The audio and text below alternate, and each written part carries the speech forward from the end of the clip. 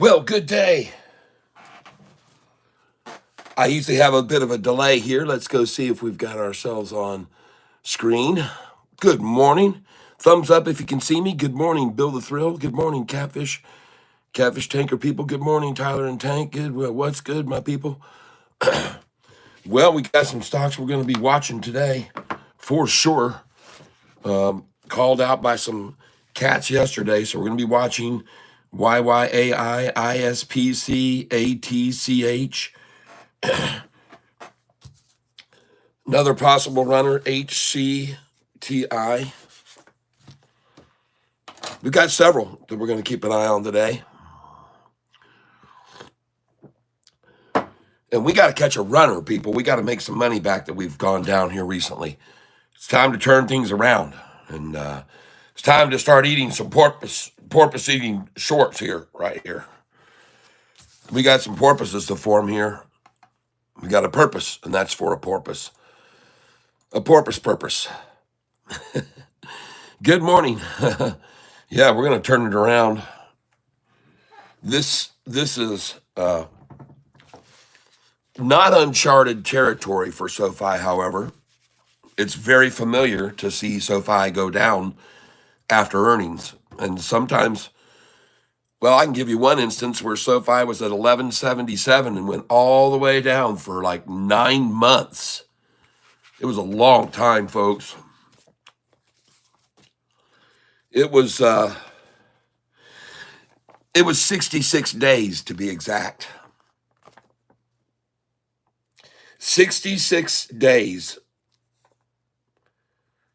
Go check it out, what I'm saying. From September the 14th,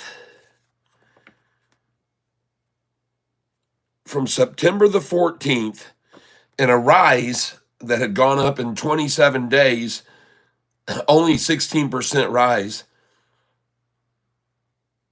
But from a price of 918, in 66 days, Sofi's price was down to 641 on November the 21st. I really need to write these dates down because this is 2023. And after that, it was only 29 days that Sofi went up 40%, people. This stock is typical of going up a lot in less than a month. As a matter of fact, in 23, when David Chiaverini gave the infamous $2.50 price target, May the 15th, 2023, the price was at $4.55 a share. And then 30 days later, June the 14th, Sofi was at $10.23, up 125%. So, folks, the reason I'm telling you this is because Sofi can make very big moves in 1 month terms. And it's done it over and over and over. I have it all here on paper, folks. I used to keep a real track of this. Amazing how many times they would just beat people out of this stock and then run it up 47%. Or beat people out of this stock and then run it up 94%, which they did from December the 28th. Amazing how they knock things down. In just 44 days, Sofi went from 613 to 424, the lowest it's ever been, December the 28th. December the 28th, 2022. December 28th, 2022, 424, I believe it was. Yep. But, I mean, you're talking about some major swings back then. 44%, 94%, 45%, 42%, 125%, 32%, 31%, 30%, 48%, 43%, 58%. Why am I mentioning this to you? It's down 5% right now over 3-4 days. I mean, you guys don't know the meaning of getting run through the ringer, folks. When you see a price of 424 that fell from 613, 30% down, then you see a price at 424 and then it goes up to 824 and you get all that promise and hope and you're feeling good, and it goes from 824 to 566 down 45%. People, what we're experiencing right now is nothing compared to what we used to go through when the volume levels were really low, by the way, quite low. So just keep that in mind when you get all restless about SoFi. I'm not kidding, folks. Yeah, it's called investing. And it's also knowing a trend. And folks, we're just going to stay here in this little trench right here as long as they can keep us in between my lines here. And we just need to pay attention to this. We need to buy on this low. We sell on the high. We buy on the next low a little higher. Sell on the next high higher. Buy on the next low. Sell on the next. They're going to run this thing up and down, people. They're going to run it all around. They're going to beat it to the ground. And it's all going to be money that can be found. Are you ready to rumble? Are you ready to rock and roll? Are you ready for a breakout? Take out the shorts. Here we go. Oh, yeah. That's right. It's called investing. One of the things I wanted to mention to everyone is when you look at what I think is SoFi's future, please be aware that these are long-term. I mean, I'm talking, these are metered out 2-week drops. See the date right here? You got to pay attention here, folks, for a second. Look down there at the date, the 15th of August. How long did they run it down? July 11th. How long did they run it down? They ran it down to August the 7th. They ran it down for 3 weeks, folks. And then up here, how long did they try to hold it here in check? 8/28 till 9/10. 2 weeks they tried to hold it in check. 3 weeks down, 2 weeks tried to hold it in check. And how long from right here at this high, which was achieved on 9/25, how long did they run it down? From 9/25, they held it down until 10/23. 1 whole month, folks, of attrition. All right? So you got 3 weeks, you got 2 weeks, you got 1 whole month. From right here, boy, they really decided they wanted in on TSSI then when it started to go like this. On 11/12, and they drove it down for 2 weeks again, or a week and a half. It looks like a week and a half. Boom, down it went, hit the 45 and 50, jump back up again. And these are 2-week periods up. This is a 3-week period up. This is a 2 to 2.5 week period up. So, folks, this is what SoFi is going to be doing. You just got to be ready for it. 2 weeks, 3 weeks up, and then 2 weeks down. Then 2 weeks up, and then 2 weeks sideways, and then 2 weeks up and 3 weeks down. 2 weeks up and 2 weeks down. All right. So this is what I expect SoFi to do right here, the same thing. And we need to buy every time it comes down to this 45 and 50 day, which it just did, just like right here, like TSSI did. This stock is on TSSI, folks. And you should buy it every time it comes down near the 45 and 50 day moving average, just in case you didn't realize that already. And that's what we're going to do with SoFi. Every time they take it down over 2 weeks, 2 weeks to 2 weeks down, 2 weeks down, a week and a half down, a week and a half down. I mean, folks, it's going to be like this. This is the way they're going to do it. That's how you're going to make money. All right? That's how we are going to make a lot of money, folks, on SoFi. Just get ready for it. That's how they're going to play it, like a fiddle. And by the way, just so you know this, they don't like me showing you that. No. They don't want you to know that kind of stuff. Whoever they are. But that's why you're here on this channel, because you learn stuff and insight from someone who's been around a long time and is always looking for patterns, people. I'm always looking for patterns. In case you can't see what my shirt says here, yeah, you can. But, all right, so let's go see down hard on AIFF. Good. We'll just move that over fractionally to a runner today.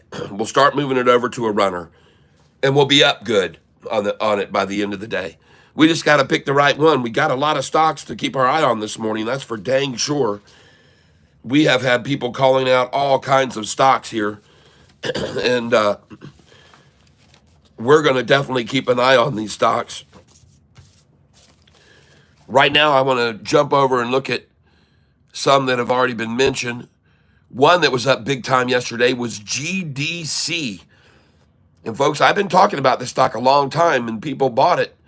Some people even in the $1.50s to $1.70 range, and it's gone way, way down. But yesterday, boom, up 38%. And see, this is why, a perfect example of why you folks need to be a little bit more patient and sometimes just hold and wait and be patient, because these things that often get worked down and down, it's for a reason. There's an intent, and someone's behind it.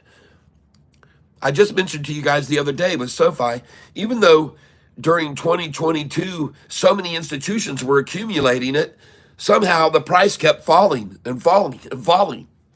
It would seem like a mystery. Why are all these institutions getting more of SoFi and more of SoFi? But how does the price keep going down? Italian with Christopher Carviano says, unfortunately, I won't even be able to trade today. Oh, shoes. Morning, Cat. Are we headed towards a bear market soon? Doesn't matter if we are. We're still going to make money on it no matter what happens. Every day we can make money on any market condition. Doesn't matter what it is. We can always overcome that by doing our research on stocks that buck the trend while everything else is dropping. They're rising. We can go over to those.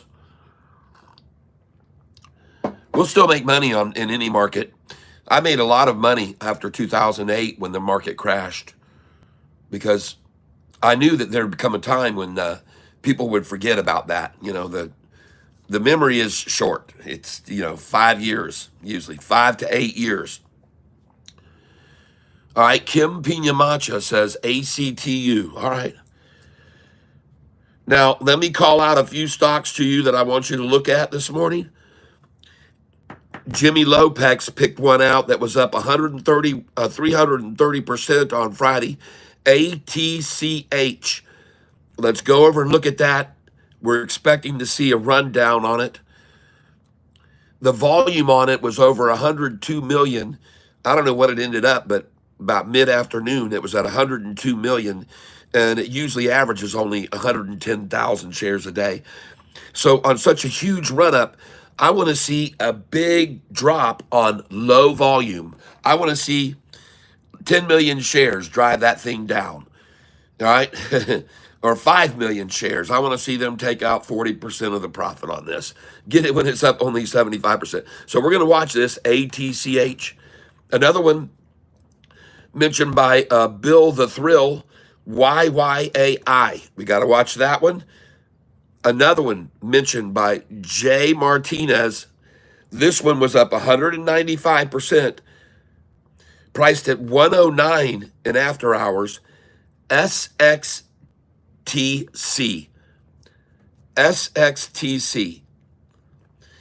And then Raymond also called out IS as in Sam PL. All right, folks. So we're going to be looking at these stocks today. All right. And we're going to take a look at them right now. And SoFi, is going to have a green day today. It's over with the banishment of it. And I mean, yesterday, 1381, folks. We're not going to ever see that again.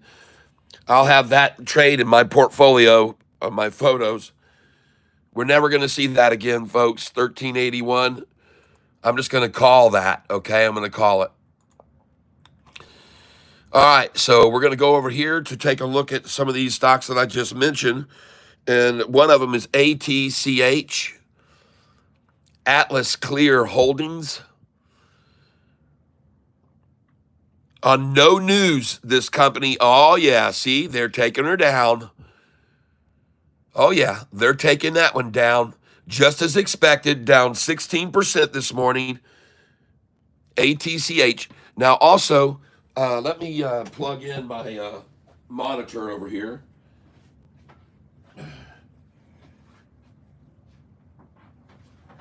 And also, let me, yes,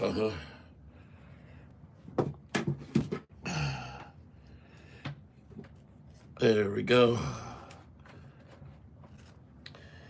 And our TV trading monitor is now plugged in.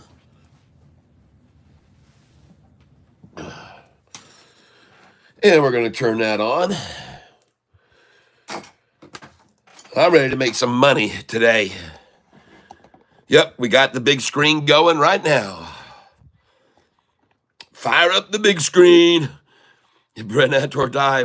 Watch APLD going to 12 or higher, says stocks ups. Watch APLD. All right, I will. If there's money to be made, folks, and I'm going to put your name beside that. APLD, stocks up.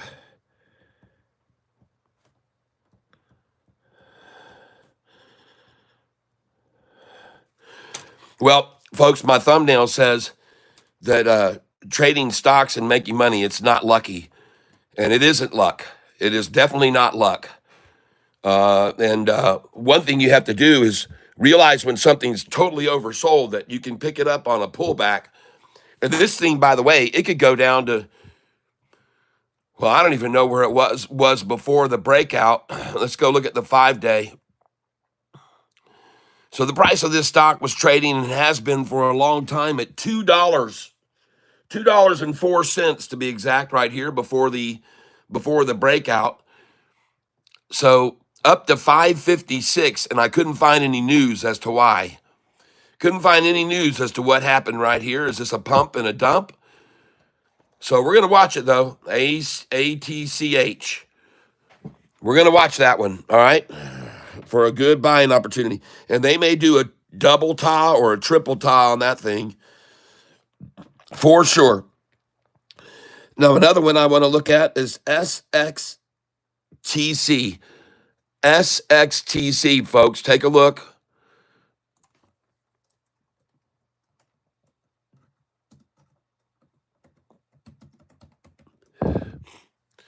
Got this one late in the after hours last night. Picked up this one, China Pharmaceuticals. Oh, see what I mean? See what I mean? I told you, no. We're not buying that. We're going to get that tomorrow on a washout. And 388 would be a good, wait a minute. Let me see what's going on here. 42% down, 388, and it was 84 cents. What in the world? Okay, I'm having a little trouble with that. They must have done a reverse split. It doesn't surprise me that they'd make a bunch of money and then do a share consolidation 3 days ago. You know what? Dadgummit, Anthony Noto, if you happen to have anybody listening to my channel, you ought to consider doing that right there. A share consolidation. Man, this thing would skyrocket if you was to do that. All right, so folks, listen, we're going to be watching this stock here. All right. It could fall further. It could go to 366. I don't know where it's going to go, but man, whoa. Cat, look at ZIM integrated. Okay, hold on. I got everybody throwing out stocks this morning. Crash.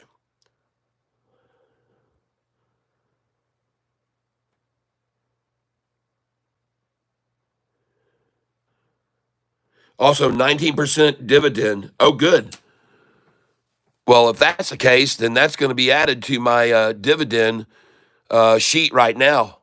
It may already be on there. Let's go ahead. Let's go look here. Let's go add this to this right now. Now, folks, I can't show you these dividend stocks that I have. I'm not going to show you what they are, but I'll show you how they've performed. And we're going to add ZIM right now because I don't believe I have that one. So we're going to come down here and we're going to add.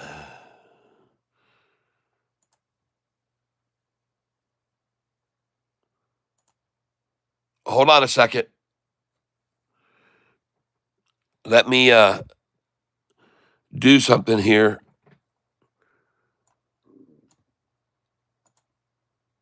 There we go. And then I can pull that down to one row.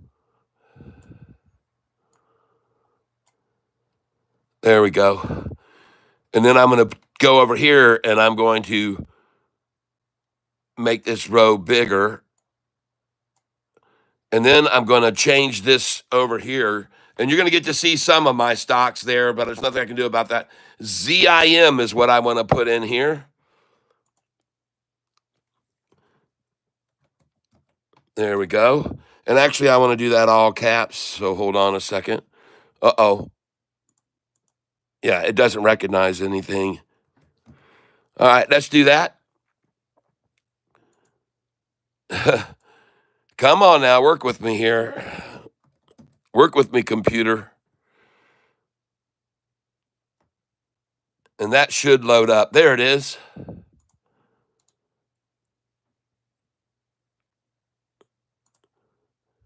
All right, so there it is right there. ZIM. Huh. Wonder why it's not pulling up that stock.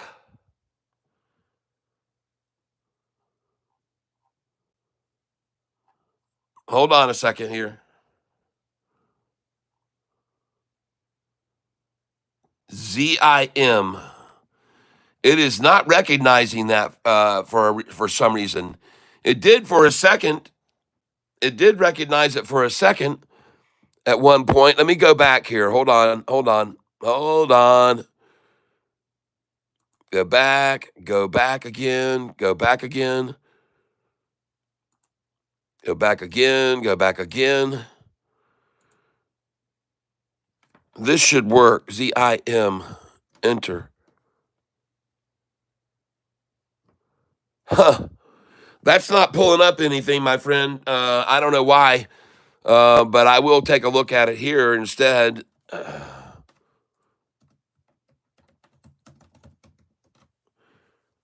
There it is. Huh. Wonder what's going on with my chart there.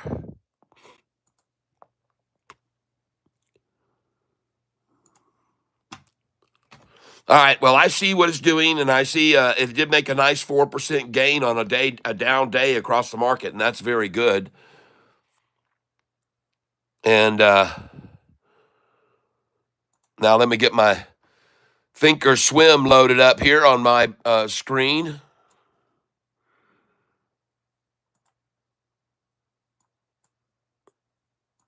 There we go. And we're all set. Well, thank you for telling me about ZIM. I appreciate that. Yep. Well, I don't know. I'm going to leave that there. I'll remember that it's ZIM. I'm not sure why ZIM is not pulling up here on this. So I'm going to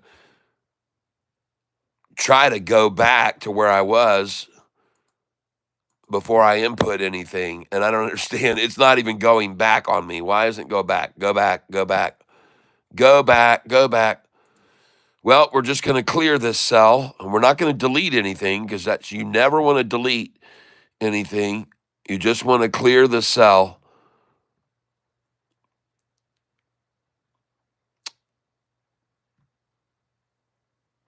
Well, in this case, though, since it isn't working, yeah, I do want to delete that. So I'm going to delete this row.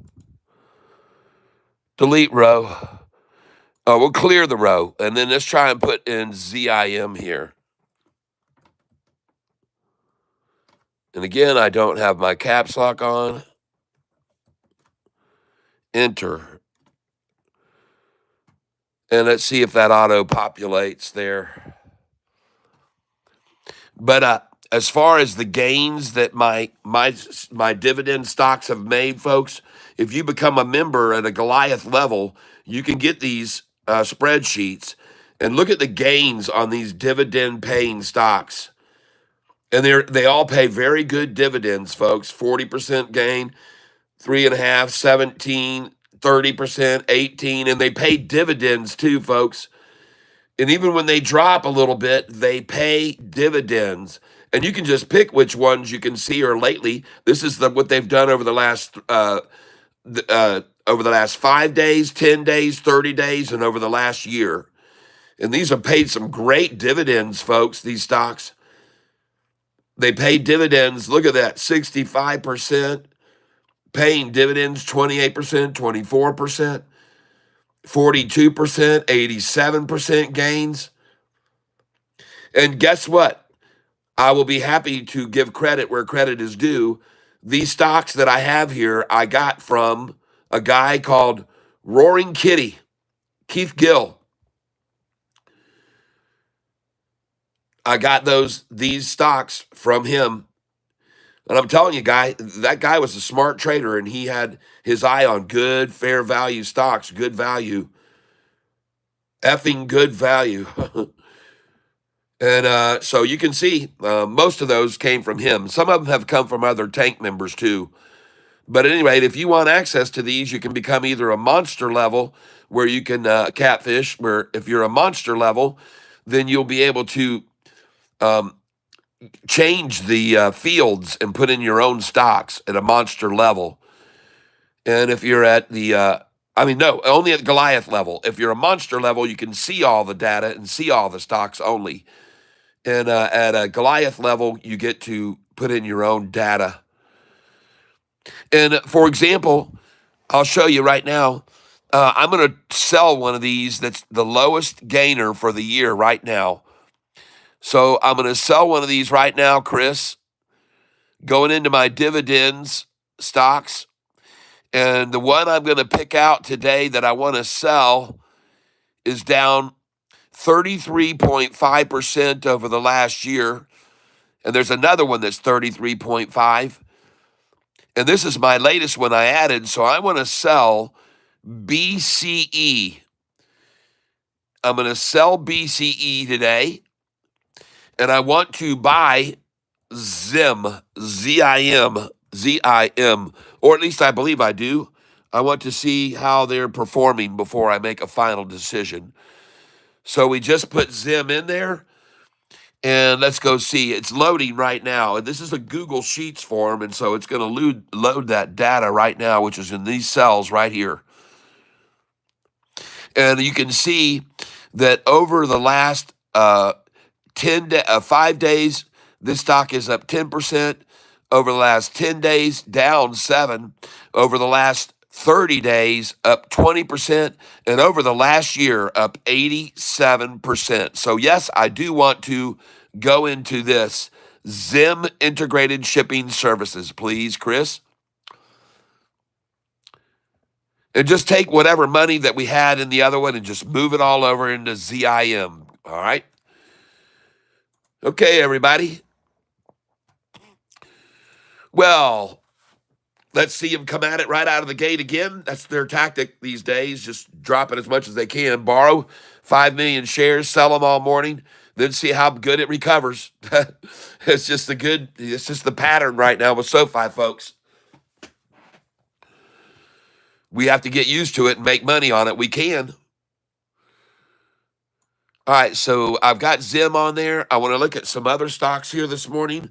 Before the bell rings, I'm going to look at YYAI. Okay, so we're going to go up here to YYAI, and I'm going to take a look at that. Conexa Sports.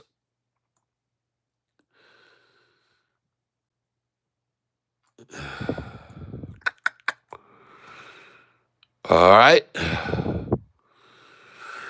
And here it is, YYAI. Hold on, that's ATCH. Got to get the order of these correct. There it is. Holy smokes, down just like I thought it would be. All right, good, very good. All right, folks, and I told you we might be able to buy this at 66 cents this morning, folks. YYAI, and maybe even lower, maybe lower.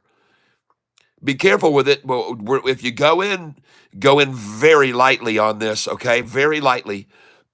This stock, YYAI, I didn't even look at the volume yesterday on it. So let's go see where it had for volume. And this could be a good buying opportunity on a real good fleecing of it. 151 million shares. Wow. YYAI. 151 million, averages about 300,000 a day. And the high yesterday was 191 a share.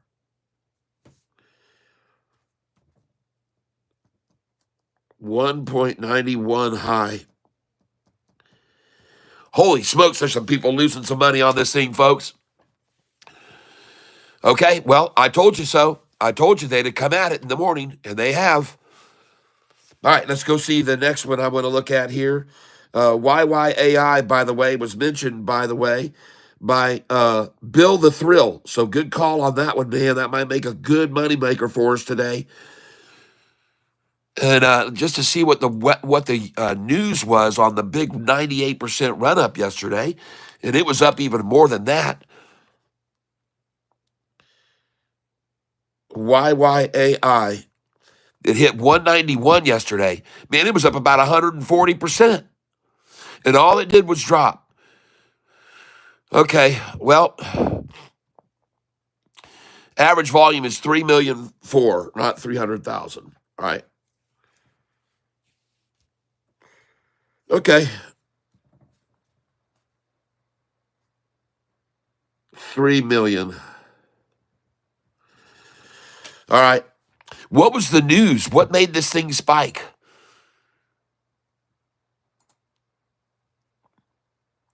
4 months ago? See, again, there's no reason, there's no catalyst that anybody can latch onto. There might be some insiders that know why it ran up that much, but boy, they're going to fleece it out this morning, folks. They're going to fleece it out good. Next one I want to look at is ISPC. ISPC. This stock was mentioned to us by Raymond. So, folks, if we make a ton of money today off one of these, you'll know who to thank.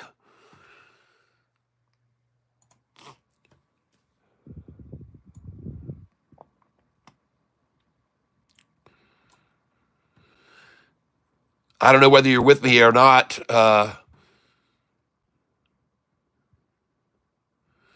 Eric, but I did my 2 capfuls of fluorescence body cleanser. We'll call it that.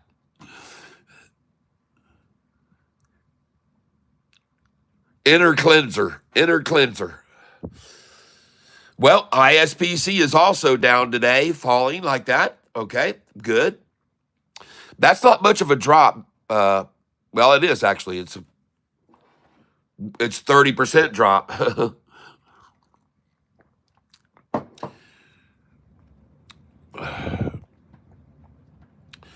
From the high yesterday. ISPC high was 303. 303 was the high yesterday on this stock, folks. All right. Now, look, folks, we are at 925. And before the opening bell rings, I'd like for you all to please consider hitting the like button with me. And we'll do it at 928.08. So we've got some time. But at 928.08, I'd like to have you be over near your laptop or get your phone in your hand. I'm trying to give you a little bit of advance notice. And until 928.08, if you just want to help us out by putting some love on the screen, and I know I know that you all are fine and capable of understanding what that means. And I will put it this way: if I see a heart on there from you, I'll put a heart on there for you. All right? So just so everybody knows,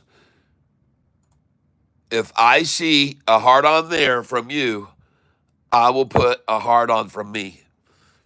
And I'm starting to see some already. I want to thank you very much. And so I'm going to share the love right back, everybody. Here comes some from me. All right, here comes. There we go. Thank you, everybody.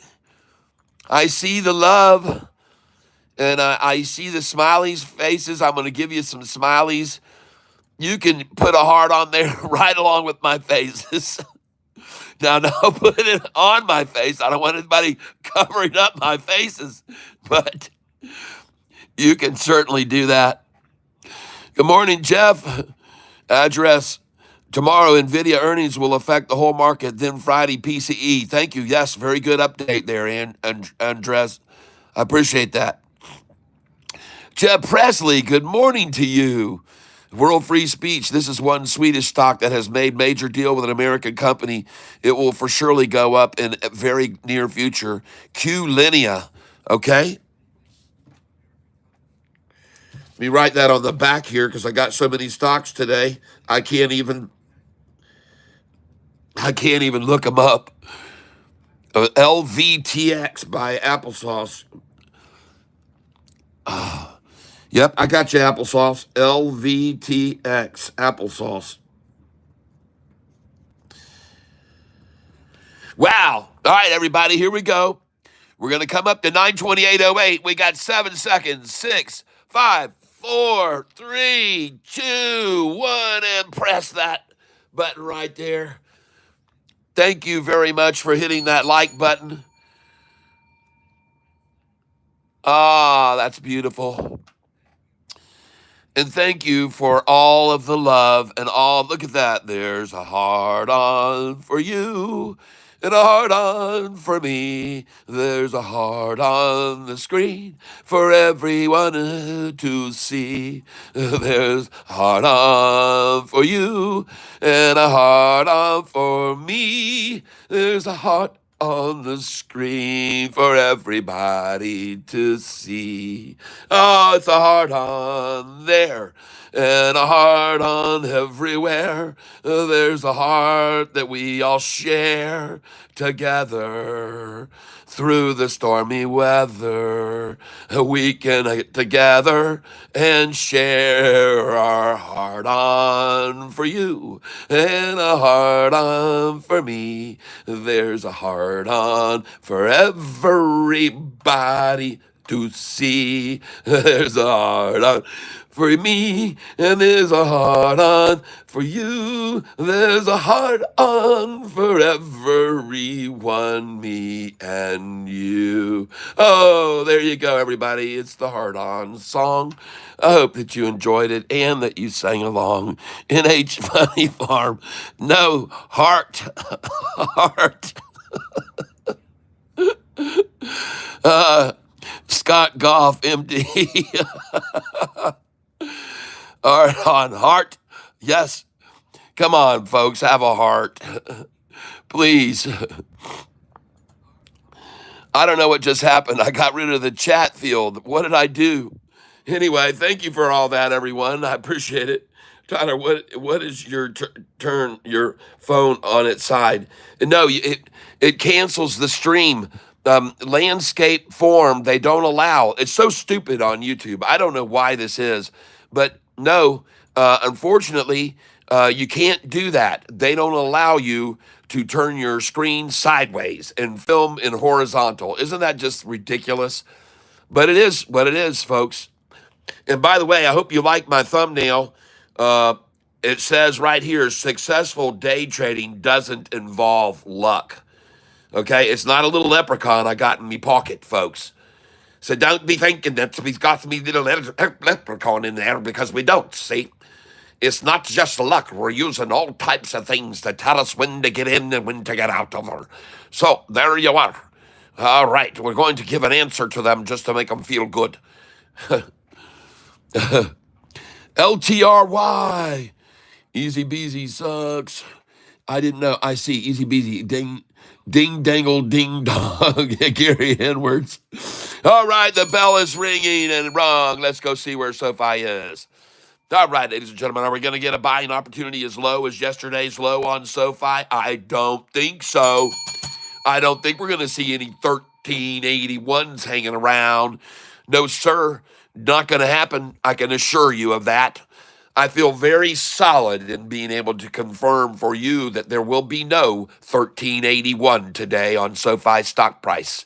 That isn't going to happen. And because there is a triple upside crossover in the making, a golden cross on the SoFi chart, and it's going to tear the shorties cheeks apart. And they're not even going to afterwards fart with a sound. Oh yeah, there will be no noisy farts coming from the short soon. It's just gonna be a whoof. I love sharing with you guys in the analogies of what's about to transpire. But pretty soon it's gonna be rough on the shorty. It's gonna be real rough on them, folks. They're gonna have themselves, they're fixing to take a real pounding. And I mean, they're gonna get beat down. It's gonna be painful, and they're gonna be stunned when it happens to them, but I'm the one that's been telling everybody all along. And we've got this stupid chart thing glitch with the stock not staying in the middle anymore. And I don't know how to get past this other than to reload the whole program. We get this glitch every once in a while. And as you can see right now, it won't let me show you the SoFi chart in the middle of the screen. It keeps yanking it off to the left. It jerks it off to the right. It won't show you the doggone chart right here in sight. It won't stay in the middle, everybody. It's just a nightmare. So I'm going to turn this stupid thing off. And it looks like SoFi's going off right now, actually. And it's certainly not going to go to 1381, everybody. And if you can buy it at 1413, buy it with me right now. Okay? If you can buy this stock at 1413 today, get some of it. Okay? Just take a little tiny piece at 1413 because it's already at 1416 now. So buy it with me at 1413. Yep. Golly. And now it's at 1418. So this thing is out of here. It's already on its way. And it's going to 21, by the way. The next stop is $21. With a brief jumping on. People will be jumping on all along the way. But it's going to 22, actually. And but on the way, there'll be a few little places we have to back up and let people who were late to the train jump on. And so just be aware of that, ladies and gentlemen. SoFi is on the move, and it is gone, folks. It's out of here. I got to close this stupid thing because it won't let me show you the screen in the middle. So just give me a minute. But SoFi is out of here, folks. If you bought it just now at 1413, I think you did good. And now I got to log off of this stupid thing, and I'm out of here. Goodbye, Charles Schwab. Think or sink. And right now, I got every bar on SoFi green right now across the bottom of the screen for as long as I can still see it. But this thing is shutting down. It's going to close up, and then I'm going to be on my way back logging in so we don't have this silly little glitch that keeps happening. And I don't know why it does, but it continues to permeate the software, this glitch where you cannot hold the stock in the middle of the screen. And to be honest with you, just give me a second here.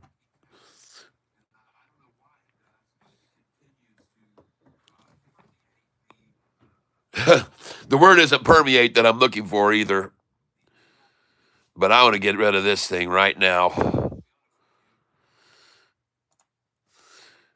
It's just froze up. The program, the software is frozen up. So I'm going to just make sure I get it closed out here right now. And I actually don't even see it showing there as open right now. So I guess it finally closed. Yep, it closed. All right, now we're going to go back to Charles Schwab, and we're going to log in to Charles Schwab. Yippee! Yay! And we're going to do it up here on the big screen so that you guys won't have to be a part of it. Look at SoFi now. About to go green, everybody. It won't be long. It won't be long in the red today. We're gone. It's going to be gone. And congratulations if you just bought it when I said to pick it up there at $14.13 a share. That would be very good buy right there. Congratulations. You're making money. And we're going to now go to the Charlie Schwab login screen. Well, we don't need to do that. We're just going to come down the bottom, click Think or Swim, and we'll get it to go this way, folks. And I appreciate your patience while I go through this little Think or Swim load up. All right. There it is. And we're going to open this app. Get it to restart here. SoFi's on its way, folks. Going to be green today. It's going to be a nice, profitable day, and it's going to be a nice, profitable month for us, a month and a half until the next earnings call, ladies and gentlemen. That's what I believe, and I could be wrong, but I sure don't think so. I don't think so, everybody. Yep, I can see everything is loaded up, and you can see everything that I can see.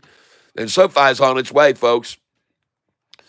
Whoever wanted it yesterday at 1381, boy, they got it, and they said, now let's let it go. Now let's just let this thing go, is what they said. And they're going to. They know where it's going to. All these institutions that bought in on the 14th, over 100 on that day, didn't buy in because they think the price is falling, folks. I guarantee you that. No, sirree, they didn't do that. And they haven't sold lately either. All right, so we got Thinkorswim loading up here now. I'm not sure where it's loading up, but it apparently is trying to. And so let me get this up here where I can see it and log in. It says installing updates. All right. Very good. Let's move that up onto the monitor screen. Boom, it's up there now. And we're going to keep an eye on some other stocks this morning. I want to look right now at these other stocks to see if they're buying opportunities on them. And they probably are, but my software isn't working. So we're going to look at this one, ATCH, folks. ATCH. And we've got a lot of other stocks that have been called out. And this is ATCH that was brought up yesterday. And so we're going to take a look at this. ATCH. This was brought up by Jimmy Lopez yesterday. And it is down, like I said it would be, 28%. So you guys watch that close for a rebound opportunity. And don't buy heavy when it starts to look like it's turned around. Nibble right there. They could easily do a double tie or triple tie on this stock that was up yesterday 331%. It was up 331%, this stock, yesterday. And the volume was 102 million, averages 110,000 per day. So we got our eye on that one. Here's another one we're looking at very closely. ISPC, folks. ISPC. This stock was up 60% yesterday, 303 for a high. All right. Just be aware of it. And it is down 11.92% this morning. Maybe even a little more. Let's go take a look at this one. YYAI. Folks, this stock yesterday, Bill the Thrill called it out, had 151 million shares. And just so you know, I didn't write it down next to this one, but I told you it was going to rocket down. I said, don't you dare touch this till tomorrow morning, people. And yesterday, the doggone stock hit 101 for a high on 151 million shares.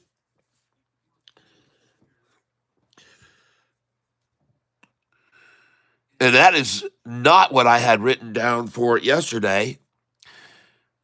Oh, yeah, hold on. Yep.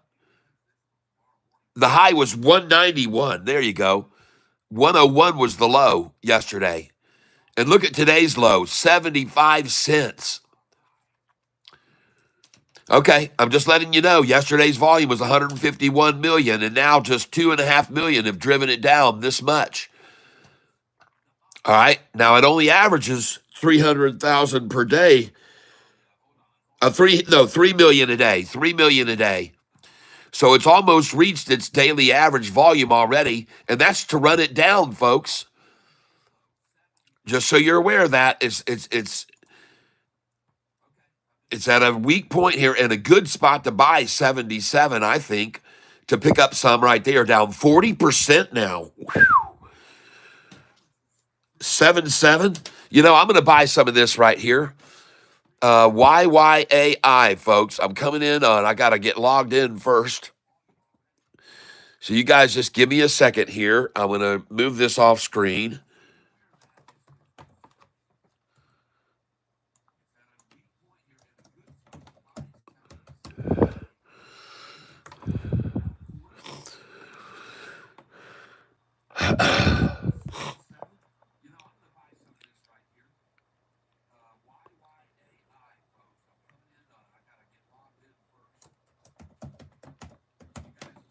And, not being logged in yet might be a blessing in disguise because it might keep falling. All right. So I'm getting ready to log in right here, folks. And just so you know, people, I am using paper money right here. Paper money, okay? Text message, please. All right, they're going to send me a code right now, folks, and then I'm going to have to enter this code. So just give me about 8 seconds, 10 seconds. I'll be right back. All right, I have got the code, and now we're going to start trading on this. Down 40%, folks. And this is trying to figure out what the news was on this company. I still don't know yet. We'll try to see if we can determine what the news was. Oh. Why did it break up? Why did it go up so much? Yesterday, signs content creation agreement with TikTok from the Middle East and North Africa. Okay. All right. Good. So hopefully when we get this loaded up, we'll be able to look at our charts a little bit better without them moving off the screen. It's so annoying when it does that. I hope they get that thing resolved. I know they're always tweaking this Thinkorswim platform that I'm using by Charles Schwab. And right now, we've got 164 people here.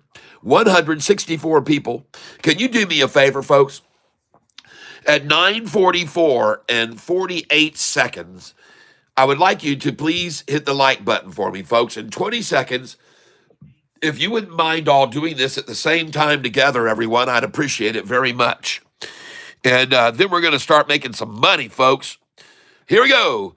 7, 6, 5, 4, 3, 2, 1, and press that like button right there. And hopefully then we can get from 160 people on the channel to 320 people because of a big spike in interest all of a sudden by YouTube. When you guys do that, they see something going on and they're like, oh my gosh, people are hitting the hearts and the likes and the poppers and what's going on this channel? Let's send it over to more people. And everybody can make money then. Everyone can make money. Sofi's about to go green, folks, today. We're going to see it going green, and it's going to be green, green, green. We're going to see a $6 or $7 rise from yesterday's low, is what I think, by the earnings call. And the reason I say that is because this stock, Sofi, has done that on the last 2 earnings calls. I keep track of it, folks. I keep track of the manipulation. And clearly you can see, if I want to make sure you guys can see what I'm showing you here, this data that I'm about to show you. But clearly you can see that 3 earnings ago, Sofi's price on July 30th earnings was $7.95 2 days before earnings. And on earnings day, it was $6.01. Just after earnings came out, they ran it down for 3 or 4 days to $6.01 on August the 5th. So July the 30th and 6 days down to 601, SoFi was down 32.5%, ladies and gentlemen. That is a huge drop compared to now. Then on the next earnings, keep in mind the previous earnings went from 795 to 601, but by the next earnings, the price was at 1134. The price had gone up $5.33. My gosh. Okay. So sure, they drove it down to 601 after this earnings in July the 30th. But so what? By the next earnings call, the price was at 1134. Then they drove this price down on the next earnings call on October 29th to friggin' 977 people. That's down 20%. They drove it down. So what? Because by the next earnings call, the price was at $16.98. It had gone up $7.21 from the rundown. So you got one rundown 32%, and the price goes up 533, and then the next rundown over a week goes down 20%, and the price on the next earnings is at 16.98. Up $7.21 from what they ran it down here. So folks, we've gone from 533 up from the first rundown to 721 up from the second rundown, and the third rundown ran us down 21.88%. That's where we were yesterday when the price was at $13.81. We were down 21.88, not dollars, percent. I put dollars by that. But what it is, folks, is now 21.02%. Okay? That's all on this earnings call. So we've seen a 32% drop and then a massive gain. Then we've seen a 20% drop and an even bigger gain. And here again, we see now a 21% drop. And what are we going to see? Probably an even bigger gain. The gain will probably compound. All right? I'm just letting you know that about SoFi in case you weren't aware of it.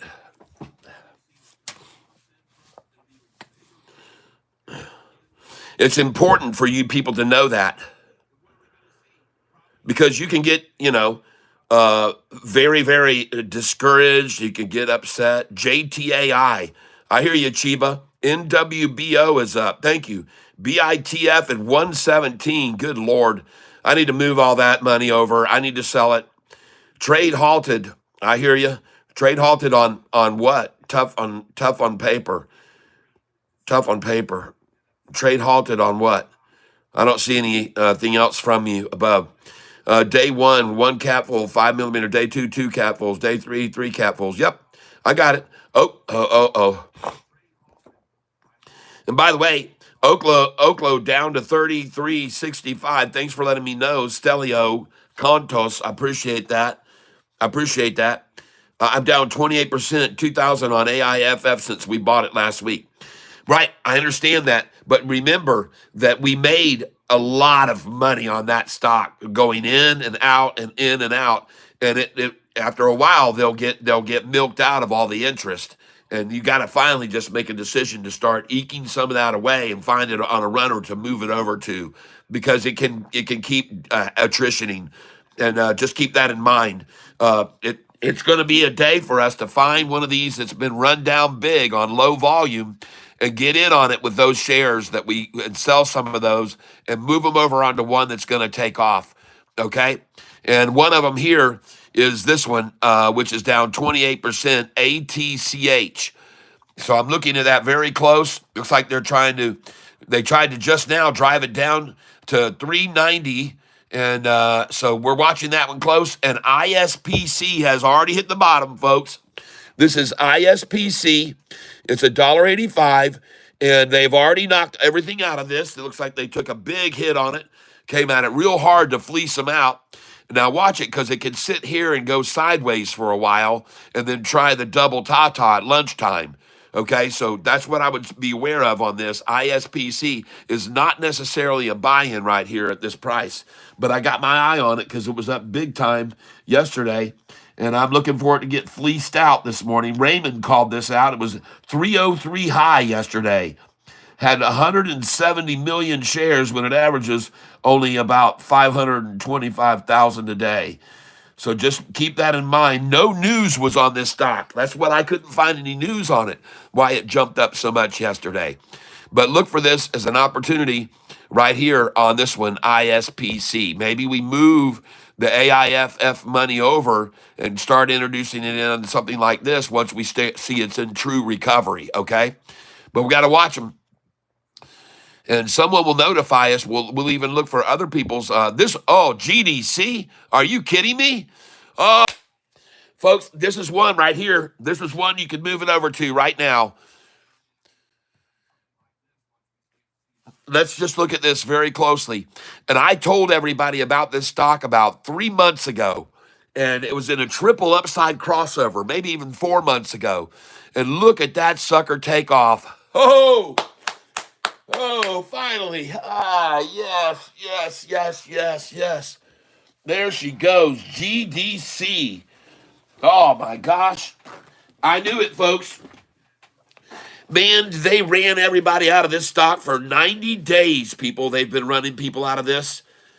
And I told that person that bought it with me, I said, you just need to be patient. Be patient. This was a triple upside crossover that they wanted in on, and they wanted it for a long time to accumulate it, and they got it. Folks, if you don't believe what I'm saying, look at this 5-year chart. Here's where the triple upside crossover occurred. I can show it to you on the more extensive chart going here. And you can see what I mean. Somebody wanted this sucker when they saw that thing taking off like that. And they drove it down and down and down and down. I'm going to show you this on a 1-year chart. We'll go to the 1-year chart. Oh my gosh, folks. They finally got it back. They finally got all they wanted of it. Let's go to the 1-year chart. All right, so folks, here was the stock. And it was trading along kind of flat. And all of a sudden, it had a triple upside crossover occur. And I've been telling you about this with Sofi. And I've told you about it with TSSI. So the triple upside crossover happened right there. That's in the middle of the screen. I'm going to make sure you guys can see this. There it is. Yep, I can see. You can see. You can definitely see that. So right there's where the triple upside crossover took place on the stock. And we're going to go back over to the screen again that's showing GDC. And when that occurred, it really started to rocket. And I told people to buy it when it came back down to right here, this 45 and 50-day moving average. And I told people, hey, folks, right here, if this breaks below this, we need to be careful. But right here's a good place to pick some up.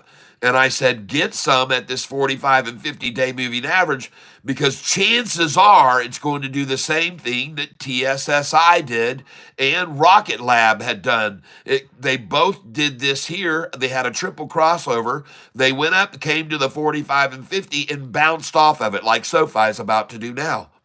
So what I showed everybody, because SoFi's chart looks just like this. This is what SoFi did. It drove up here. They bounced it down to the 45 and 50. And right now they're trying to hold it there. But TSSI went this way. This stock, GDC, they wanted more. And they started driving it down. Now, here's what I'm talking about with this being driven down. Notice how the 45 and 50-day right here, the gold and the blue were rising while they were trying to beat it down. All right. And they finally broke it right here where it broke this level. And then they accumulated there while the 45 and 50 came down and met it. And they just accumulated and accumulated. And then they said, all right, here's the dagger move. We're going to now sell, sell, sell and get it lower than it was here. And anybody that held there, we're going to break the camel's back. And they did. They did.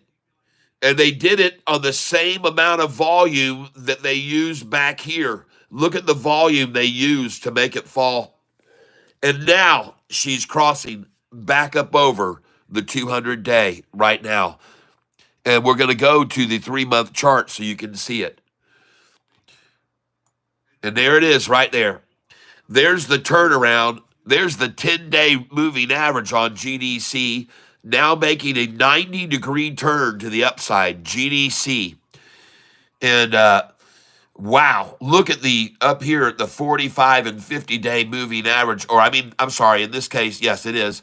The blue line is the 45-day moving average. The gold line is the 50-day. And look at the 200-day moving average uptick right there.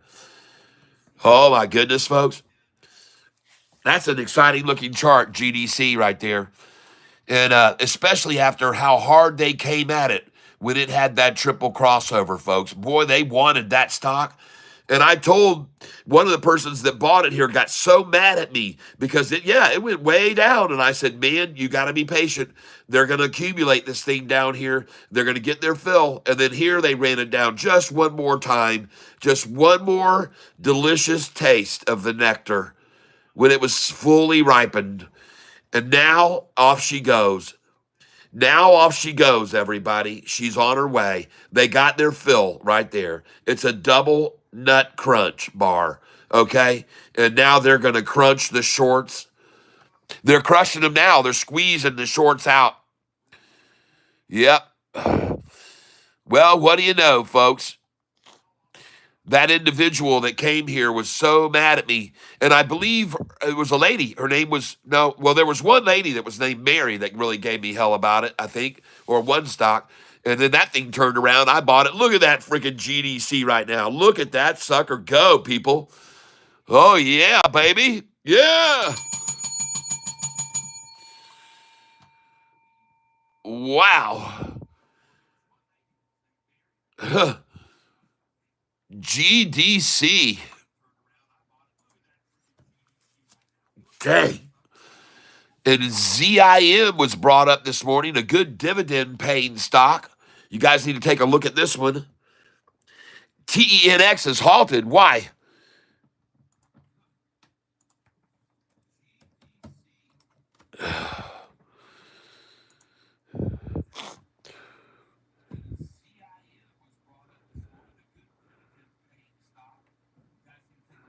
Why would they halt that at $6.22? That doesn't make any sense at all.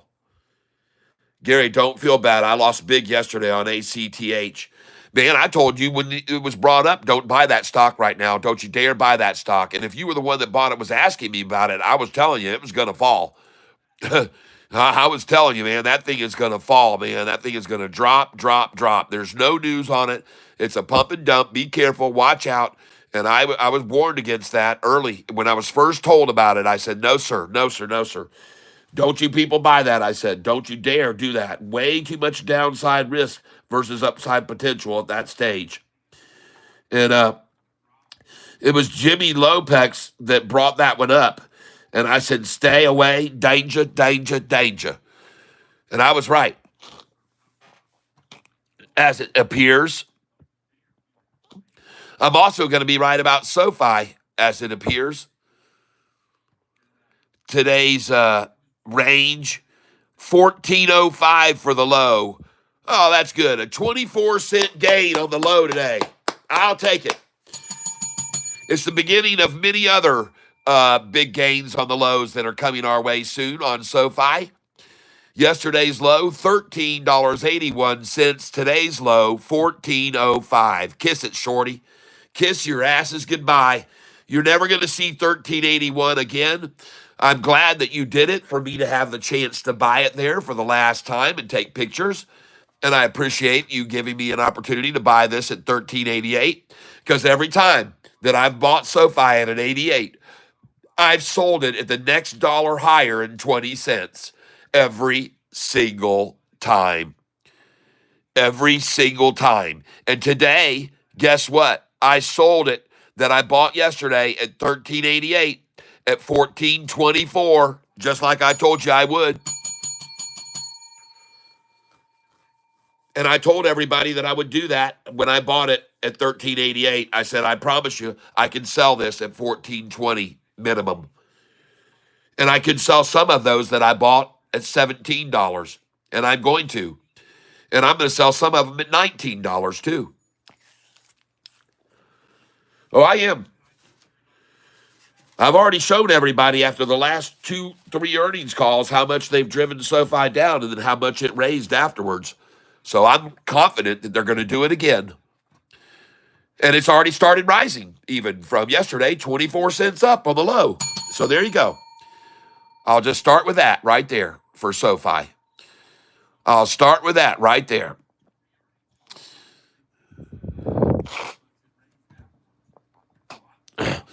Oh my gosh. Oh my. Oh yeah. We got to buy here. Got to pick up some SoFi here, Chris. 13.79 is what 1 penny below yesterday's low, or 2 below.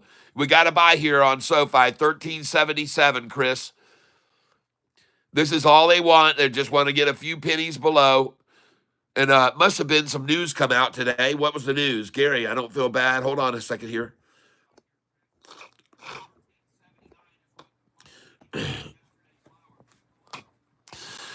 $13.77, Chris. And I don't even know if I can buy in here on this as it started working yet. There we go. Oh, yeah. I want to buy here for sure. All right, here we go. And we are up and running, ladies and gentlemen. I'm up and running with my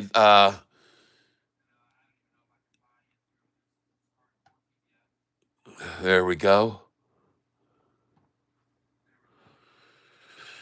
13.74. Wait to buy heavy though. Wait here because I want to buy my biggest orders at 13.66 here if I can. So I know I'm going to go in at 13.66. So we're going to go into trade right here now.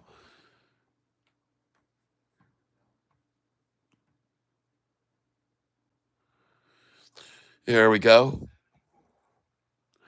And I also want to look at, well, right here, I'm going to pick up some SoFi for sure, though.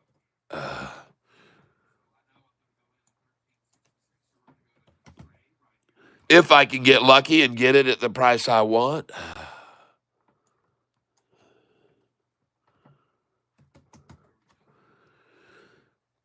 Remember, folks, I like to keep you focused. This stock was at $6 a share. All right, here we go. We're going to buy right here. 13.66. I'm in. And I'm buying on this big screen up here, 13.66. I'm going to try and buy at 13.67.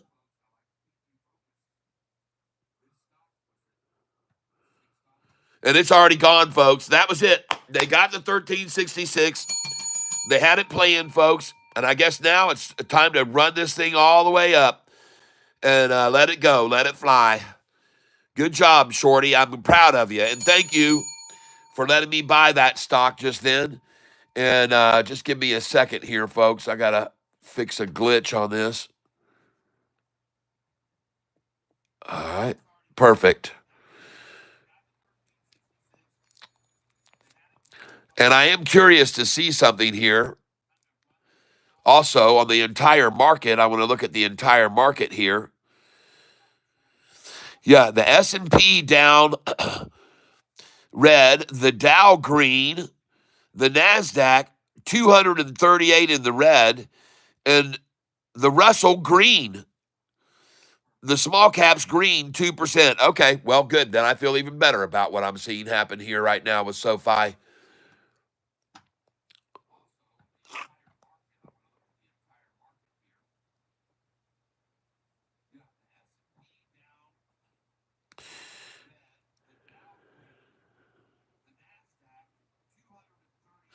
And I want to start to move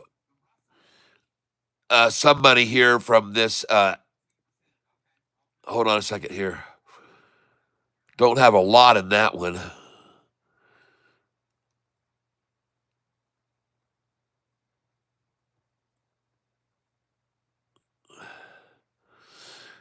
Man, SoFi has me down 27 grand today.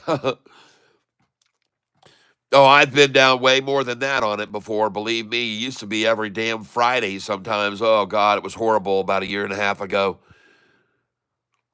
I can handle this, folks. I'm glad this morning early I tried to show people what was going on with SoFi a while back, and the swings were.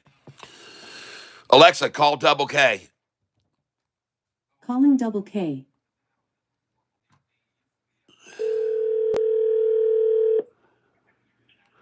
Hello. What the hell's happening to your CADL? Well, don't ask me about it. Dude, they're taking everything down. I really want to kill somebody right now. Nah. And I know you're joking about that because my buddy here would never. He's a harmless flea.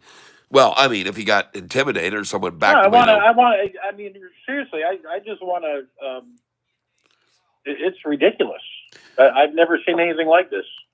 Yeah, everybody's in the same boat. Everybody's watching their money go down here today. I can't find a single stock on my whole list that's positive. Not one of them. I can't find a single stock. There's a couple that are positive, but it doesn't mean that they're going to stay positive. Yeah, absolutely.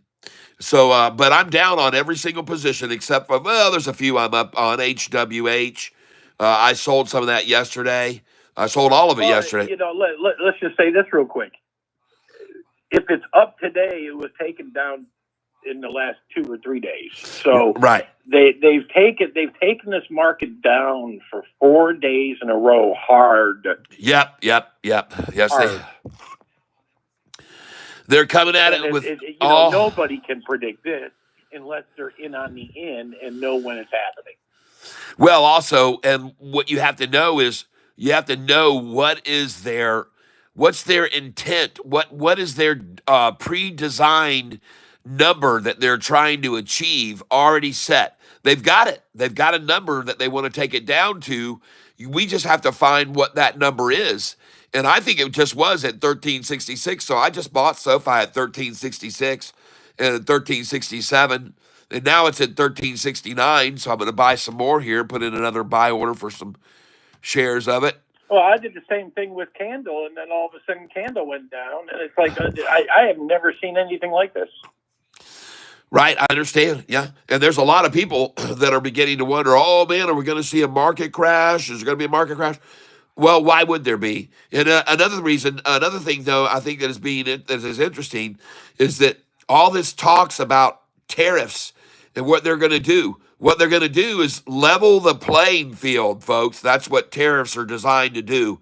It's to stop the U.S. from getting ripped off by all these countries that aren't being fair with us and just using our opulence and wealth. And so this is what it's going to do. For what everybody knows, this could be the evil side of everything, where like the Democrats or whoever it is, Soros and the Clintons, using their billions of dollars to screw everybody.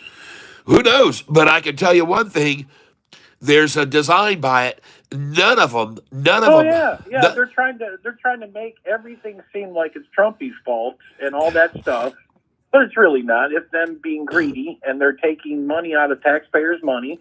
Yep. It's ridiculous. Well, SoFi is out of here now, folks. You got it at 1366 with me. Congratulations, everyone. And again, all I can say is to the shorters, thank you to give me that opportunity. And congratulations to you to get out of the shorted position. Yesterday, we had another institution that was shorting SoFi get out yesterday. I showed everybody institutional ownership. Shorting only dropped from yesterday from 31 to 30. So another institution got out yesterday. They threw in the towel.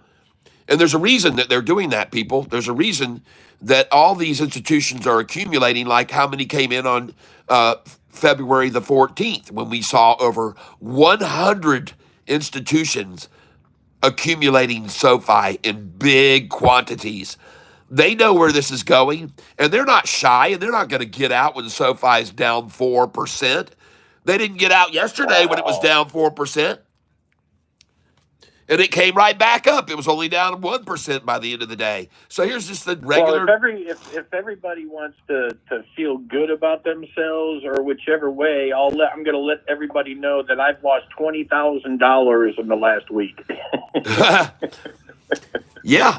I mean, on SoFi alone today, it showed me being down $25,000 on SoFi alone today, just today.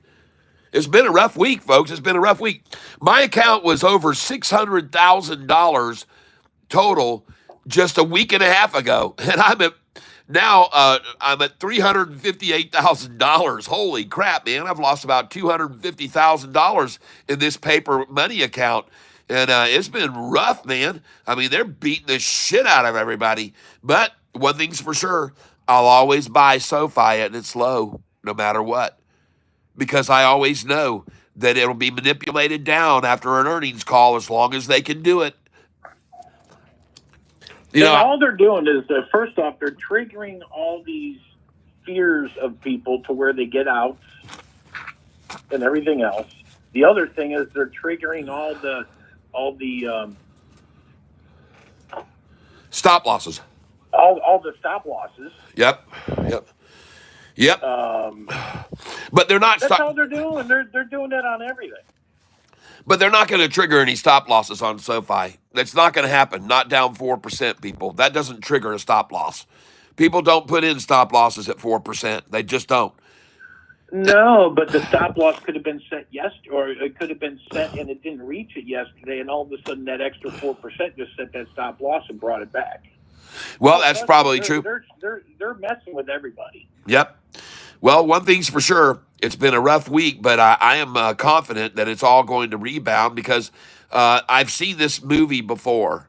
I've seen the one whole week rundown, fleece out, wash out, and then somehow mysteriously the markets all achieve new highest high again.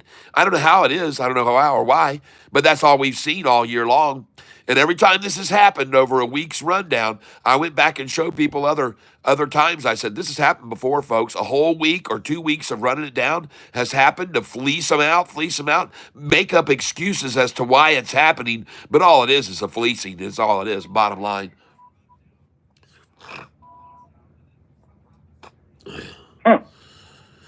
Jim Renteria says, as soon as a deal is signed for no more war, markets will go up 2%. Yep. Stocks that earn money will bounce. Ones that don't, not so much.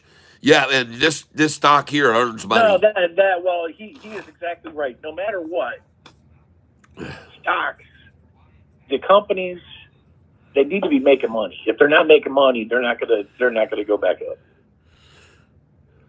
Yep. Well, one thing's for sure, SoFi just held up very strongly at its 1366 number. And someone is saying here 1360 is a huge support, Jim Renteria says on SoFi. That breaks and it goes under 12 US dollar money. 1360 is key. Only lose when you sell. That's right, JB. Rotation out of NVIDIA and tech stocks are next, says Jeff Presley. China stock market is strong. Yep. This will not last. Markets go and markets go down. Yep, they do go down. Kat, you said the same thing when SoFi was at 1420 yesterday. Hey, Donald, I said the same thing when SoFi was at $6 and a penny 6 months ago, Donald, okay? And I said the same thing when SoFi was at $8 a share 5 months ago. And I said the same thing when SoFi was at $10 a share 3 months ago. And I said the same thing when SoFi was at $13 a share 2 months ago. Are you starting to get the picture? So don't be an asshole. Ooh, yeah. Wow, look at Hood. What's going on with Hood? Oh, it's dropping like a dude. Everything's dropping. It doesn't matter. They are not picking sides. It is just. I mean, seriously. I mean, I can look on my one whole thing, and I have EFOI is in the green. Just to give you an idea, new is in the green, just barely, but they've been taken down so many days it doesn't really matter. Right. And the only reason is because these are the marks. That's as low as they're going to take them. Right. These are the marks that they're determining that's because it's like, just to kind of give you an idea, new holdings. It's been at this point $11. Yep. 3 times in the last 3 months. Uh-huh.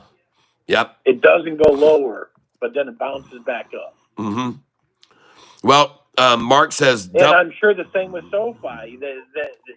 Yes, the lower, it's got higher lows, but it doesn't go below a certain point.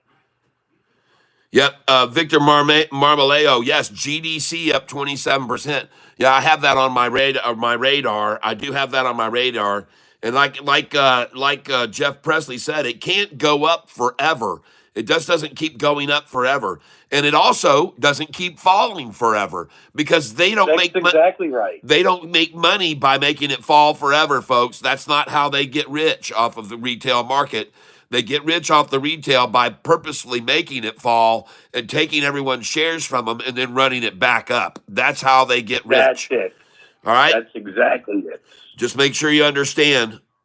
Look at Kroger, KR. Have a look at Kroger there, Double K. Tell me what you think. Hey, I'm looking at GD Culture Group. Yeah, GDC. He's taking a look at GDC right now, but we'll get into KR in a moment. Yeah, GDC is. I don't know. Let's see here. I told everybody about it about 6 months ago when it had a triple upside crossover, and I told them that one actually. Yeah, when it came back down to the 45 and 50 day, I was trying to tell people to get in on it when it came down to the 45 and 50 day, and GDC might be one. It's getting close to a buy, I think, right through here because it looks like it might, based on the charts and everything, it looks like it might be hitting its bottom on this leg. Yep. Well, I just bought SoFi there, 1362. What does GDC do? Well, all right. What's the other one that you were mentioning? Someone just said. Hold on. Hold on. KR. Yeah, Kroger. I guess is what it was. Kroger. Oh, it's up nice. Yeah. It's up basically like 2%. Gary Edwards called you. He's Killer K, the Maniac's killer. So man, Kroger just keeps on going. It hit highs. It keeps going. It hits 52 weeks high. It hits day high. It hits everything. So this one that you just mentioned, Kroger. It did go down when everything else went down a little bit. It went from 6. It didn't go down much, and now it's back up and over. So it's going up, guys. Kroger's a good one. All right, Double K calls Kroger good.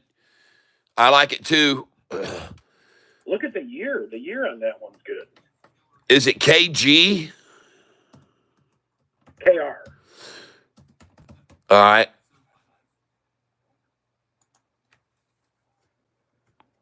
Now, we've got some other stocks to look at, ladies and gentlemen. We have some. And, if things get really hairy, as far as money and things like that and whatever else, the grocery store chains are the ones that, survive good. Yeah. Because everybody needs them. All right. I'm looking at them right now. Looks good. Green. 65.82 a share. All right. I'll take a look at the longer-term chart on it and see what it's been doing. Yeah, it's off to the races right now. What's the news? Any news today? 19 minutes again. Home Chef. It's been doing that for the last year. If you look at the year chart, it looks beautiful. All right. Heck yeah. Look at that. Whew. Look at all those analysts. Yeah. Looks like a Christmas tree right there with analysts all along here during December. Holy cow. And then, of course, after the analysts all downgrade it here because it's on a wild swing. It's gone from here all the way up to here. They pour in to run it down. And they all downgraded, underperformed. You see that right there? It was an underperform. They downgrade it, see? And then look at the price. They make it fall. They manipulate it down. See that? Look at the triple top right there. Look at that. There's a total recall formation right there if I've ever seen one. Look at that total recall right there. Triplets right there, folks. Triplets, triple ties. And then look at that thing go afterwards. You see how they can manipulate the market, everybody? Of course, the damn stocks come from here like SoFi has all the way up to here, and you got to have them come out and start downgrading, underperform, blah, blah, blah. Everybody comes out of the woodwork. Everyone comes out of the woodwork, and they all going to tell you something negative to make the price fall back down here. Okay? Oh, yeah. Now, I'm just going to say GDC is not one that I would hold long term. It's not one that Downgraded. I would hold it. You hold it for the pop, plain and simple. I don't think it's a long term play. Uh-huh. Well, folks, there you go. You look at this. Look at all that downgrade right there. Of course, they downgrade it after it comes from here all the way up to there. They're going to downgrade it. They want their buddies to get in on it cheaper. Same thing with SoFi. Kroger? This Kroger, yeah, they downgraded it. They downgraded it on December the 3rd. The price was 61. The guy is saying his target was $60. Downgrading it. This guy, I don't know who the analyst is, BMO Capital. But of course, it's after the price has gone from doggone $30 up to 60. He's going to come out and downgrade it and then make it fall all the way back down for the next month to a price of 59.01. 59.01. Just to have it now go all the way up to $65. See how that works, people? See how those downgrades? I jump up and down when I hear about a downgrade.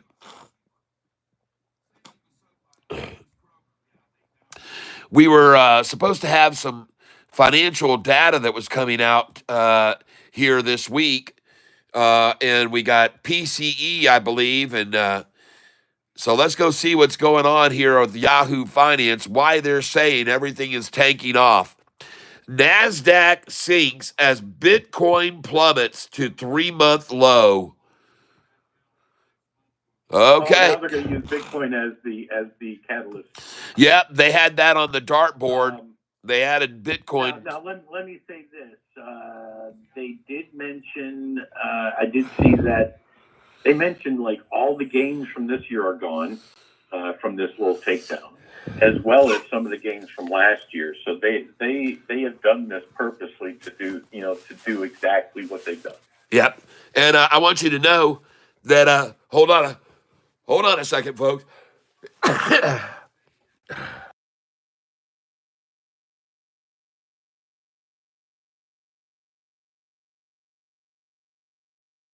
Your sink or swim deal too. The more money you have, the easier it is to create more money and things like that, and also lose more money.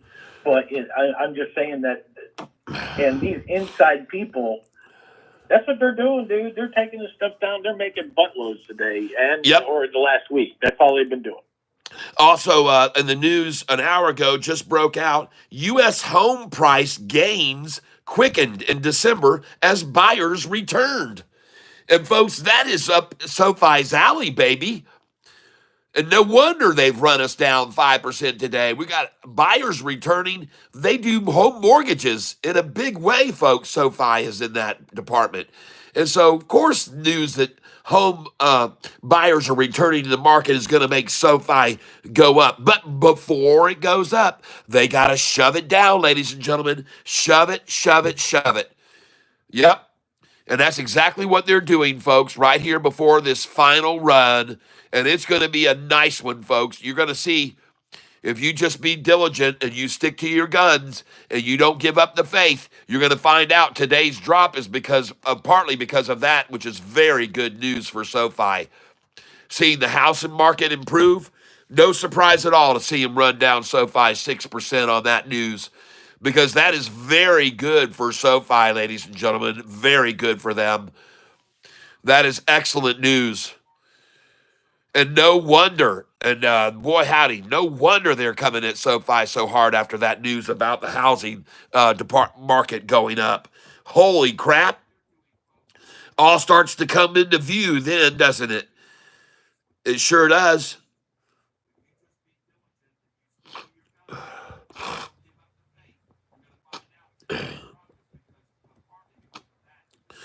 Someone says, can you ask Double K about FFAI? Oh, FFA. FFAI? Let's Yep. see. Wait, AIFF, you mean? He said, can you take a look at FFAI? FFIE? FFAI. There is no FFAI. I think he means AIFF. I think that's what he means. Either that or FFIE. That's Faraday, but FFIE. He says there is no FFAI. Italian with Christopher Coroviano. I have to cut my ties on that one too. Which is the one you've been trading forever, and that one's going down like a rock. Yep. You guys are getting smoked. Hey, Brian. Wow, man, they just took that sucker down.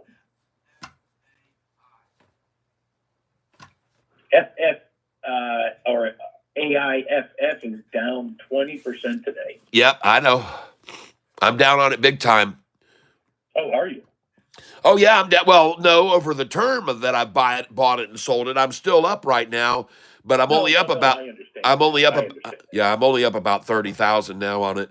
But this person that just came in here and said you guys are getting smoked or something like that. What he doesn't realize. Yeah, we are. He doesn't realize that I know it's way down, but I'm still up $76,000 since the first of the year, and I've made even more on this account. So I'm not getting so smoked. If that's I'm getting still up too. I'm not. if I'm getting smoked, then I'll take more of that 76,000 So if over the he's next sitting there 3 saying months. that, well, if he's sitting there saying that, then he's a shorty.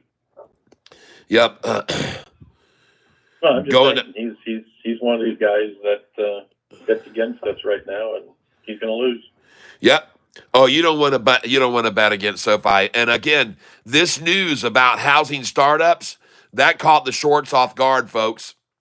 And so they have to get on the phone and call each other and go, "Dadgummit, man! If this is new home startups, and you know SoFi's ringing, man. Their website is getting more and more viewers coming over to refi right now. And during this week, I don't know if you heard about this on the 18th." A judge ruled that Joe Biden had and it was a panel of judges, no authority to make any student loan revisions whatsoever. And so that was a very big play on SoFi's part, too, that Joe Biden's student loan forgiveness was axed completely. And they said he was never under any authority to do that. And he tried to use a loophole or another way about going at it, and he had no authority to do it. And so all those student loans will be repaid. And not only that, but they're going to come to SoFi as well, because the federal loans, SoFi is going to probably undercut them with rates and say, and we'll give you better terms. And so SoFi is going to get a huge uptick in student loan business, as well as this new home loan information being very good for SoFi.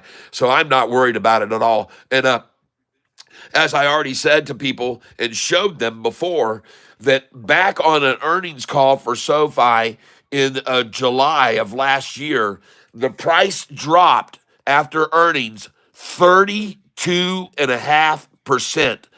The price went from $7.95 a share all the way down to $6.01, and it did that in 6 days, people. 6 days, it was down 32%. Okay? And then by the next earnings call, the sucker price had gone from $6.01 to $11.34 a share, up $5.33 from the rundown. See how they work? And then on the next earnings call, they drove SoFi down 20% on that next earnings call that came out on October the 29th. They drove it down 20%. No big deal, because then the price, which had fallen from 11.34 down to 9.77. Well, folks, after that rundown from October 29th of a 20% fall to 9.77, by the next earnings call, the price was $16.98. It was up freaking $7.21 from how far they had run it down. So I want to do the math right now and figure out how much they've taken SoFi down right now, this very moment. I would like to find out how much they've taken it down. So today's low right now is, let me get over to the SoFi screen, and you can see today's low is where we are now, 1343. We'll just call that the low, 1343. And where was it on earnings call day? 1343, and I got to look at what the price was on January the 27th, or maybe the day before. The price was at 1842. 1842, folks. And now we're 1343. Let's do this. Figure out how much that is. 1842. We're going to go to 13.43 times 32% to see if it's as bad as it was three earnings call. 32% minus equals, oh, I'm sorry, I did it the wrong way. 13.43 times 32% plus equals 1772. So they've taken us down now more than they ever have. Yep. 18.43. I'm sorry. What was it? 1842. 18.42 times 38% plus equals 18.42. 42 times 40% plus equals 2587. Oh, I'm going the wrong way. I'm doing it the wrong way. I got to start at the low, folks. And the low was at 14. What did I just say it was? 1343. 13.43 times 40% plus equals 1880. That's pretty close, folks. They got it about 39% down.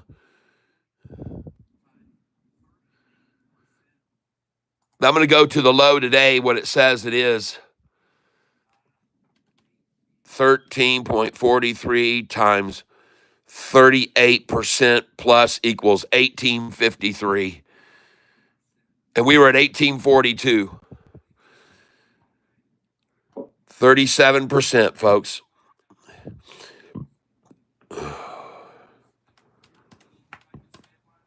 $37 plus equals 1839. Close enough.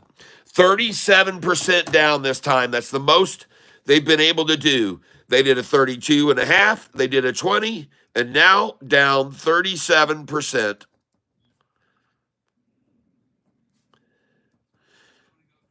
All right, so been down this road before, folks. Just so you're aware of this and understand, SoFi earnings, 3 earnings ago, July the 30th, the price was $7.95, and they drove it down to $6.01, 32.5% down. Okay? And then on October the 29th, the price had gone from $6.01, where they drove it down, to $11.34. Then, after October 29th, the price went from $11.34 down to $9.77, down 20%. And then by the next earnings call, the price had gone from $9.77 to $16.98, up $7.21. So after this earnings call on the 30th and a 32% drop, the price went up $5.33. And then from this earnings call on the 27th, the price went down 20% on October the 29th, and then went from $9.77 up to $7.21 gain. All right, and so now we've gone now to the biggest drop so far, 37% drop after the earnings came out, a 37% drop. And does that mean we're going to see even a bigger gain now than 721? And folks, I'd love to see it do that, and I can't make any guarantees that it will, but this is a pattern that we're starting to see after every earnings call on SoFi. A big rundown of 32% or 20% or 37% now, and then will we see the same gain of 533 and 721, and now will we see an even bigger gain? We sure could, because this is the pattern, folks. This is the pattern that the hedge funds have been using against SoFi retailers for a long time. All right, it's a pattern, folks. And look at it; it's already bounced back and come up to 1356 now. I can see something here. I just started thinking of some things, and the one gentleman was mentioning something about the war, that end of the war could bring the market back up, yada yada yada. I'm sitting there thinking about everything. I'm wondering if that's why they took everything down, because they didn't want the markets to get too out of whack, because once the end of the war gets announced or whatever, it is going to go up. So why not take it all down, force people out of things, and then jack it up real quick at the end of the war announcement, and nobody's going to be able to get back in at the same price they had, so they lost money. Right, exactly. So days like these, you can't look at only one stock. Oh, no. I'm very well aware of it. I already showed everybody a little bit ago. I went across the screen and I showed everything is down, folks. This is not just SoFi. This is not a SoFi thing. This is not a SoFi thing. Everything. But don't you believe that they will piggyback? The shorts will piggyback on a drop in price and sell and go over and borrow shares and start selling and piggyback on it. I think they do. I think that's how they get to these new lows, because they're just piggybacking. They know the whole market's down and they're just going to sell into that market. And then they sell borrowed shares. They go and borrow shares and then they sell them and sell them and sell them. And by the way, just so you're aware of it, they don't always just keep selling them without having to return them, like they've been doing a lot of lately. And I went over to SoFi Institutions lately, and one of the things that I wanted to show you folks here on SoFi is if you look at short interest and fails to deliver, folks, SoFi's price would probably be $1 higher than it is now if it wasn't for all this naked shorting. Look how much they naked shorted on January the 29th. And I want you guys to understand something. When they fail to deliver shares back to who they borrowed them from, it's because they intend to use those shares to sell the next day, all right, to run the price down with. That's why they failed to return the shares that they borrowed. So here we are on January the 28th, and they failed to return $500,000 worth, $491,000 worth of shares they did not return, for the intent of selling them the next day to make SoFi's price go down. Well, what's the problem there is SoFi's price didn't go down. On the day that they naked shorted, the price was 1608 and the price went up to 1617 in spite of the fact that they naked shorted $491,000 worth of the stock. Okay. And then the next day they said, holy crap, we got to make it go down. We got to borrow more. So they naked shorted, meaning failed to deliver $4,152,000 worth of SoFi stock. And they were able to make the price go down. Yes, they made it fall 18 cents from a day before, 1617. Then they said, all right, that worked real well for us. So we're going to naked short again the following day, $5,600,000 worth, which they did. And they intended to sell all those shares the following day to make the SoFi price drop and continue to drop. But instead, it went from $15.99 to $16.44. Holy smokes, the shorts got smoked right there. They failed to deliver $5,600,000 worth of shares on January the 30th, right after SoFi's earnings report, because they were trying to smash it down. They failed to deliver them, and the price went up to $16.44 the next day instead. Talk about getting screwed, everybody. Holy crap.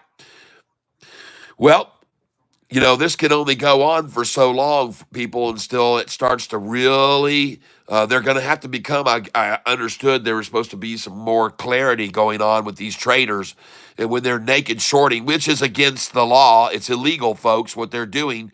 And I often wonder how high would SoFi's price actually be right now without all this deception going on and all this cheating of the system. How much would SoFi's price be if they weren't doing this, folks? That's what I want to know. And but I'm here to let you know they're doing it. They're doing it to try to control the price. They're in desperation mode, folks, and they're selling shares they don't have. And they probably just got through selling right then from this morning at 9:30 to this morning just then at 10:30. They probably just sold a bunch of shares that they don't even freaking have again, people, to get it to run down there. They're just lying to everyone. They're lying and they're very deceptive, folks. And they're naked shorting SoFi big time. Bill the Thrill, yep, down 5 grand, down 2,000 on SoFi. Oh, you guys, come on. Don't make me feel bad. All right? Please. Down 2,000 and I'm down 30,475 on SoFi today. All right, but do I look scared? Do I appear to be in fear? No, fear is not in my vocabulary, people. I just bought more SoFi and Candle. Yeah, well, I know for a fact if SoFi just hit 1343, I had a buy order at 1344 and 1343. I have those are numbers I put in to sell when it rises and to buy when it drops to those numbers. So I just bought SoFi at the low of the day. I guarantee it. Because my buy orders are there at those numbers, 1343 and 44.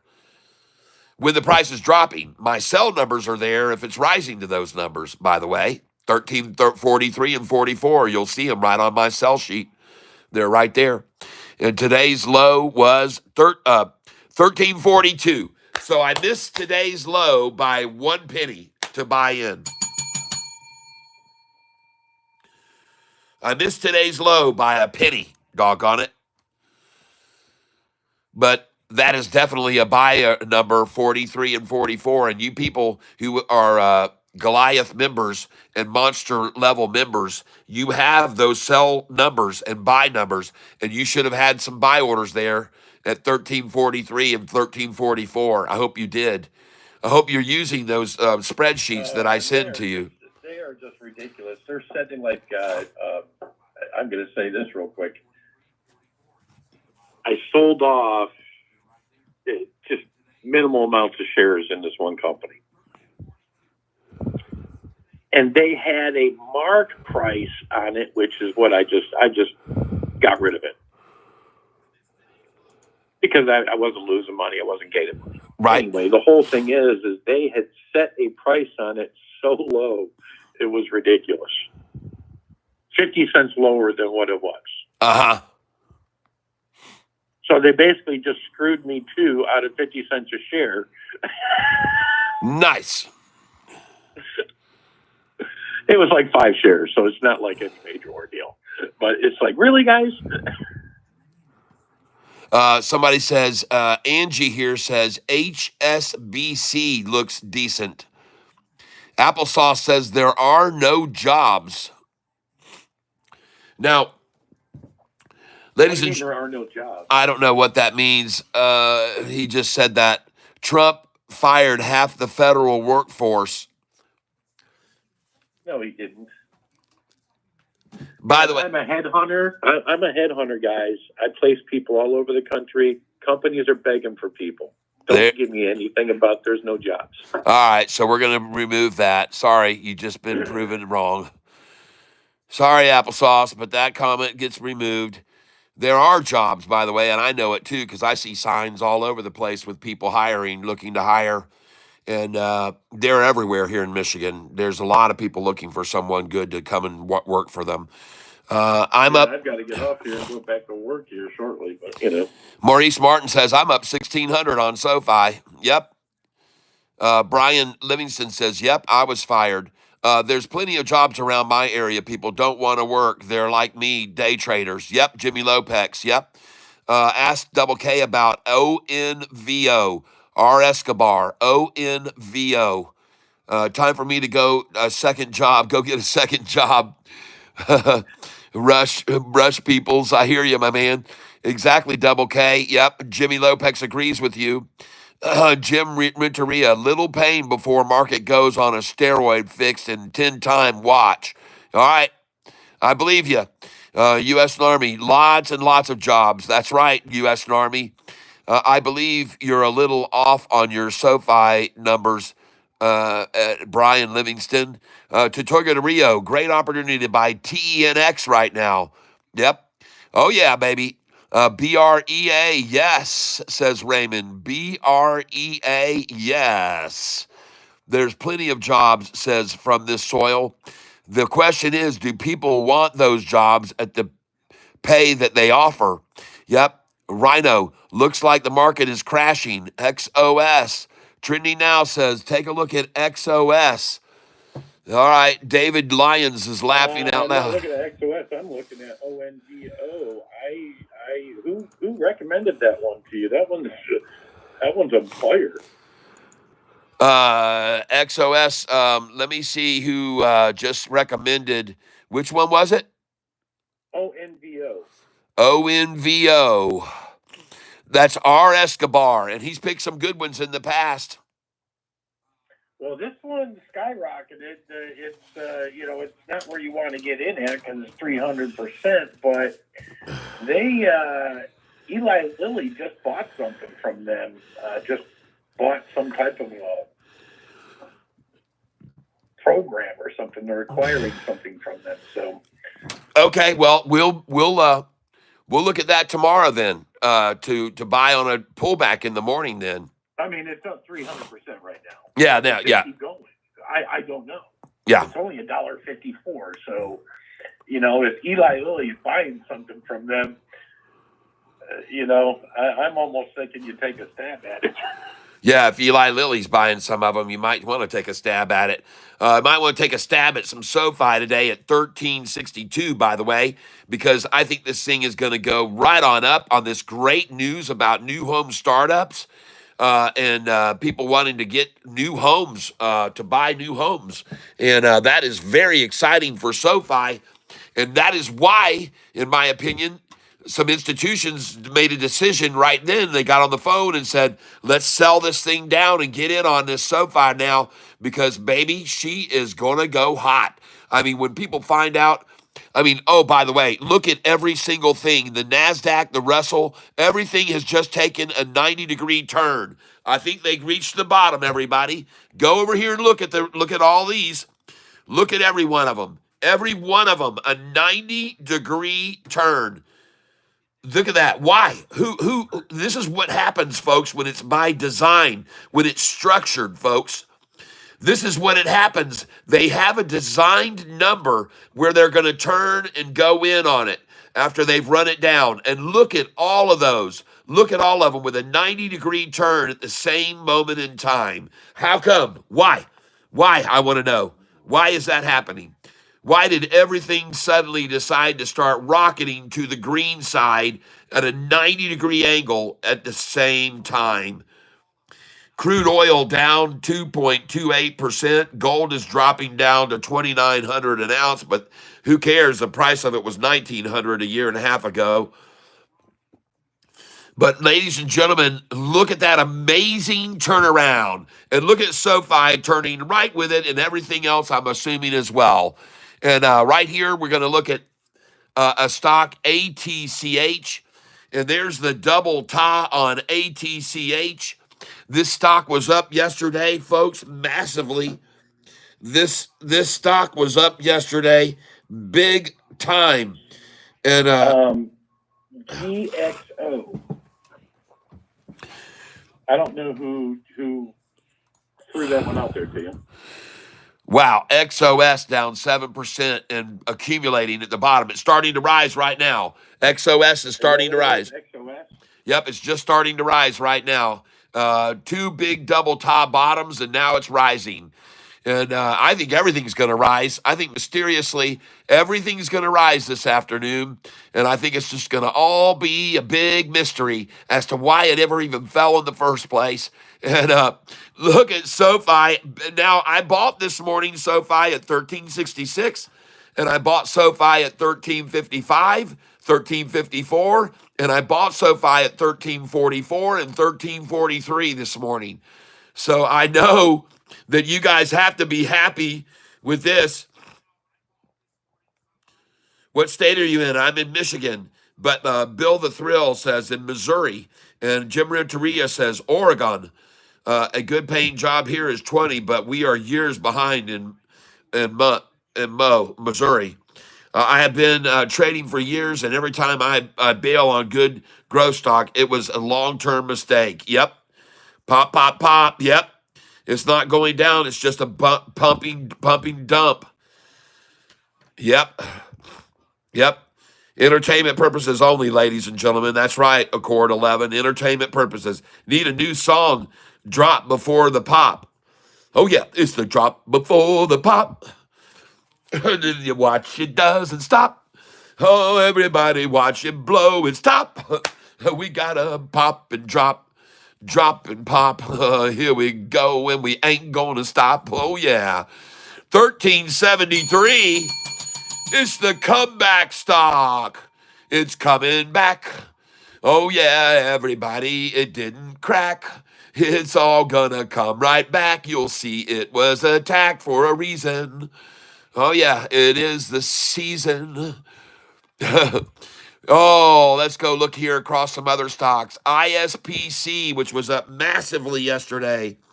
ISPC up like a freaking crazy banshee yesterday, getting slaughtered down today.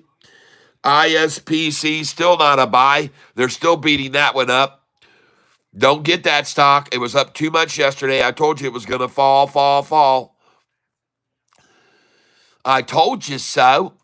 Now, a stock that might be good here is YYAI. YYAI down 35% today. And yesterday, this sucker was up big frickin' time. Okay? Just so you know. YYAI. And I cannot see my doggone sheet in front of me.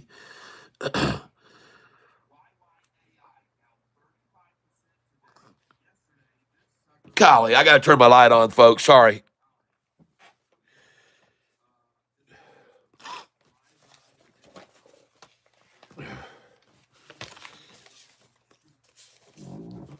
Here it is. All right, here we go. So YYAI yesterday was up to a high of 191. It had 151 million shares, and the price was 191 a share, folks, and it's at 82 cents now. So I sort of like this YYAI right here, down 35%. Keep an eye on it, though. That was a Bill the Thrill call yesterday. It had 151 million shares traded. Usually the average is only 3 million. YYAI. And keep an eye on this, folks.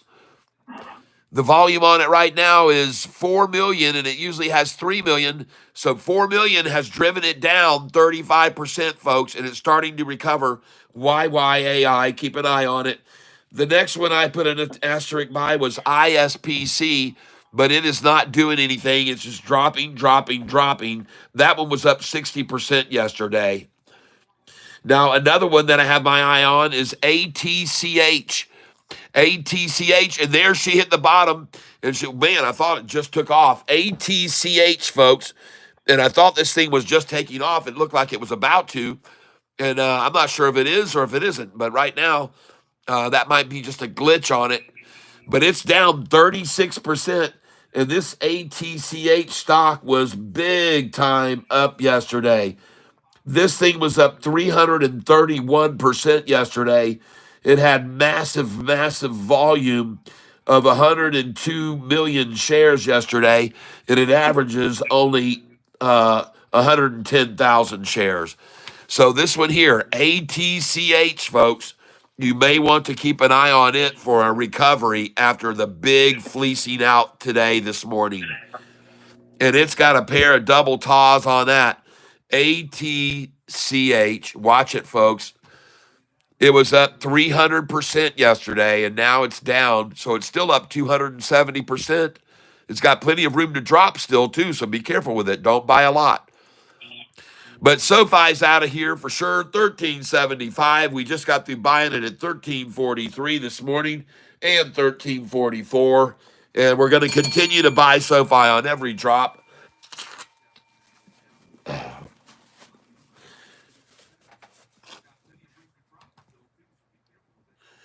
Accord, last 15.99.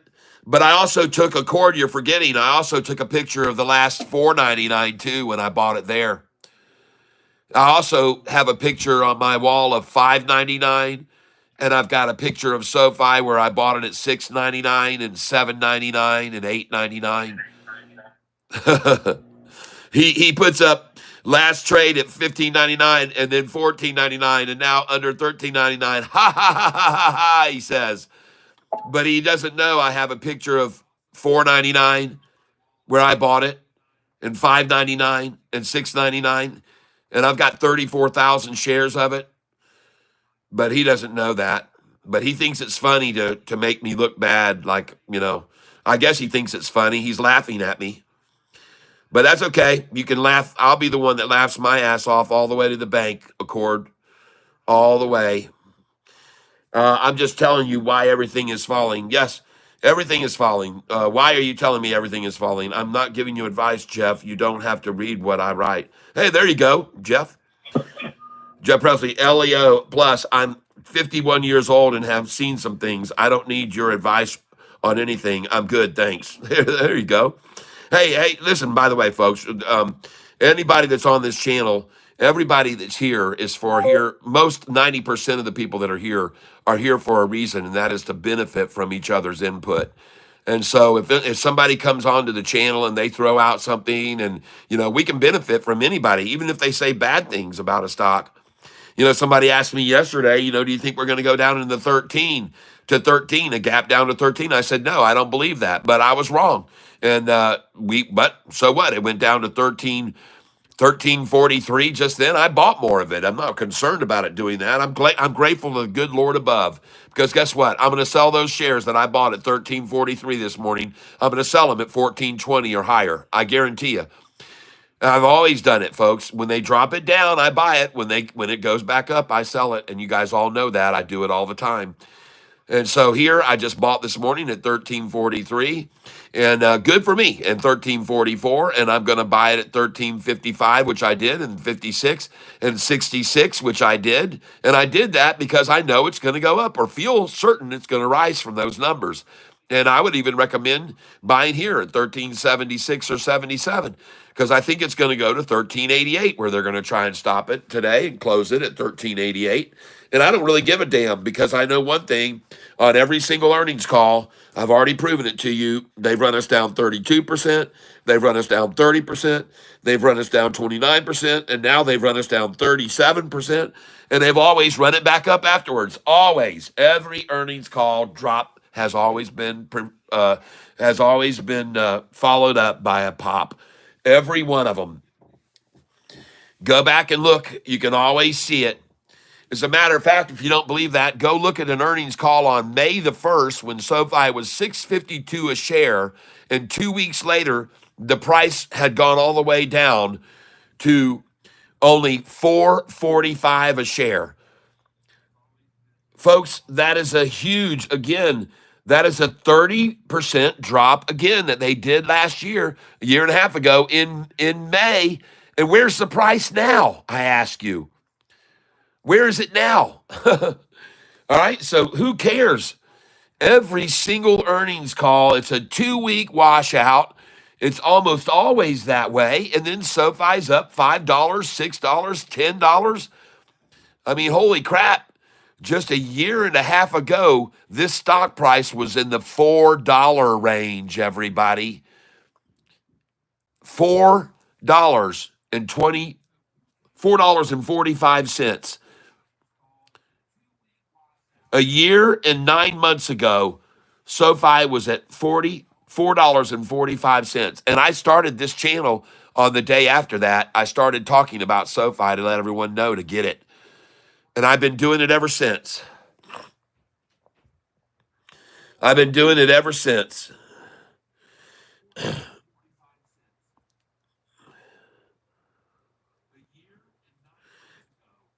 Eat some shorts. We need a good laugh. Oh, don't worry, folks. I don't have any.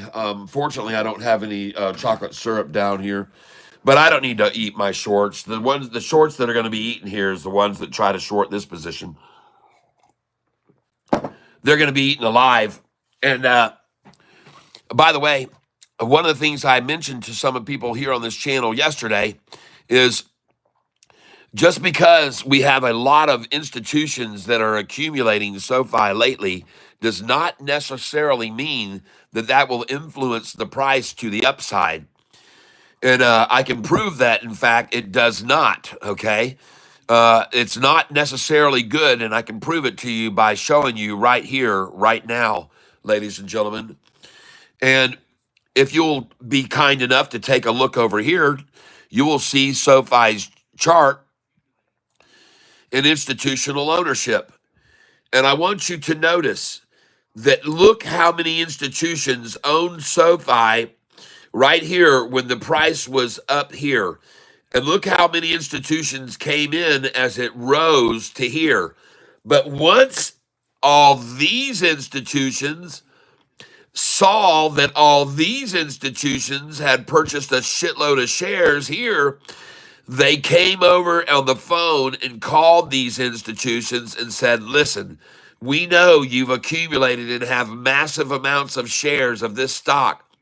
We want to buy it too. So would you please start selling and we'll compensate you?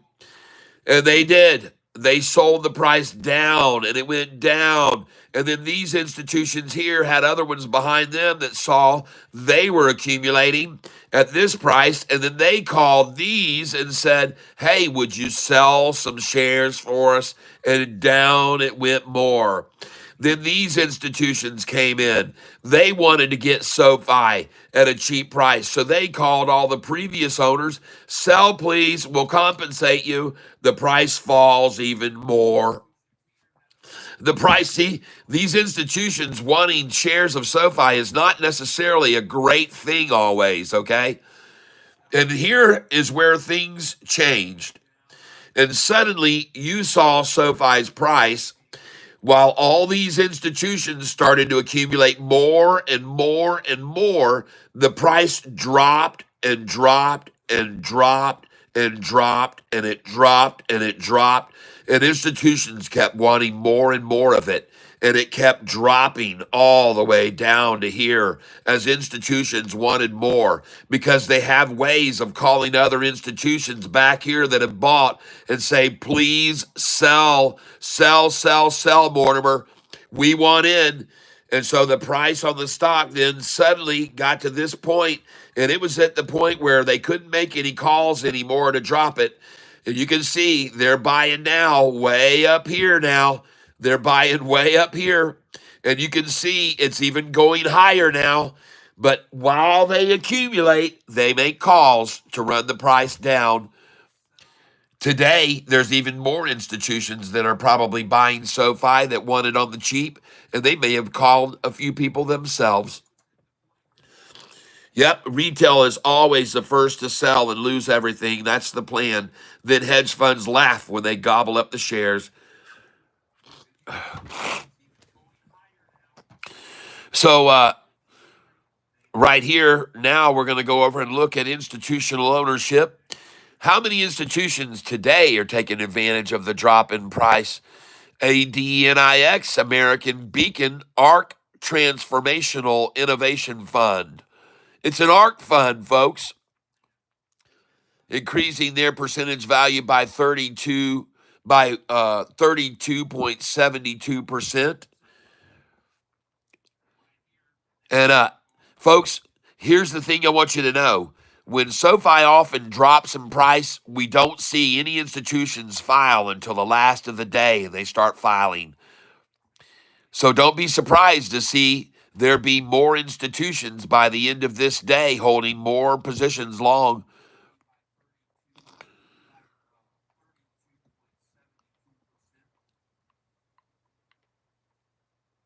Five seven four 853 998. 574-939-115. So there has institutional ownership is still at 52.49%. Nothing has changed today. Well, it's at 52.48 now, so just a smidge down. I hear the sound of a mouse in the house. Okie dokie. I moved everything over. You guys give me just a minute. Hold on.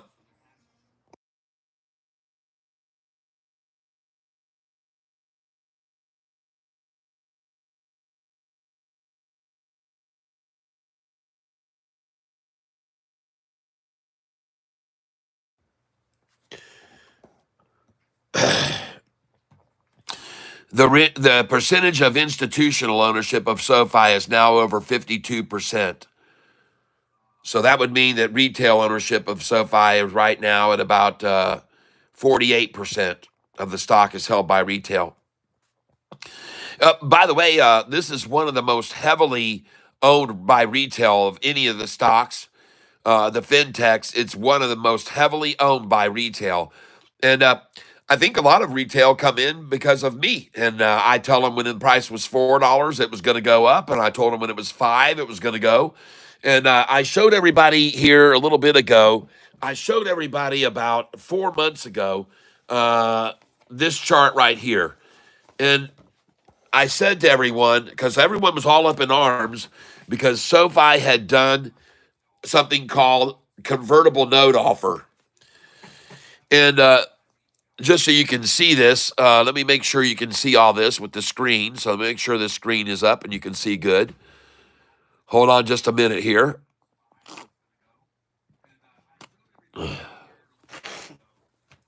That's right. Insiders own shares as well. So it's not exact math, but they don't own very much. It's about right now 4%, I think, insider. So it's not a lot of insiders. But still, I mean, it's heavily owned by retailers. SoFi is. There's no question about it. And for some reason, I can't get my screen to pop up here where I can see what you guys can see. So hold on a second.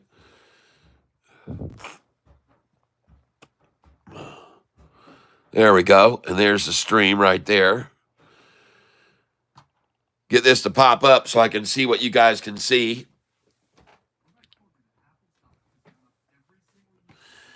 And you're out of here.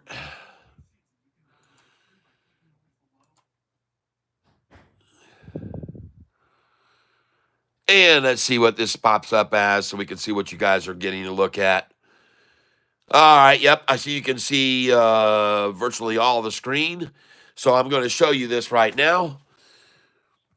And what I started telling everybody back here on September the 10th was SoFi had done this deal where they sold convertible notes to people. They sold $862.5 million worth. And for some reason, this screen is frozen up. Should be playing.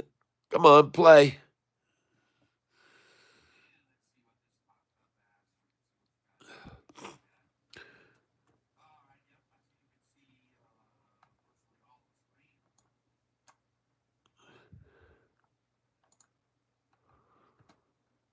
Play, you silly thing. Play. There it is. All right. So SoFi had a bunch of debt. They had these old senior notes that they had given out, and they had $350 million in debt on during the month of September last year.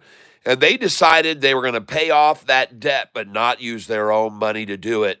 So what they did was they offered up $118 million 638,239 convertible notes. They were worth 862.5 million, and the price that they bought them for was $7.27. They oversold because they were looking for 750 million, but so many institutions wanted these that they got 862.5 million. So they were able to pay off their 350 million in debt and still had over 510 million left, $512 million left to loan out and do whatever they needed to do with it. All right. Well, everybody was all worried about this because they called this diluting the shares. But SoFi had also bought also covered caps to reduce the amount of dilution that could occur. And so that was a good play by Anthony Noto to buy those covered caps as well.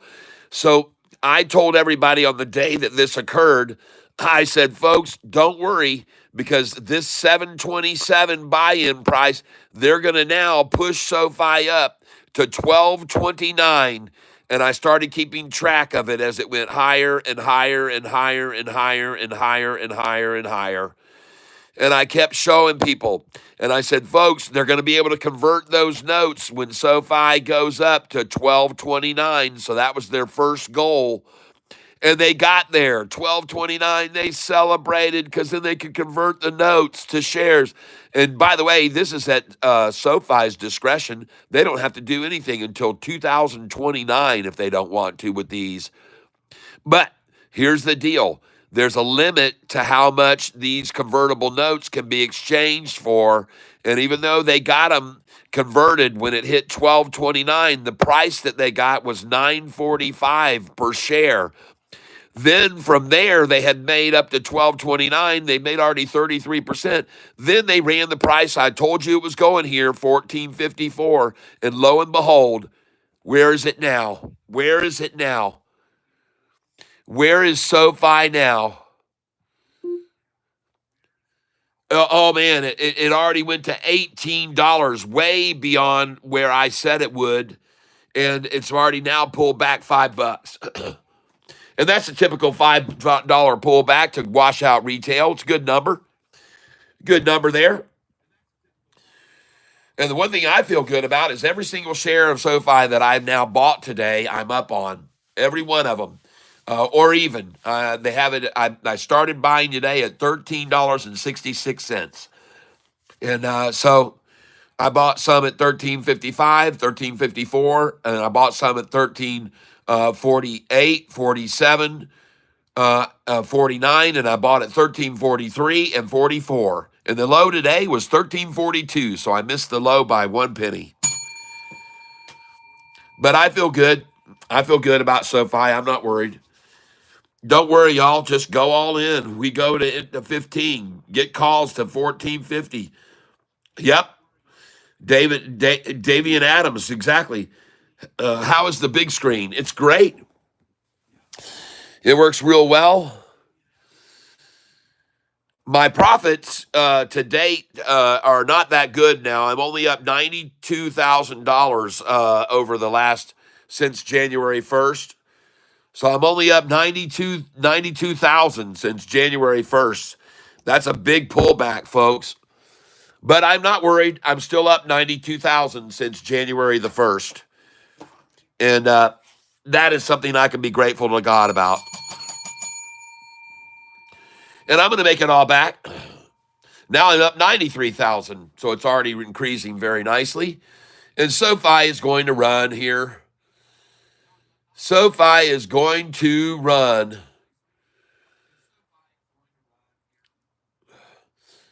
And by the way, right now, if I was to liquidate all of my stock that I started with 100,000, I would make $266,000 right now.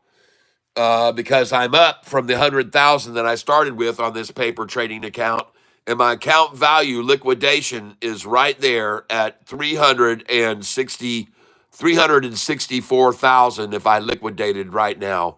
So I'd make 264,000 from when I started 3 months ago. But man, it's been a rough one here lately. No doubt about it. It's been rough here during the last 2 weeks. I know I'm suffering with all of you folks. And we're starting to see everything starting to come back now. I don't know why everything's starting to turn around and go positive here for us, but I'm not going to complain about it. And Sofi now 1362 3. Yep, bid ask. Very good, Shorty. I'm very proud of you. And I'm happy that you gave me a buy this morning at 1343. Thank you. 20 cents less than where we are now. And ladies and gentlemen, I'm going to take a brief break here. And while I do, I'm going to just pop up here. Oh, there we go. And I'm going to take a break for about 5 minutes, maybe a little longer. Yep. Consumer confidence plunges. Well, not in houses. And if they're buying houses, that's not too shy of consumer confidence, I don't think. Regardless of what that says, the housing market is indicating that there is a lot of confidence among consumers buying houses. And that can be very clearly seen here by going to the Yahoo Finance page. And this is why I think SoFi got a spanking today, because everybody saw the news about all these home loans that are starting to get people coming in to file for home loans. And here it is right here, ladies and gentlemen. You'll see it here in a minute. If I can find it, view more. See here. Consumer confidence drops by most 22 minutes ago. Consumer confidence drops by most since 2021 on Outlook. Well, I saw earlier the headlines, and they said that housing rising, and loans for housing has been rising. And now I don't see that in the headlines anymore. Maybe if I come down here and I click view more, I'll see more of the headlines, because they're going through them very fast right now. But at any rate, there was an increase in people looking to buy homes. And that is what I read about half an hour ago. And not finding it now for some reason. But I did see it. I did definitely see it. But they've taken it down now, ladies and gentlemen. I guess they don't want you to know about that. They're going to drown it out with consumer confidence. But what I read here just a little bit ago was that home loans, I guess I'm going to have to go and not rely on rely on this news source, which got rid of it already. New home surges. New home purchases. I increase.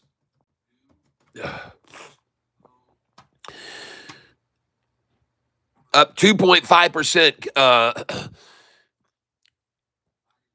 An estimated 683,000 new homes were sold in 2024, up 2.5% from 2023. The median new house price increased 2.1%. Existing home sales. I just read it this morning, folks.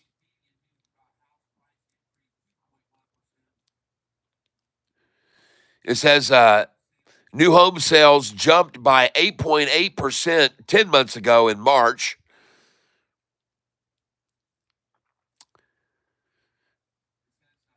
Nationally, Corlow's Logic most recent home price analysis reports that home prices rose 3.4% from December 23 to December 24.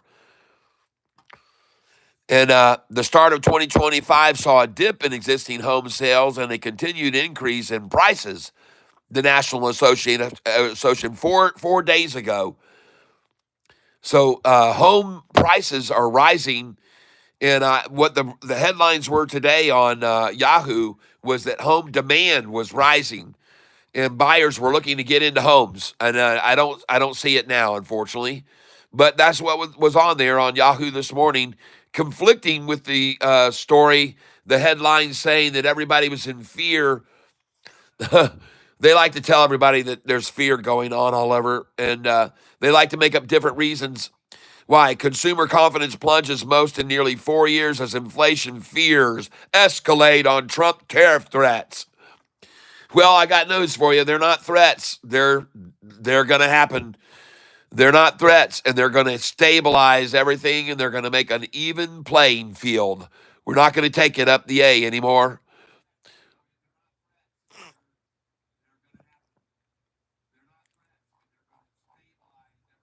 All right.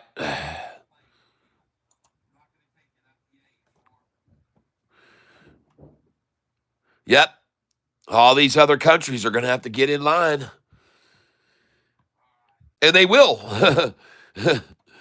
They will. There's no question about it. You're talking about the United States, and they don't want to cut ties with the U.S. I can guarantee you that, because most of them rely on the U.S. for most of their money that's coming in. I could be wrong, but I don't think so. Hey, listen, sometimes you can't just keep treating these countries with little children's gloves. You actually got to take the gloves off. You got to knock them around a little bit and go, hey, man, we're not going to take this crap anymore. You guys are just using us, and we don't mind helping, but we don't want to be taken advantage of. That's for sure. And we will take action if we see that happening, and we have taken action. You've already seen it, and it's doing well for us already.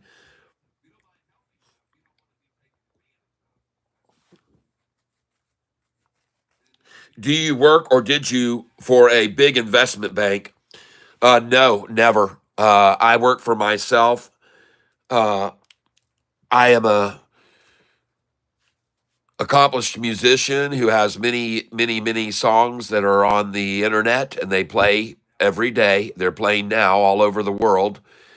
And my record label is Distro Kid, and I'm a member of ASCAP, and I am protected, copyright protected, and I sell songs as well as write songs and perform songs.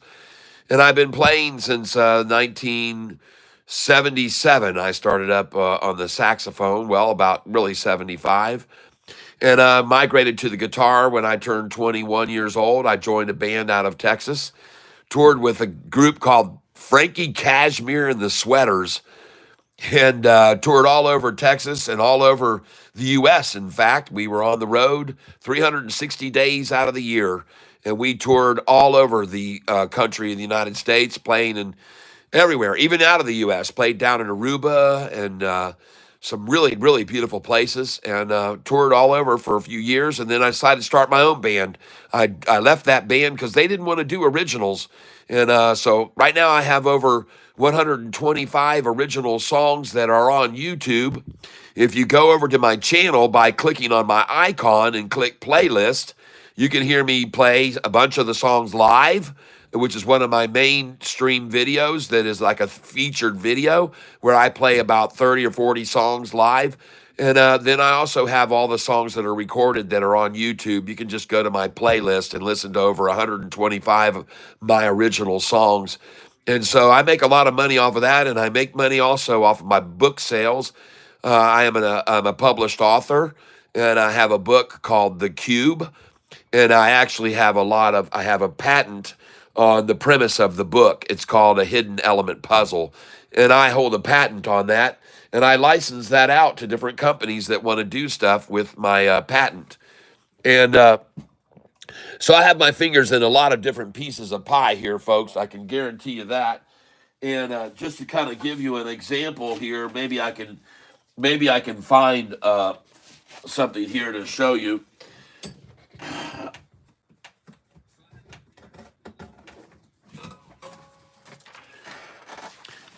This is what I have a patent on.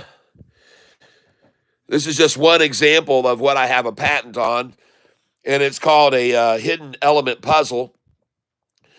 And the way this works is you're looking at artwork that speaks to you, and I also make these things called speakals.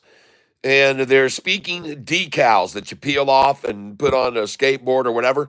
But the way this works is if you hold this up like this, it says, "You are wise to consider all the angles." Okay. And I have a patent on this. This is called a hidden element puzzle. And I have this patented, and I sold the patent rights to it to a guy in Canada for 2 years. And he paid me 38,000 US dollars for my patent for 2 years. And then he got involved with Star Wars movie coming out because he was a Star Wars distributor of all Star Wars and a licensor of all Star Wars products in Canada. And so he got my idea here, and then Star Wars came out with another release, and he went back to Star Wars and never did anything. So I retain the patent again now. It's mine, and I can sell it to somebody else if they want to buy my patent. And it's called the Hidden Element Puzzle. You can look it up on Google search for Charles is my legal first name, and last name is Self, Selph, and you'll see my Hidden Element Puzzle. I have a utility patent on this, folks. And I make all kinds of different designs called speakals. And somewhere over here, I have a folder that's full of a bunch of my different speakals, although I'm not sure where that folder went off to right now. But I will look it up sometime and show it to you more in detail because it's pretty cool. And so, yeah, I have a lot of different things. Easy beasy, very cool. It's been one here mentioned it going down to 12 and something inside information. Okay. Well, anyway, Sofi, even if it did go down to 12, is still twice what we paid for it 6 months ago. So who gives a? It's still double what we paid for it 6 months ago, even at 12.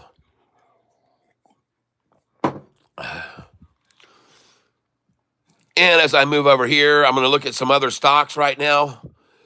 These were stocks that were mentioned to us yesterday that I said I wanted to keep a close eye on. ATCH, which was up 300% yesterday. And I'm looking for it to recover. ATCH, and it's already started to recover. It was down 40%, so it's already made an 8% recovery. ATCH, and I told you folks we're going to watch that one close. Here's another one. ISPC. And it's starting to make a little bit of a move. Oh, and then they take it down. It's down 20%. And I knew they would wash this one out too. It was up big time yesterday. Here's another one. All right, this is starting to recover. YYAI. And folks, it's at a point where it needs to beat. It needs to go over this. And they're holding it sideways. Right here, they're holding it sideways, right on this line. YYAI down 35% today. This was a big gainer yesterday, folks. And I was thinking to nibble at it right there. YYAI.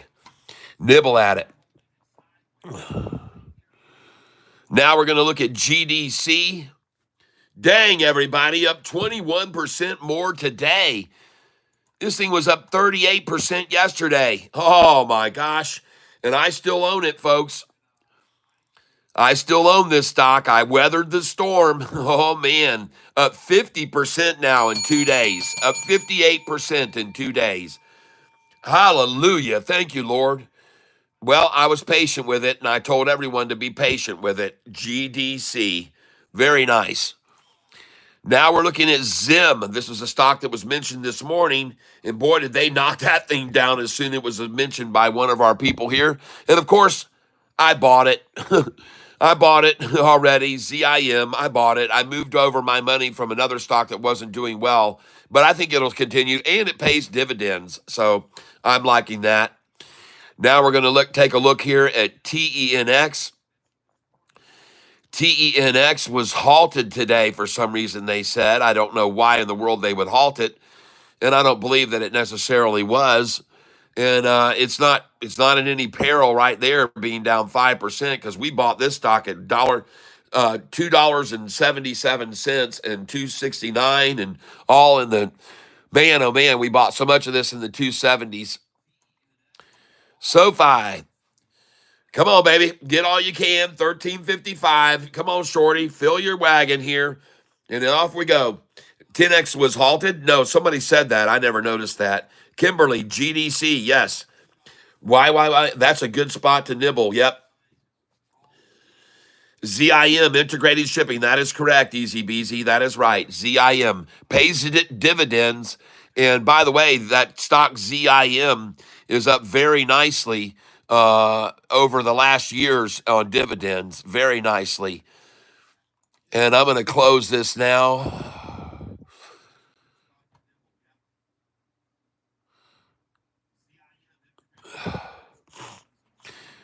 I believe ZIM was up something like 80% over the last year, around an 80% gainer. ZIM. Let me go back over here to my Catfish dividends chart.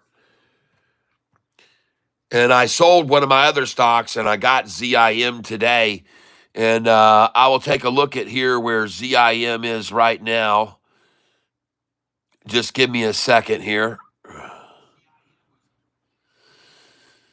I got rid of one of my stocks. Zim is now down 1.6% today.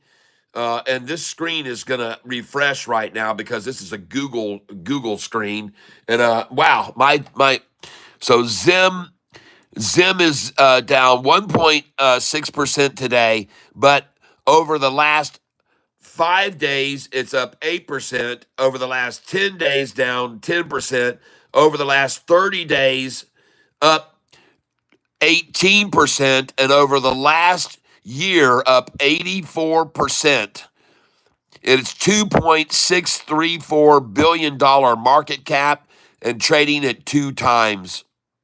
Okay? ZIM. ZIM. And I'm going to delete that. There we go. All right, so we've got that clear. ZIM is a good-looking dividend-paying stock. Someone told me about it this morning, so I moved some money over to that one from one of my losers that had been down. I picked one that was down the most. It was down 38%, and I got rid of that one and sold that and moved it over to ZIM today. So we'll see how that continues to carry on. And 10X now, boy, starting to make a nice bounce off the bottom and run. 10X. All right, let's get back over to Sofi. I want to see it run. Well, I want to see all these manipulators of the market that are trying the double ta-ta right now. Get it back down to my low at 1343 where I bought it today earlier. Is Zim for day trading? No. It's a long-term hold. It's a long-term dividend-paying stock, ZIM. It's a long-term, not day trade. Those dividend stocks, I hold those. I'm holding long dividend stocks.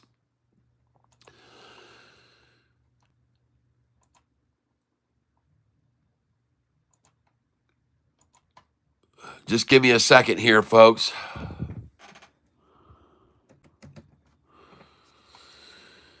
Sofi. We're going to see it fly again, folks. Don't worry. They're just trying to clip its wings right now. Just trying to clip its wings. And there she goes, folks. Nice accumulation at 1355. I'm looking at the Sofi chart right now. There's your double top right there. She just got run down to another higher low than previously. Right there's the turnaround.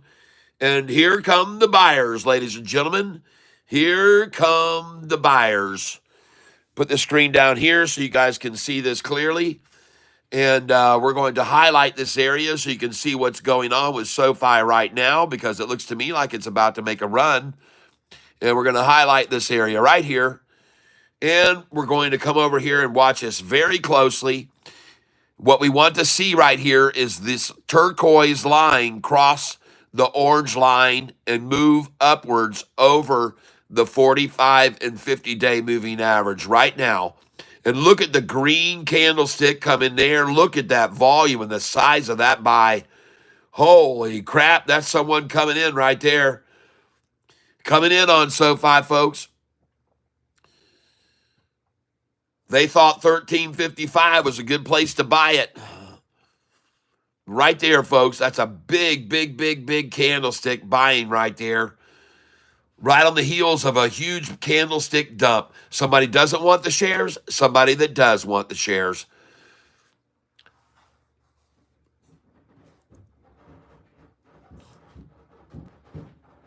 All right, and we're going to move this over where we can look at it a little bit better. Oh, I hear my beautiful. Oh, my gosh.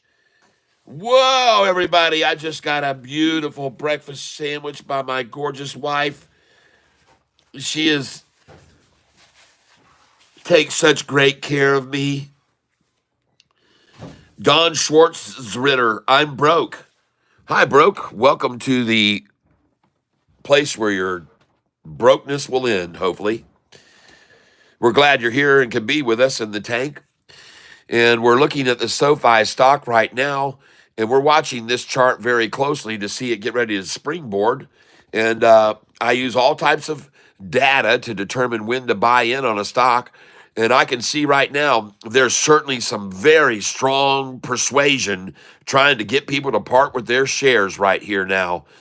But I see the blue moving over the white simple moving average. I see the green candlesticks coming in, and I believe this SoFi stock is about to take off. And you can see it right there, folks. Look at this last candlestick, all green on that candlestick, no sellers at all. Here comes a sell dump in on the chair, trying to dump on it. But folks, the volume is getting bigger here. And this 45 and the 5-day is crossing the 10-day up at the top. This turquoise line is the 5-day moving average. The orange one is the 10-day moving average right there. And you've got the turquoise crossing up over the orange 10-day right now. And a big, big buy comes in there. Holy smokes, look at that. All green on that candlestick right there. All green on that candlestick. See the two previous, red as red can be, and the big, massive buy. Look at the size of that candlestick volume there. Coming in to buy it. And then look at the 5-day go up to the 10-day right when that happened right there. And here comes more buyers coming in now. And you can see this turquoise line is crossing over the orange right now. You can clearly see that, folks. The turquoise 5-day moving average is crossing over the orange 10-day right now, folks. It looks good for SoFi. I think it's going to run. I want to see, though, above this blue line here, which is the 45-day. I want to see it come up and flush out the orange. I want to see that blue one come out and flush the gold and come over the top of that gold one there. That's what I'm looking for right now. I want to see that happen. If I can see this blue 45-day crossover the gold 50-day right now, she's oh Pete's, this thing's going to go. And right now you can see that turquoise line is indeed crossing over the orange one right now. And here comes another big green. They're starting to buy in here, folks, and this thing is moving up. It looks good. Look where the turquoise 5-day moving average was. Look where they tried to drop it again, and now she's risen to here. And folks, this looks good. This looks very good. I want to see this blue line now, the 45-day. I want to see it come up over the gold, and then I will know it will be a golden day. All right.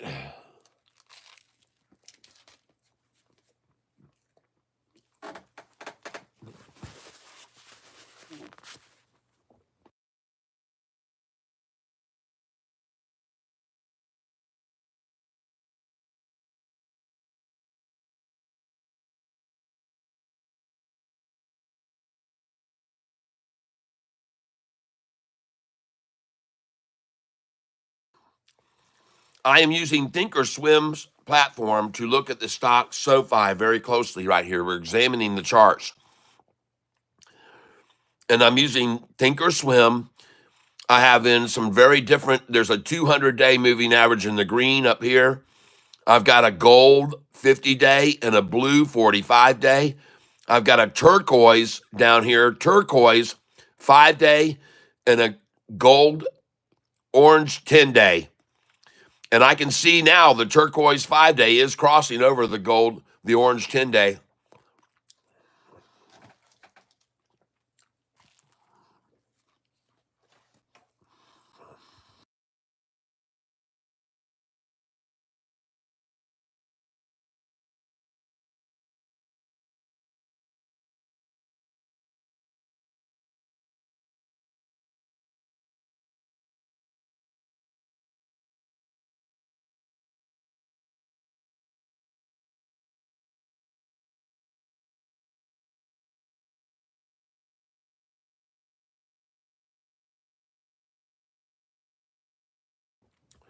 Now, right here, folks, I am eating a breakfast sandwich my wife just made for me.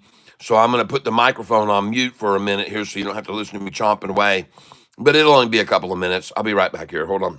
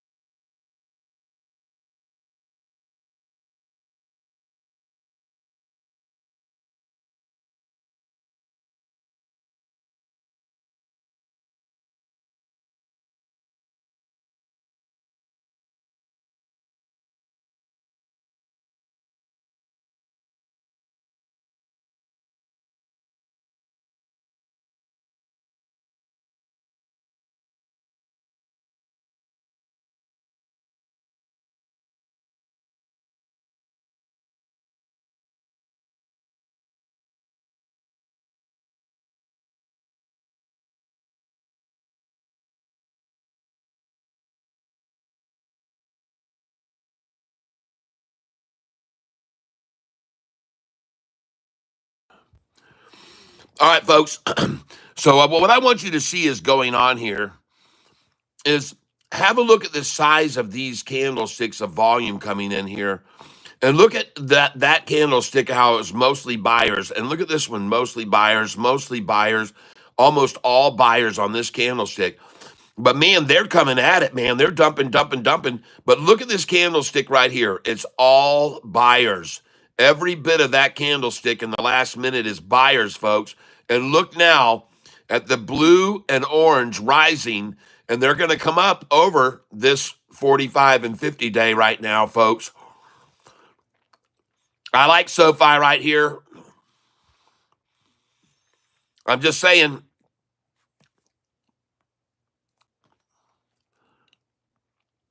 I'll highlight this area so you can see it a little bit better.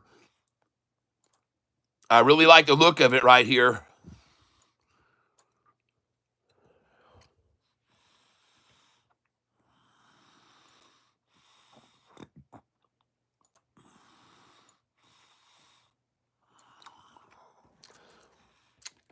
So here's what I'm looking at.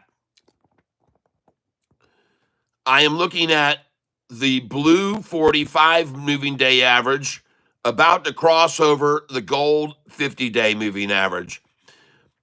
I am also looking at the turquoise 5-day moving average coming up over the 10-day moving average right here.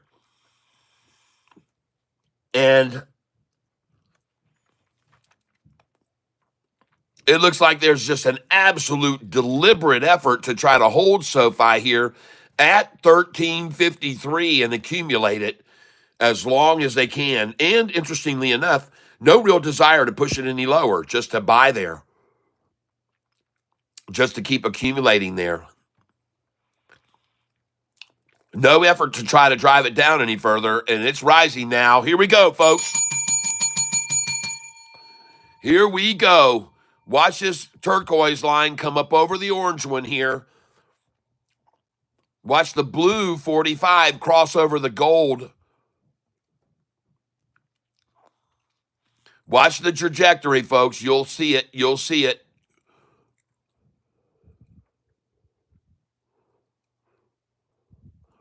And there they go. There's the turquoise up over the turquoise 5-day, up over the 10-day. There it broke over right there. This is the light blue turquoise coming over the 5-day right now. Yes, it is. It's over it. Yes, it is. These are the two most critical lines to look at right here. The turquoise coming over the orange, and right here, the blue that we want to see come over the gold. We want to see this blue cross up over this gold color here. Oh my gosh, look at them coming together. Look at the turquoise 5-day rising above the gold. And by the way, notice that both of these are rising now. Both the 5 and 10-day are slowly climbing, slowly rising. And I said, as I've said to people today on my thumbnail, day trading isn't luck. It involves looking at these charts like this very closely and examining and seeing that change of right there. Look at the 5-day coming over the 10-day right now. Look at that. That turquoise line just crossed right over, and now the gap is building. And folks, that is what I'm wearing on my shirt, a short-eating porpoise. All right? That's what that is right there. And she's going to run up most likely if it continues in this pace. And you can see down here this moving average rising right here up over the simple moving average. It all looks very good. And here we go, folks. Look at the 45-day going off of the 50-day right there. Look at that. Awesome, folks. And we want to see this blue come up over the gold here. We want to see right here this blue one come up over the gold one. And then we're on a bona fide run. That looks good. This is where they're coming in, folks. Look at that candlestick right there. All buyers right there. Every bit of it.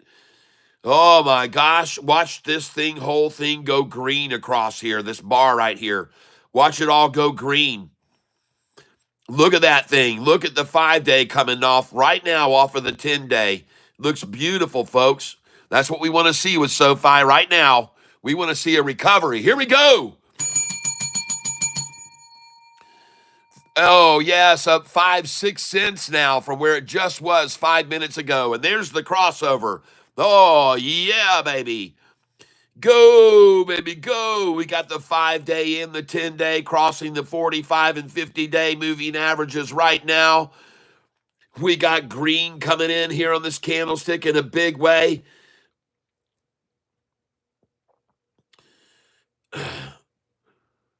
Thank you. The sandwich is gone.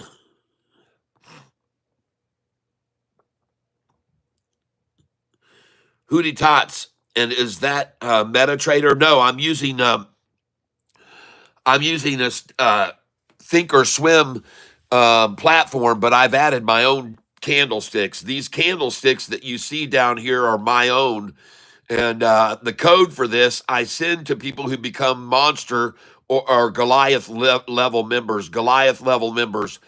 You only get these. You only get these candlesticks if you're a Goliath level member in the tank, which is $24.99 per month.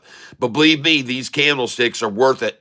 They are. They tell you how much is that candlestick is buying and how much is selling, how much is buying, selling. And here they're all buying. Almost all of them are buying. And look at now, look at the 5-day, escape the 10-day, crossing over the 45 and 50 right there. And off we go, folks. Congratulations, everyone. Congratulations. She's on her way. I don't know how high she's going, but something tells me we're going to be in line with $21 or $22 by the next earnings call, everyone. What a great rundown today on the news. And congratulations, a good buying opportunity again for everybody to get Sofi at the low today. And she looks good. So what I'm going to do here now is I'm just going to take a little bit of a break. I won't be surprised at all to see more institutions that bought more Sofi today soon. And so I'm going to put this on this screen right here. And I also want to remove a few dust particles that have been building up here on the screen. So if you'll just give me a second here, we'll wipe away the dust that's on here and get a very good visual of everything here. So let's just get this dust off here. Yep. And hold on while I do this, folks. We're going to put this screen down here. Doop. And we're going to get rid of that. Boop. And then we're going to go over here and go like this. There we go. There we go. Hopefully that doesn't make everyone dizzy. There we go. And now we're going to go back to the screen, and there'll be a few little dotty dots on there. But hey, Sofi's done, folks. There's the double ta-ta. There it is, folks. You enjoy while I go take a little break here, and I'll be right back in about 5 minutes or so. And I will put up my back in 5 minutes sign. And here it is right there. And I want to make sure you guys can all see very well what's going on here. So I got to put a screen up with YouTube on it for you because I don't have it right now. I'm not sure where it went to, but whatever. I'm going to turn this on. Maybe you guys can see the whole thing now.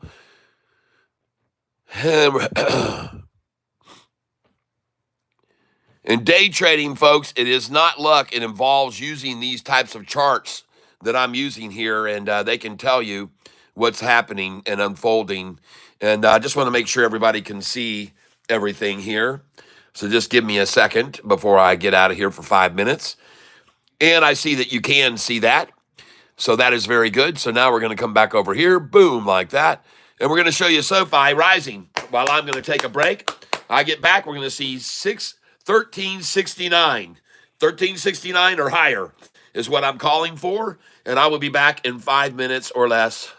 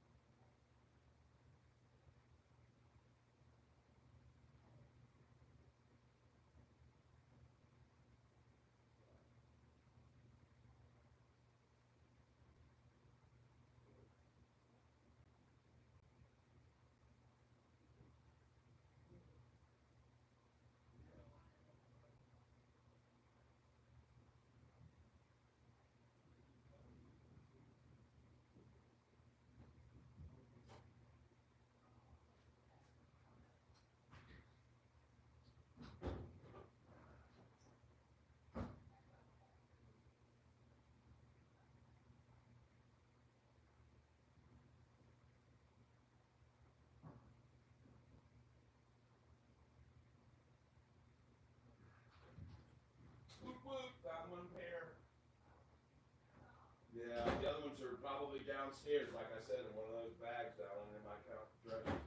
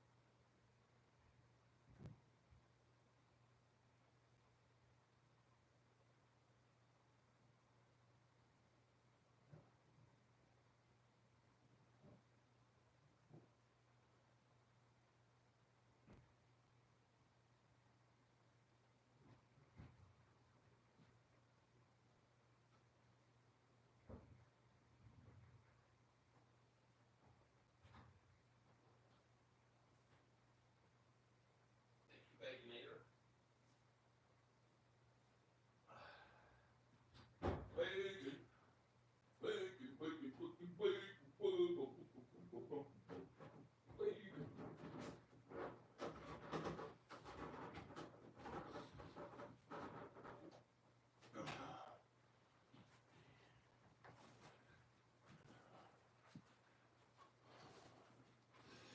All right.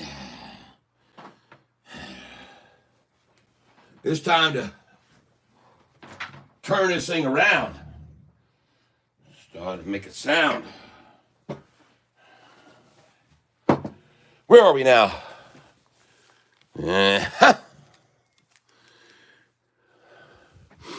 Let's get back at the wheel. Get a feel for it. All right. Well, the first place I bought Sofi today was $13.66. Doesn't surprise me to see it right there. Smart place to accumulate. Now we're going to take a look across here at ISPC. These are the stocks that I wanted to watch today. And I'm sorry, that was yesterday. Yesterday's stocks. Where'd my list go? Here we are. So these are all the people that brought up stocks yesterday.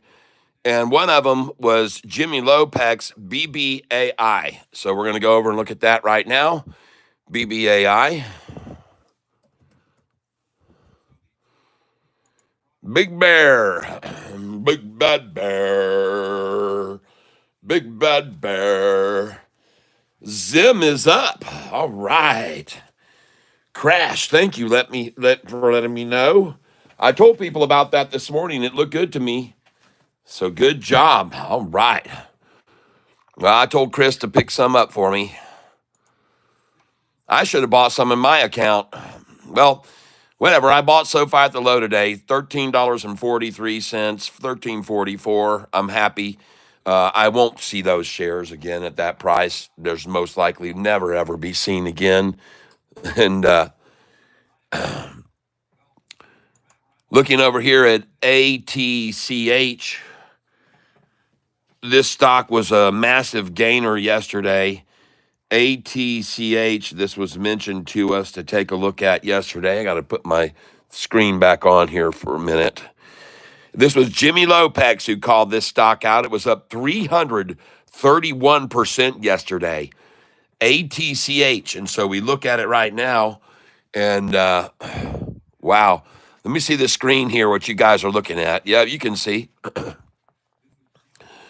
And let me refresh the page here a little bit.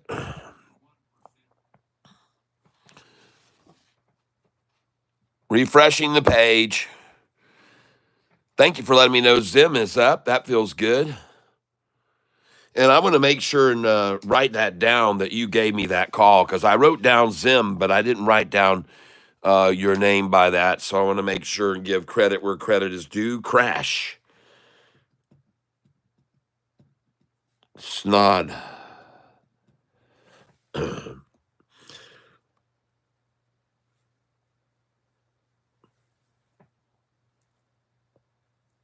Thank you very much. I appreciate it. ZIM, ladies and gentlemen, a good high dividend paying stock. Successful day trading doesn't involve luck, folks. It doesn't. And I think that you guys are all here with me now know that. You've observed how I do it. And it's not luck, folks. I'm not just using luck. There's no doubt about it. I'd be broke if I was just using luck. And Sofi has now broken free from the resistance effort that they were making on it.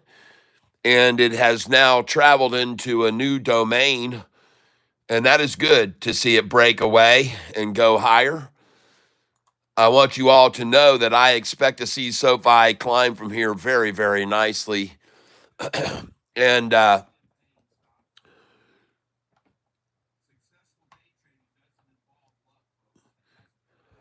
let's take a look right now at some other stocks that were called out yesterday. YYAI, Bill the Thrill. Now, I've been keeping track of these stocks that people called out. So I got to find them. ISPC is still down 17%. And here is the YYAI. Oh, my. Why is it just sitting there at 1803? Has it been halted?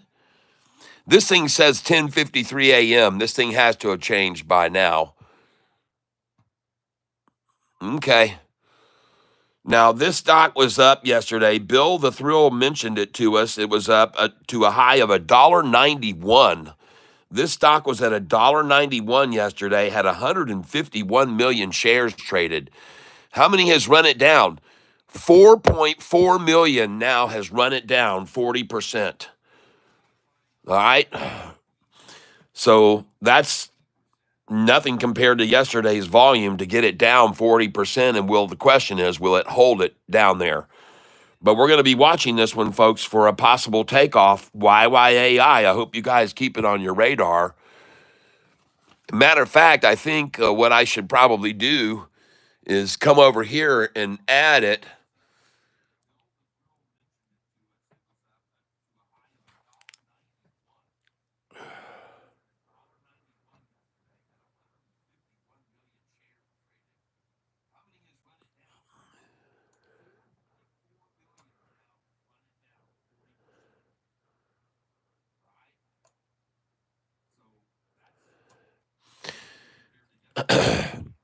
So I'm going to put in another stock here. I want to add some other ones to here. I want to do this YYAI.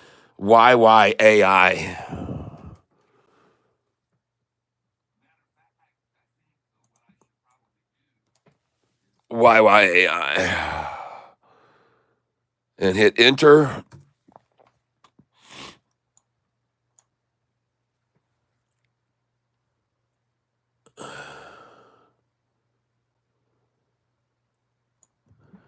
Well, that sure doesn't look good on YYAI, that's for sure.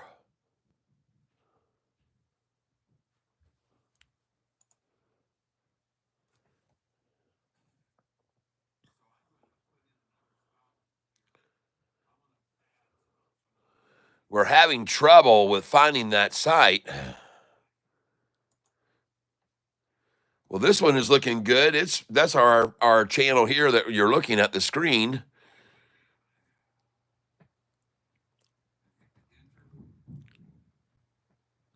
So I don't know what happened there, but I'm going to get over here to the other screen and I want to look at this YYAI, but for some reason it is there it is. I can see it now. And it is still dropping. YYAI has not made a move.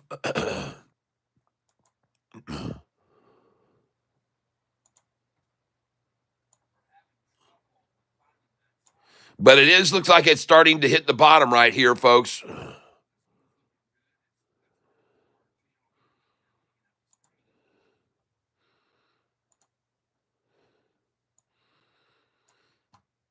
And I just figured out something here on this software, which is very nice. I wasn't sure, folks, on this here. I wasn't sure. I was having this problem with this being over to the very far right, but I found out that you can click on this tool right here. And then you can click on your hand tool just like you can on the other screens. And then you can move this over. See there? And then you can also zoom in on it some. Then you can move it over here some more. And that looks good. All right. Now, folks, that stock is AIFF. And AIFF looks like it's getting ready to move. And we're going to look at the next one now a little bit more in detail, too. And that looks pretty good, too, folks. That's FUBO. FUBO.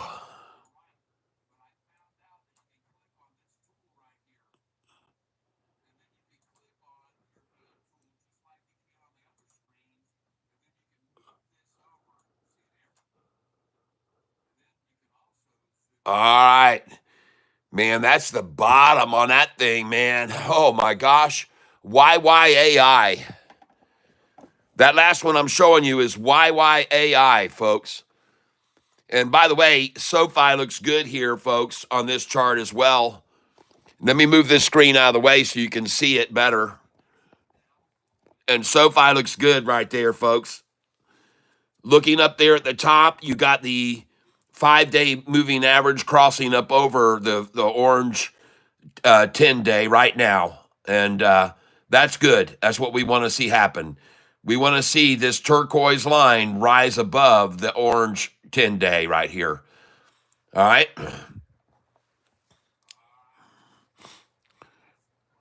There she goes right there. Come on, baby. Go, Sofi. Go, Sofi. Come on. Folks, there's going to be one of these days we're sitting here talking about this stock, and that thing's going to rocket so high, and you guys are all going to, eyes are going to be popping out of your head. You're not going to know why, but it's because of one of the reasons I told you. There's going to be an announcement coming that no one knows about, that someone wants to take a part of SoFi in a big way. They want to come into the fintech space, and they're going to use SoFi to do it, folks. Just like Malcolm Etheridge said that they were going to, there's a good possibility of someone like Apple saying, we want to run with SoFi into the fintech space.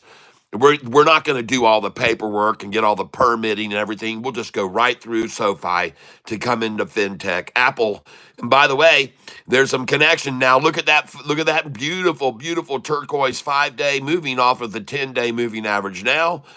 We can see they're still bringing in a lot of heat against this thing. We're seeing a lot of heat, man. They're trying to bring a lot of sells against it, a lot of sells. But the question is, are these again shares that they don't even have to really be selling, that they can't return, that they're just naked shorting right now completely? I mean, are they? I've already proven to you how desperate they've become as of late. And even institutions trying to pay people to come over and paying them to short SoFi.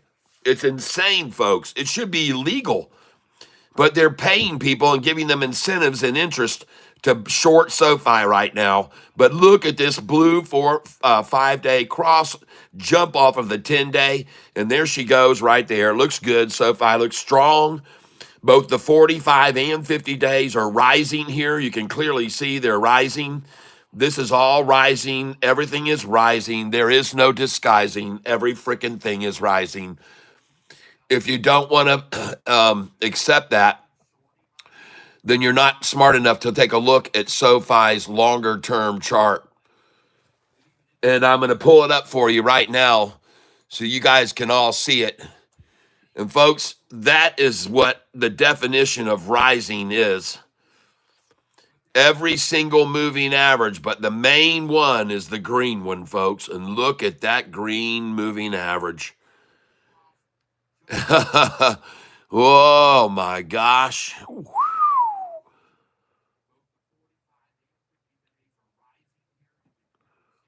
Let's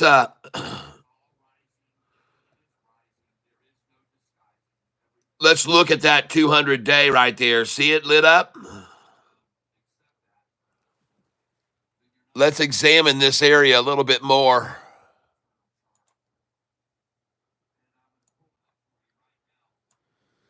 And what I see, I love to do this, folks. I wish I could zoom out on this screen somehow.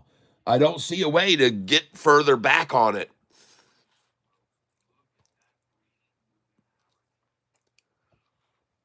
Holy smokes. See, folks, here's what I'm getting at. When you look at the 200-day moving average, look how gradual it is always. Look at it, just smooth, smooth, smooth. Then it gradually rides down a little bit. Then it gradually climbs, and then it rides along here. There it is, the 200-day moving average green right there. Look at it. Just look at it, ladies and gentlemen. The 200-day moving average green right now. It's been sitting here at this line for so long, and it started to rise over it. And they said, no, let's get it back to that line one more time and hold along this line as long as we can. And now we're going to day trade it up and down and up and down and up and down on this line right here from this point to this point until then it breaks to the next level. And that's probably what's going to happen here, folks. Oscillations of 1 week, 2 weeks, 1 week, 2 weeks, on 1 week, 2 weeks, 1 week, 2 weeks, 1 week, 2 weeks. It's starting, folks, right here. This is the bottom. This is the 2-week period, right? I'm kidding. This is this morning. This is this afternoon since, well, it's saying 5 o'clock to right now. 12,200 SoFi. I'm going to change this here. So I want to go to the 5-day chart here, 5-day, 5-minute chart.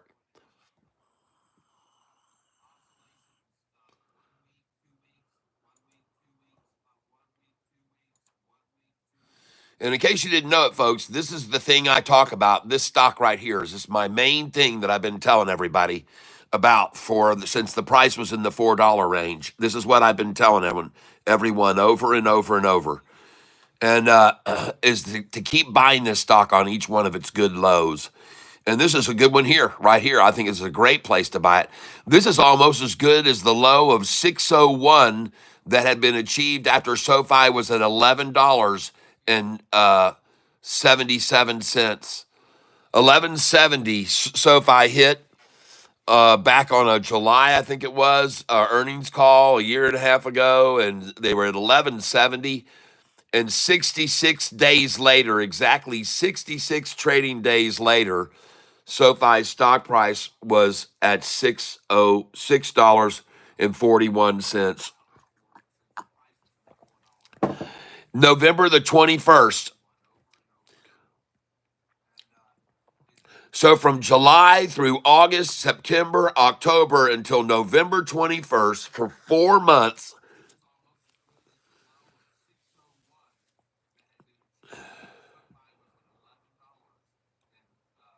No, it would have been October probably. Well, anyway, all I know is that it was 1170 and it went all the way down to 601 on August the 5th.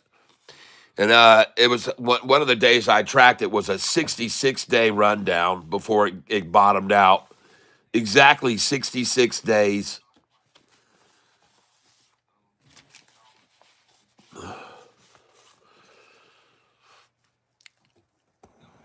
That's right, folks. Just so you're aware of this and can be aware of it, the longest SoFi was ever manipulated and held down was from August the 18th. The price had been 789. It was down 48% in 19 days. It had dropped 48% from 1170 to 789. July the 31st was the earnings. Price was 1170 and it went all the way to 789 and beyond that down to November the 21st. I was right, 641. Incredible. But from the 1170 to the 789, then it went back up in only 27 days to 918. But after 918 on September the 14th, 918, September 14th, from that day, 918, it was 66 days down 43% to 641 a share on November 21st. And that number, 641, was a number that they tried to live with and hold for a long freaking time, everybody. 641. They tried to hold it there and hold it there and hold it there, and it finally gave away. And look where we are now.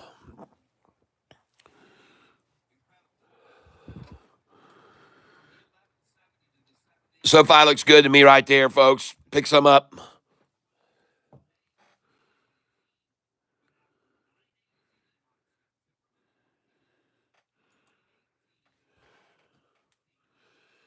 I can hear my...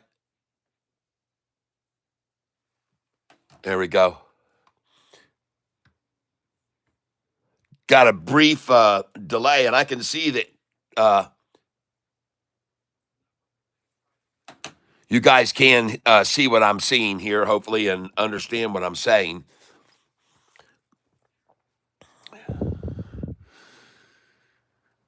You know, folks, it wasn't long ago that I was telling you they were going to give us a hell of a time at 1666. And they were going to rock it back down from 1666 and probably go to 1366. And they've done it. And they've done it by the means that I just showed you earlier. Naked shorting is one of the ways that they've done it. Naked shorting the stock is one of the ways they've been able to keep it under control and under wraps for a little bit longer. But folks, the thing that cannot be denied about SoFi stock is its performance will continue to improve and its revenues will continue to grow. Its customers will continue to come to SoFi's website in numbers, breaking records, and their earnings will continue to increase, and their public awareness in the public eye, recognition, brand recognition will be even huger. They're making all the right moves, folks. They're doing everything correct. They've got our faces, and they got the face of the NBA all over them. They got Wyndham with Wyndham. By the way, did you guys know that SoFi scored a massive deal with Wyndham Hotels? Not just Wyndham Clark of the golfing pro circuit, who won the U.S. Open last year, Wyndham Clark, but also Wyndham Hotels. SoFi just scored a massive deal with Wyndham Hotels. I don't know if you guys knew that. There's great reason to believe that SoFi is going to create even greater margin off of these type of partnerships. Did you complete any financial degree? I completed uh, I have a degree in education from my 25 years of trading and losing at times. And my losses are what caused me to be so apprehensive about going in heavy on any stock. And I don't do that. When a stock price is at its bottom, what it looks like a bottom to me, I nibble at it with a little bit of 50 shares here, 100 shares. If it goes up from there, I'll keep popping in and coming in underneath it as it rises, and I catch little pullbacks every once in a while. And then when I see that it's got a pattern to it, I start working that pattern. And when I see it break that pattern, I sell. It's as simple as that. Because usually as a stock is rising, folks, it goes up a certain amount, like 17 cents, 20, then it comes back, and you got to look how much each of those pullbacks is. Look at them on the chart and figure it out. How much is that dropping? How much is that dropping? How much is it dropping? Figure it out. And there's many, many, many patterns that occur for a day trader to take big advantage of. And one of them is when SoFi's on a run up, I can tell you right now, it'll drop either 5 cents, 6 cents, 8 cents, or 13, depending on how strong the run is. The most common pullback number for SoFi when it's going up is a 6 cent drop back. When it's on a nice steady rise and it's going up and it's up 2%, 3% that day, 4%. So when we see those rises, I'm looking for a 6 cent pullback to buy a nibble. Then I'm ready to go in at even at 5, because sometimes they can't get to 6, they just get 5. But it's 5, 6, 8 cents, and 13 cents under the price as it's rising. And it's not just with SoFi, but those numbers occur with a lot of different ones.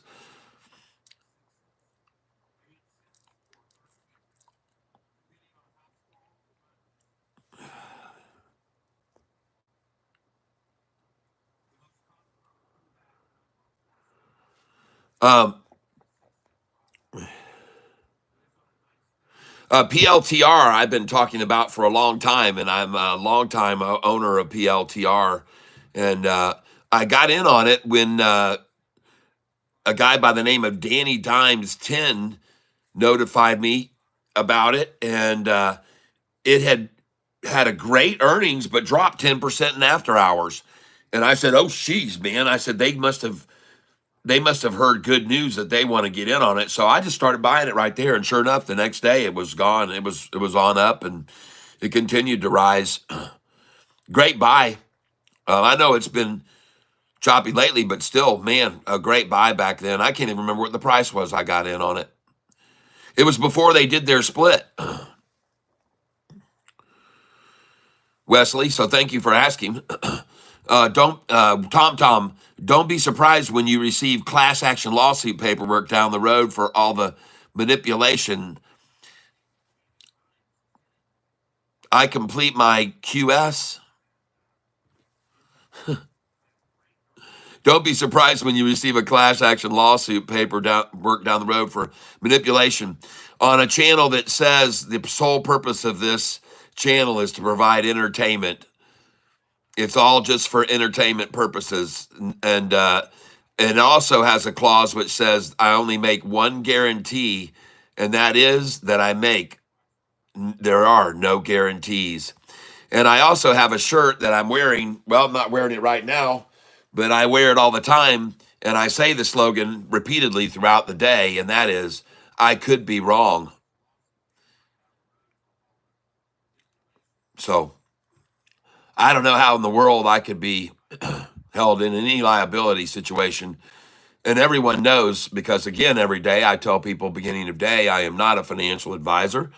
I'm just a guy who got lucky and won some money a long time ago on the Wheel of Fortune. And now I have been investing with that for 25 years. And people don't have to be stuck to stay here. They don't have to listen to me. They don't have to be entertained or whatever. They don't. There, no one is here without their by their own unfree will. They all have the will and can easily depart the tank at any time. There's no one being restricted to stay and watch me and trade with me during the day, and there's no one that is compelled. There's plenty, I guess, that are compelled to, but many of my viewers, they know I'm very straightforward. I always have been from day one. I don't mess around. I don't shoot crap. I'm a man of my word. If I tell somebody something, I'm going to stick to it, even if I end up having to eat my shorts. As a matter of fact, here they are right here. This is the blueberry shorts I have. These are the blueberry. I always put chocolate syrup on my blueberry shorts. So yeah, I'm a man of my word.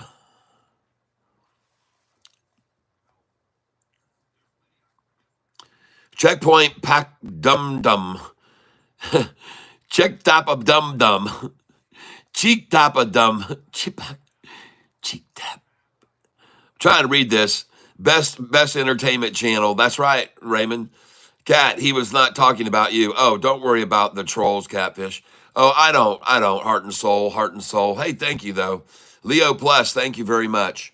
I don't worry about the people that put me down. There's plenty of people that want to try to put down this channel. But the thing of it is that I'm a straight shooter, man, and everybody knows that. They know I don't have the word fear in my vocabulary. They've watched me be down 20 grand in a day and then back up 20 grand in the afternoon. And they've seen all kinds of crazy things happen here on this channel and incredibly profitable days more often than not. On this channel, people, again, they're not captives. I don't keep people, closed in here. And once you're in here, I can't take you and hook you.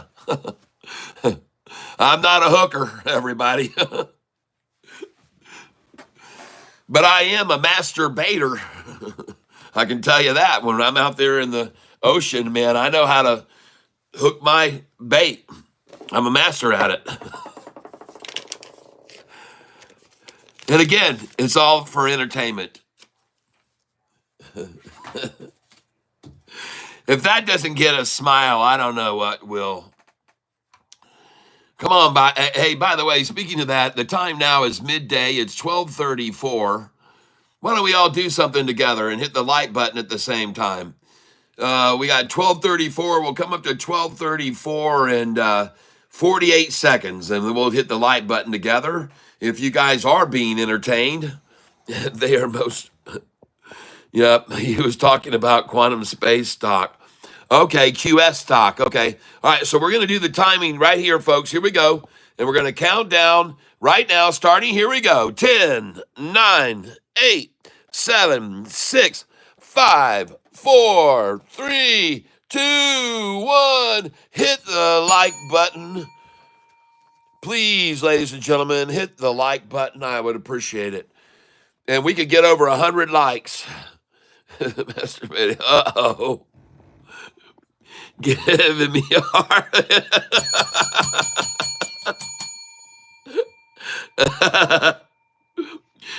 White Mike, what is this guy doing? I'm teaching people how to laugh and make money at the same time. It's one of the things I do here on this is I'm an entertainer who teaches people the insides of trading and when to get in on stocks and when to get out. And I look at these charts that I have here on a big screen up in front of me, and they tell me when I should buy a stock and when I should get out of a stock. And one of them you should get in right now is this stock. It's called Sofi, and you should buy it at $13.66 a share. And I promise you, you will sell it at $14.20 tomorrow. If you buy this at $13.66, I make no promises almost ever, but I can almost guarantee a $14.20 sale tomorrow. Okay, every time I've ever bought this stock at a 66 cents figure, no matter what dollar figure it was, I've always sold it at the $1.20 higher. So I've bought this stock here before at 466 and I've sold it at 520. I've bought this stock at 566 and I've sold it at 620. I've bought SoFi at 666 and I've sold it at 720. In fact, I did that for about a week over and over. They just held it in check there between those two numbers. And then I sold it at 766, bought it there at 766, and I sold it at 820 and I bought it at 766, 820. I again, when it went up to 920, I sold it. I bought it back at 866. I've done this over and over and over. And if I can't get the 66, I at least get the 88. Because they usually what they do is take it up to the next number and the 20 cent, and then they pull it back down to the lower 88. So I cannot tell you how many times, for example, that I bought SoFi at a price of 888 and sold it at 920. Last year, during a 1 month period, I did that about 7 times. I bought SoFi at 888 and I sold it at 920. I did it 7 times last year over about a week and a half span. It wasn't even a month. It was a week and a half that I bought and sold SoFi and I did it from 888 to 920, and I did it over and I did it over and I did it over and I did it over, and I made thousands doing it. So this stock, it gets in certain areas like it is now at 1366 is a very, very good likelihood you can sell it tomorrow at 1413 minimum, okay? And I would put my sell orders there to start at 1411, 1412, 1413. I'd have them there tomorrow. Just letting you know, you asked, and that's how it works here. That's what we do. But you're going to buy this stock now. If you buy SoFi, you could have just bought it when you came on at 1366. It's now at 1370 and rising. And I look very closely at these charts, and I have candlesticks that tell me down here if people are buying or if they're selling the stock.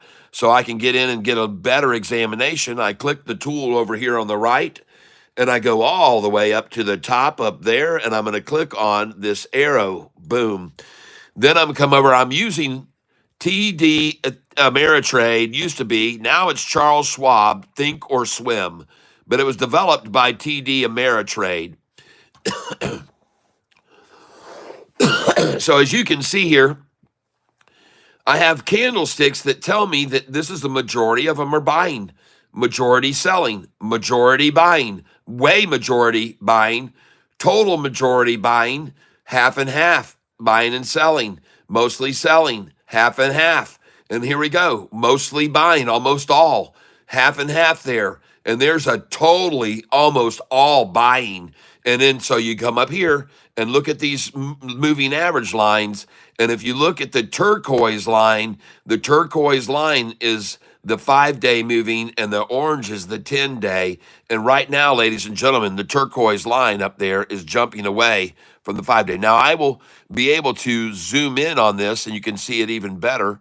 And this is what I do. This is what we do on this channel.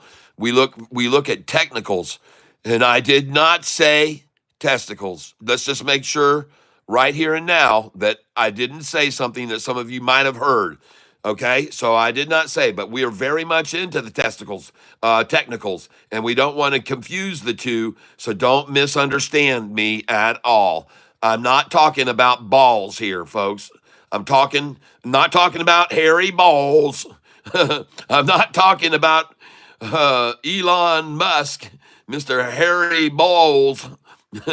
I'm talking about SoFi, and I'm talking about all types of things. Now, don't get me wrong. This channel is designed for mature audiences only, and I let people know that in the advance in the description. It's rated M for mature, okay, and sometimes rated I for immature. But I'll go either way. It doesn't matter. I'm always a kid at heart. I always have been. That's what my loves about me is my childish nature and my kid-like attitude. And I'm always so optimistic. You know why? Because I'm blessed, everybody. I got to be able to live out of this country when I was very young. And I lived in Haiti when I was young. And therefore, I learned to speak another language. I learned to speak Creole. I was 16 years old when I went down there, 15 when I first visited for a month. And then I went and moved down there for 2.5 years, I was in Haiti, and as Americans say, Haiti, but it's actually Haiti, or if you're an Haitian, it's Haiti. And so, yeah, I happen to have a very good reason to be grateful for our prosperity and things we have here for us, available only in the United States, the beautifulest place in the world. And I'm glad I said beautifulest because I like to make up words. Now, what you're looking at on this chart here, in fact, is on these moving averages. The blue line up here is a 50-day moving average, 45-day, and the gold line above it is a 50-day moving average. So I'm looking at two kind of mid-long terms, and I'm looking at the 45 now rising up to the 50. And here I have a 5-day over the 10-day. I have a turquoise 5-day line breaking over the 10-day. All are rising. Everything is rising. And down here, I'm seeing volume moderate, but almost all, there's a lot of green in these candlesticks, mostly buyers, mostly buyers, mostly buyers right there, folks, when the breakaway started on the 5-day off the 10-day. I like it. I like SoFi a lot. I'd like to see it just do like this. I'd like to just see this turquoise 5 stay over the orange 10-day just like this for a freaking month and a half now. I really would. And it could. It actually could, believe it or not. We could be looking at the very moment in time right now, ladies and gentlemen, when SoFi starts an unrelented rise in its price to $21 or $22 by the next earnings call. And I still believe that wholeheartedly, everyone. I'm not kidding. I think SoFi is just going to be around $20, $21 by the next earnings call, based on what they've done with it after every earnings call over this time period. It's the same story over again. They're just playing it over and over and over.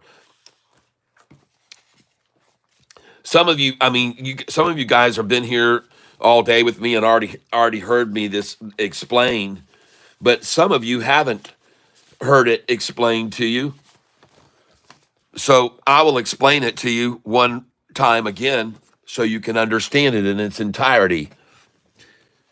And hopefully I'm going to come up here and make sure you guys can see what I'm showing you.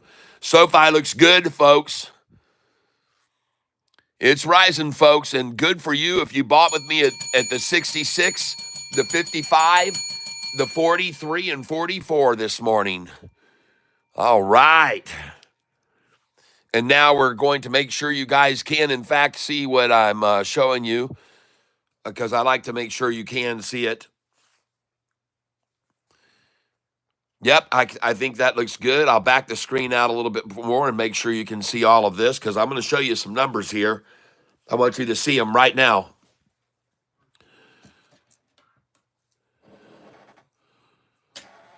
Okay. And here we go, ladies and gentlemen. I'm going to show you these numbers right now because I can see that you can see them all. And I'm going to make sure that this is very clear for you to pick up while we have SoFi in the background at 1370. Here it is. 3 earnings ago on July the 30th, SoFi was at $7.95 a share. And over just a short period, they drove it down over a week to 601, ladies and gentlemen. A 32% drop, 32.5% drop is what they dropped it. Okay? Now, I want you to understand that this is common. There's nothing that isn't common about this. This happens all the time.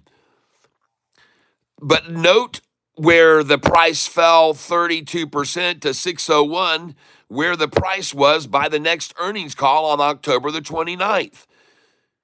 The price on October the 29th, this is 2 earnings ago, was at 1134 from the 601 takedown and the 32% drop.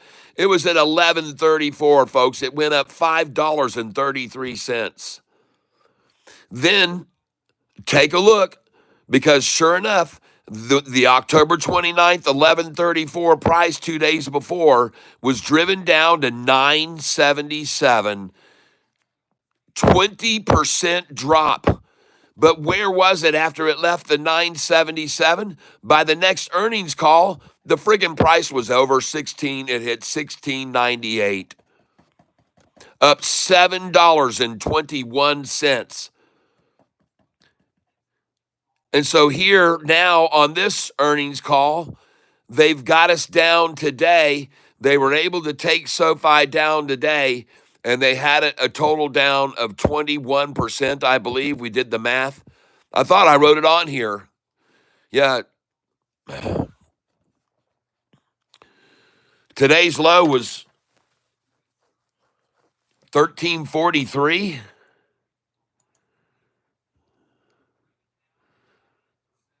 Let me see here. Yeah, 1342. And 13.42 times 35% plus equals 1811. And SoFi had been up to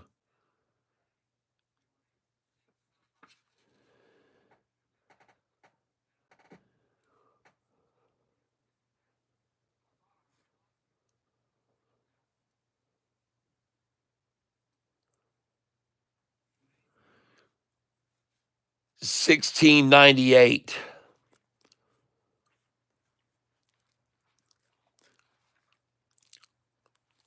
Hold on a second here. So today's low was 13.42. And we had been up to a high of what?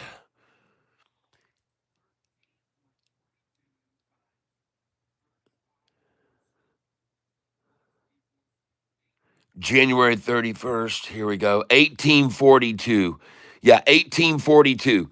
So 1342 times 35% plus equals 1811.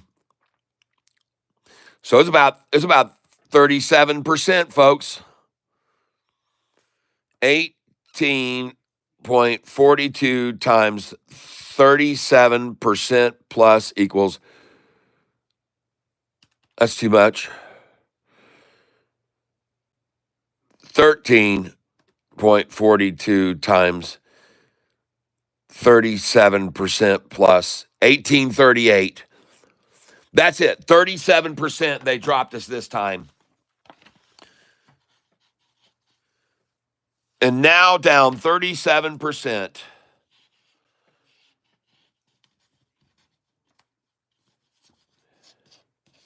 Oh, I wrote that right there. I knew I had it written down. So on 3 earnings ago, they drove us down 32%. On the last earnings, they drove it down 20%, and it went up $5 the first time, and it went up $7.21 the second time. And this time they dropped us 37%, the record. 37%. This is the highest they've been able to pull us down, folks.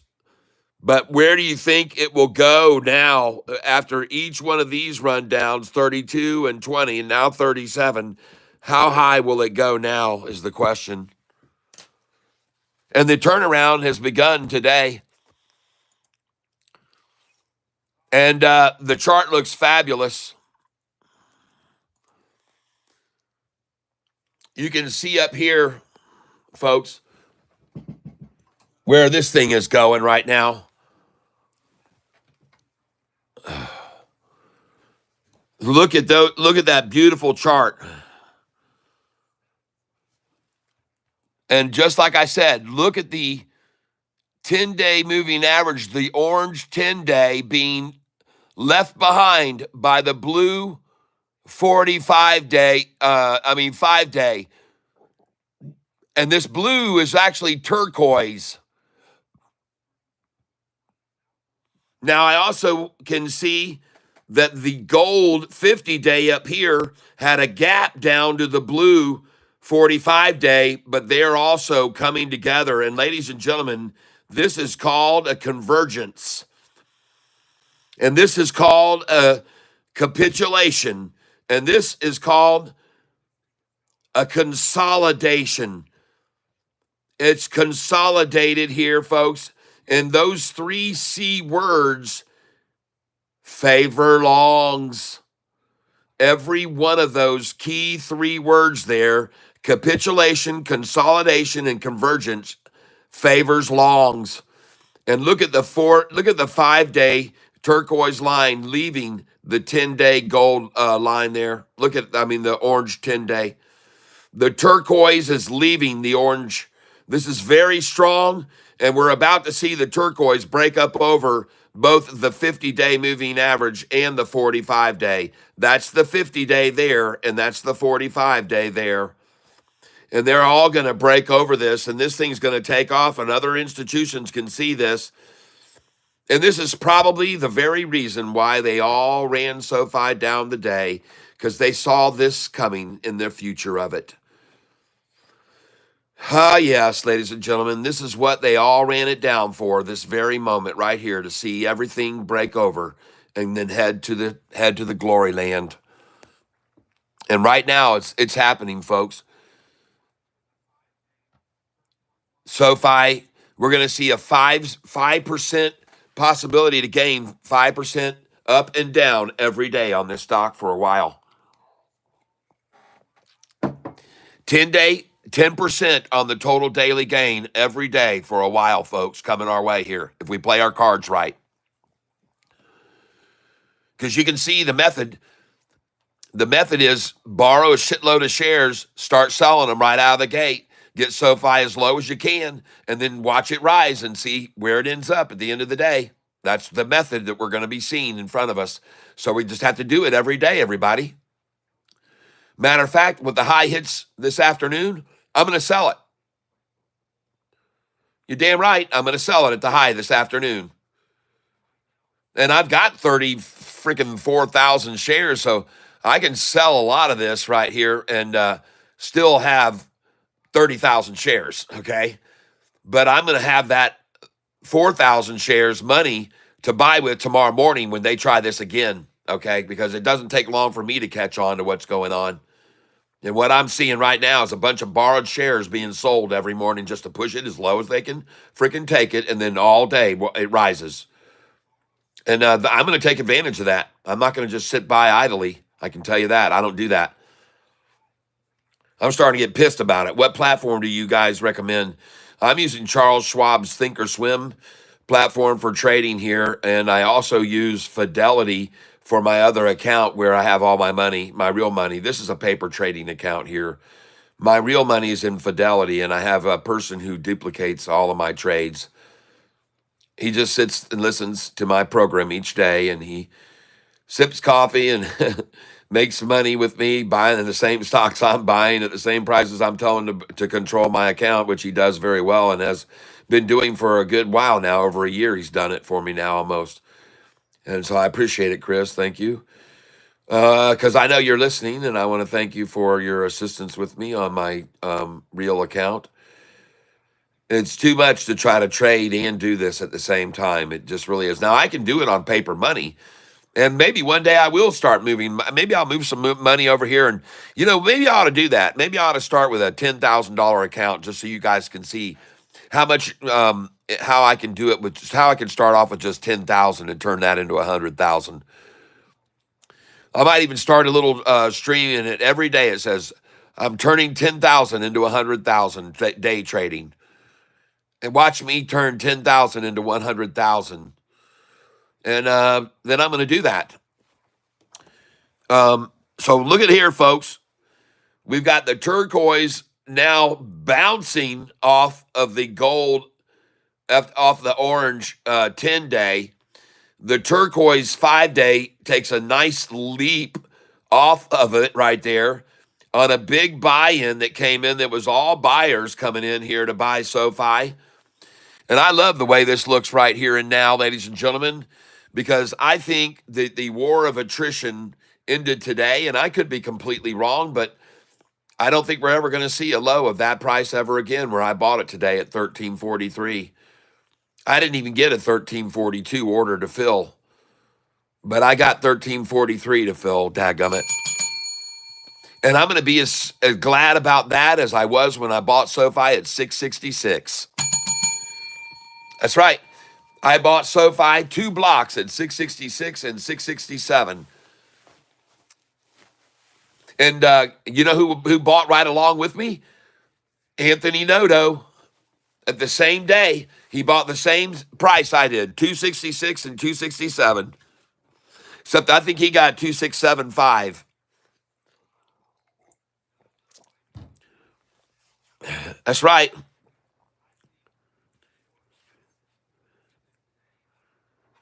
Chris isn't in here. Well, he's here, but he doesn't comment.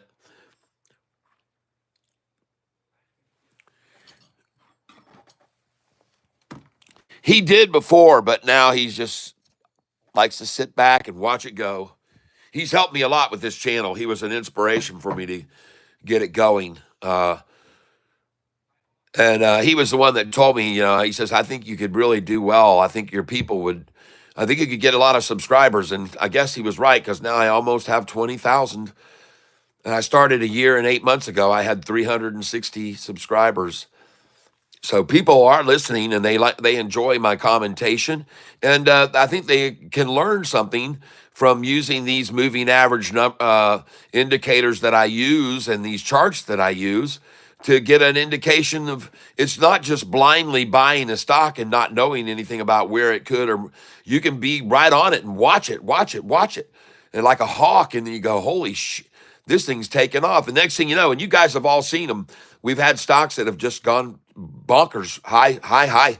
And it can happen at any minute, especially when you see stuff like this right here, when you got a 5-day moving average jumping off the 10-day, and both of them are crossing the 45 and 50-day as we speak.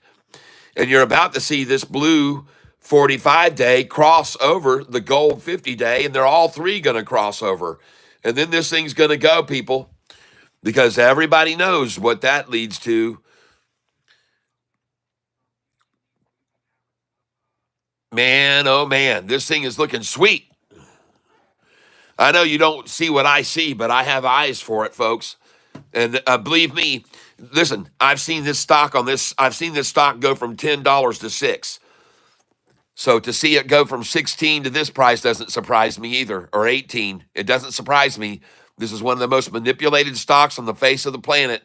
And I've been telling everybody since they started watching this channel, if you don't have the stomach for it, get out now. If you can't run with the big dogs, you better stay on the porch. And I told people that it's going to get radical. The days of the little 20-cent swings each day are over. They're long gone. We're going to start seeing some dramatic moves each day. We're going to see $1.20 a day swings. And I was right.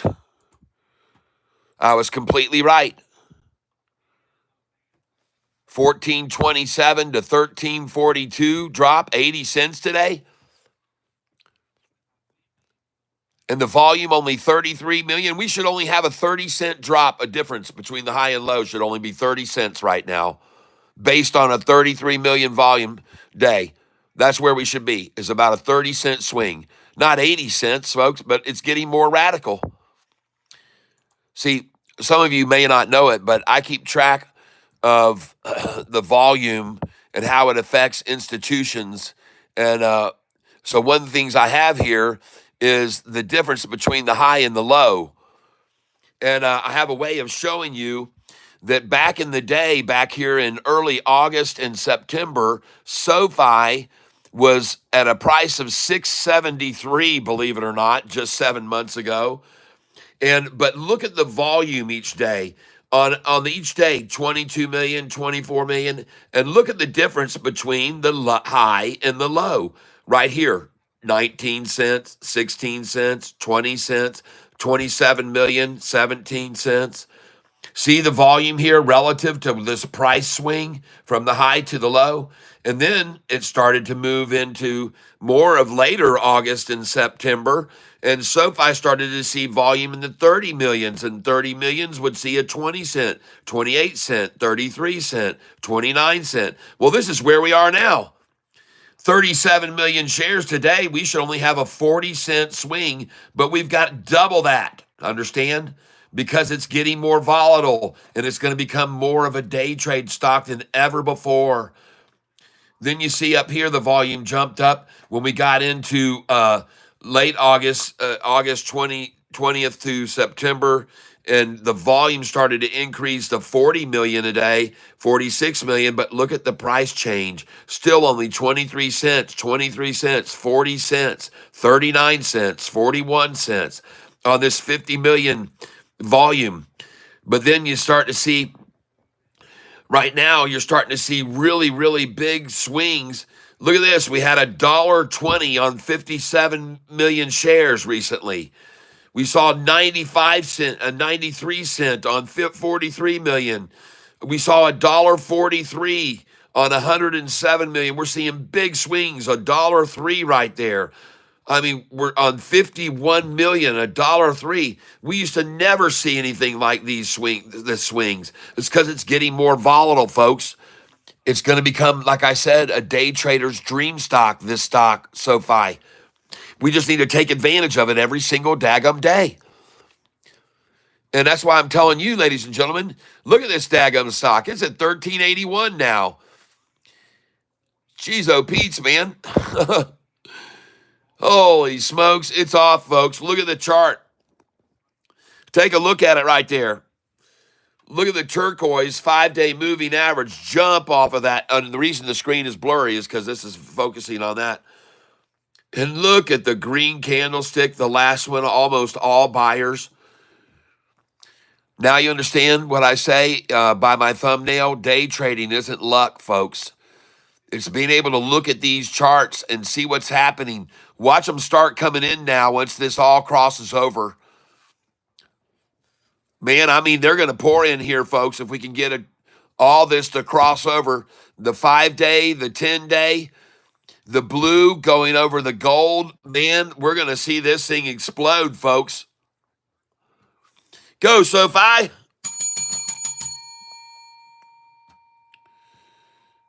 Get on back up over 14 today. Just blow people's minds with a short squeeze starting right now. Everybody's looking at that chart. Everybody can see. The buyers are coming in. The price is rising steadily now. And someone came in here about an hour ago and said, what should I do? I'm broke. I said, buy this stock right now at 1366 is what I said. I guarantee you can sell it, is what I said, at 14.13. Okay? And I said, if you want, buy it now at 1366 and sell it tomorrow at 14.13. Make sure you put that in, I said, because you'll sell it for that tomorrow at 14.13. And any shares you also buy at 13.88 right now, you'll sell tomorrow at 14.20. All right? Or the next day. Or if you want to be patient, you can sell them at 15.20 or 16.20 or 17.20, just like I just did. I just sold shares of SoFi that I bought at $6 5 months ago for over $17 and $18 a share. And I'm going to do it again. All these shares I'm buying now, I'm going to sell them for 17 and 18, folks. I'm going to do that.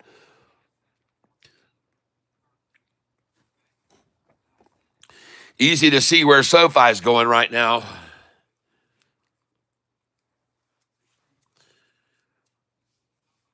Adding to short once again, trying to get off another 2,500 here. Brian Livingston, good for you. I have to keep remember that I should buy low and sell high on good stocks. Sounds simple, but I have messed this up a few times. Yeah, that's all right. Yeah, start with 10 grand. I think that would be a better learning experience for myself. Okay, yeah, I think I'm going to do that. I might do that tomorrow, folks. I might start with 10,000 tomorrow and see what happens and see how that works out. I think that would be a good idea to do that. So people would, because a lot more people can start out with the 10,000 or around 5,000 or whatever. So they could still, trade with me with 10,000 and they can make. Now the difference is, obviously, I could still hit with the same frequency. I just have to minimalize my purchases to 1 and 2 shares at a time. But that would be just as fun and good to do and see how we do. I mean, I enjoyed being able to see that I made 100,000 in a day like I did last week, which is nice. But still, we need to keep it more realistic to a lot more viewers, and I think that would be a good idea. As a matter of fact, I might do that tonight. I think I'm going to do that. I'm going to start a Thinkorswim account uh, on my other account. Yeah, I'm going to do that. And I'm going to start with 10,000 tomorrow, folks. Holy crap, look at SoFi. It's at $13.93. And I already told you once we had a breakover of that 45 and 50 that it was going to take off. And I am right. You can see that now. $13.95 bid, $13.96 on the ask. We're going over 14, baby. Awesome. Now, I want to make sure you guys can see this, so I'm going to click on this screen here. And as always, folks, I want to tell you how much I appreciate you being here with me. I hope that you are indeed learning something while you're here on this channel. I know it's not easy in this format to watch me how I stream, but I'm glad that you're at least able to still, take it in and understand and maybe make some money. Yep. Yes, indeed. SoFi's breaking over, folks. And what I'd like to do right here is come over to this screen. And this is the first time ever that I'm going to be able to take a picture of SoFi in the dark mode as it breaks over $14, ladies and gentlemen. And I'm going to take some pictures right now. And while I do that, I want to take some pictures of a love gathering. Come on, everybody. Show me the love. I'm ready. I'm taking pictures.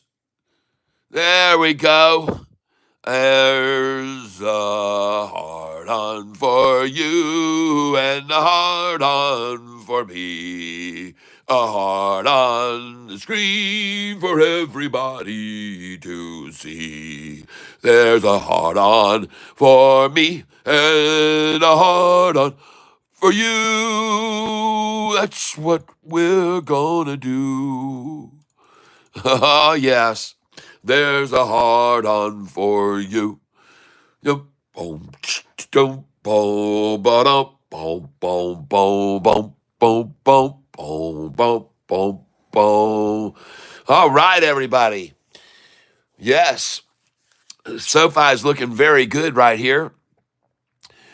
Let's get back over here to the main screen and watch it scream, everybody. Watch it go green, everyone. Yeah, wouldn't you be surprised to see that? I wouldn't. I wouldn't at all. Nothing surprises me about this stock. Nothing whatsoever. Let's take it. Take it on up. Now I want to look at some other stocks. This ATCH has still done nothing all day long. ISPC also has not done a single thing except sit still.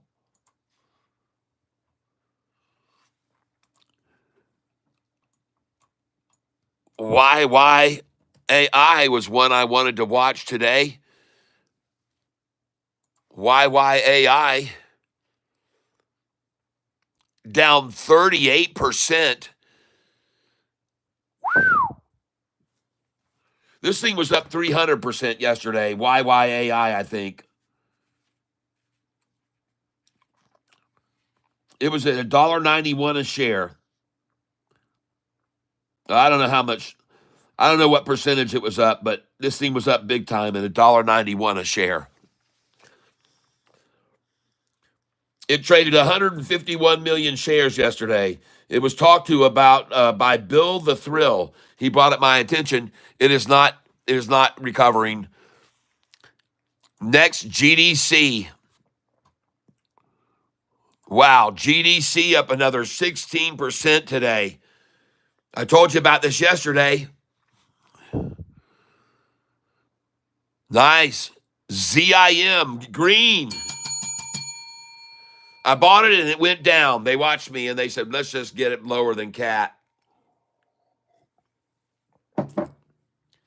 Thank you very much for telling me about Zim Crash Snodgrass. Thank you for telling me about Zim. This is a dividend paying stock, and I moved my money over from a loser that had been dropping and was down 39% on the year, and I moved it over to this one. So now my other one's only down 34.5, right? That's the way I look at it. So thank you very much, Snodgrass.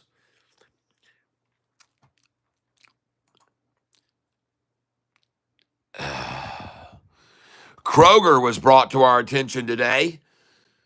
And so we took a look at Kroger, and its 1 year chart looks great. It's up 36%. That's the 1 year chart on it. So keep an eye on Kroger. Maybe a nice long term there, slow, gradual, but a gainer nonetheless. Kroger, and a gainer on a day when all markets are red. But what do you know? Take a look over here, ladies and gentlemen. Was this the day they decided to call it a day for the fleecing of the market and then take it green, all green? The Dow just went green, and the NASDAQ is about to go green right now. The NASDAQ is rising. The Russell 2000 is rising and about to go green, only down 0.3. Everything rising, folks. What an interesting, look at that thing drop down with a double ta-ta right there. Look at that pair right there. Look at all of them. Double ties on all of them. Fleece, fleece, fleece, fleece, fleecing, fleece, fleece, fleece, fleece, fleece, fleece the market well, and everybody goes to hell, and oh my goodness gracious, sell. As they fleece and fleece and fleece, fleece, fleece, fleece. Rebound tomorrow? Yes. The rebound has already started today. I just showed everybody that. Everyone just saw it. It's already begun. They fleeced them out, there is no doubt. They got them running, and now they're out, and now they're all gonna jump and shout because they'll make a whole lot of money. Because they fleeced and fleeced and fleeced and fleeced and fleeced, fleeced, fleeced, fleeced, fleeced, fleeced, fleeced, fleeced. They fleeced the beast. Most stocks have taken back half of their earlier losses. Yep. That's what Sofi's already done. It's taken back half. It's going to take back more. It's going to take back. And that's the fact, Jack. They can't stack it any other way. It's going to break out, Jack. All from this slack. Oh, yeah. Going to break out from the attack. Oh, look at how they ran it down. They ran it down today. Oh, they tried to scare everybody, run them all away. But that ain't going what Catfish do. I always going to buy it when the others get screwed. That's right. Oh, yeah. You're on the channel with Catfish Tyler. I'm here to entertain while we make money. And we're looking at the stock right here that has been trading in the channel, and we sold it here, and we bought it here, and we sold it here, and we bought it there, and we sold it here. We bought it down here, we sold it up here, bought it here, we sold it here, we bought it here today. We bought it here today at the same point where they ran it down to on January the 14th, ladies and gentlemen. January 14th price repeated today. 3 months. How long? Yep. January the 14th. 40 days. 40 days. We're revisiting 40 days ago low. But look where it was before that, down here. And look where it was before that, down here. And look where it was before that, down here. So we stay in a trench. We stay in a trench. We stayed in a trench. They're keeping us in this trench, folks, and they're making a fortune off of retailers here. They're making a fortune off of them. Look at them run it up. Look at them run it down. Look at them run it up. Look at them run it down. And we're back to the same level right there. Of course I'm buying today. Jeez, oh Pete. Of course I'm buying today. I'm going to buy at this number, which at one time, as it rose here without any enveloped candlesticks, look at that. There's not even a candlestick in here, folks. There's no candlestick in there at all. And so this run back the price down to meet the 45 and 50. And that will be right about there. Right about there. If you can buy it, you might even try to put in, you'll be safe probably to put in right here. There, right there. What's that right there? That price right there is $13.84, folks. That's my call for a buy order and start working your way up to it. And so I bought shares this morning of SoFi at $13.43. I'm up 50 cents a share on those.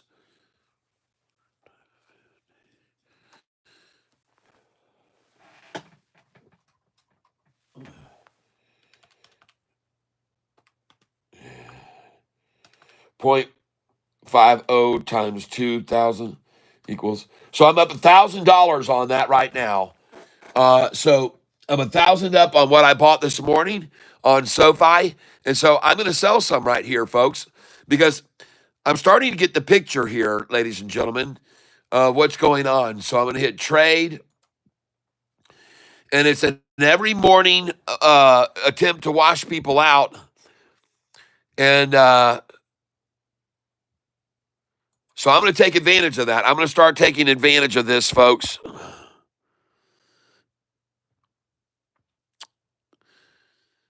I'm not going to be victim of it. I'm going to take advantage of it. And right now I'm going to sell some SoFi here. Cannot confirm order while reconnecting. Oh, geez, my internet is out. Oh, geez, oh, Pete. SoFi starts to run and my internet goes out on me.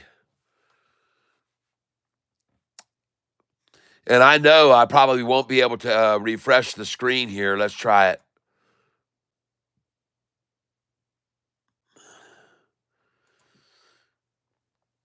And I know my internet is out because, yep, my VPN is not connected.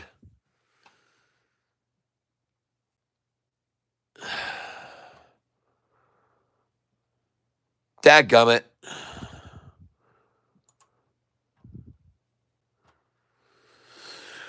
All right, well, for a little bit here, we'll just have to chat a little bit, I guess. It won't be for long. Welcome to the channel, everyone. I'm Catfish Tyler. I want to thank you for being here with me. I appreciate it very much.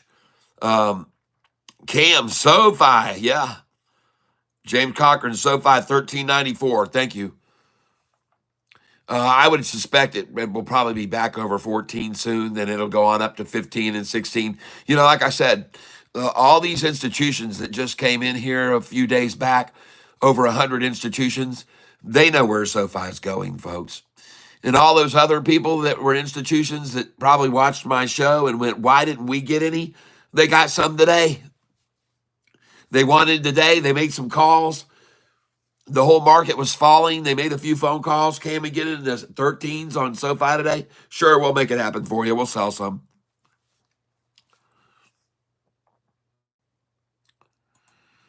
So just give me a minute here because I'm just going to refresh the screen. And it says it's reconnecting, so just give it a moment.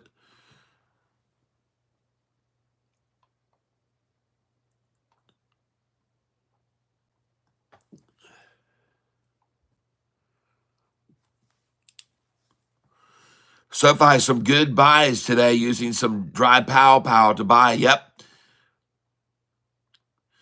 What's SoFi's next resistance point? Whatever the manipulators deem it to be. Tomorrow, my thinking is we're going to see the same. They've got a pattern going here now. And what they're starting to do every morning is, it appears to me, and I could be wrong, but they're just borrowing a bunch of shares and then they're selling them right out of the gate in the morning. Just collapse the price, shake out all the newbies again, and then they just are. Then they're at the mercy of the market to see how much does it recover each day. But each day their plot is short a position and then sell with borrowed shares, make it fall to whatever it can, then go long and let it ride to whatever the market lets it go to. And the next morning, borrow a bunch of more shares, sell them all morning. Why not? Why not do that? It makes perfect sense.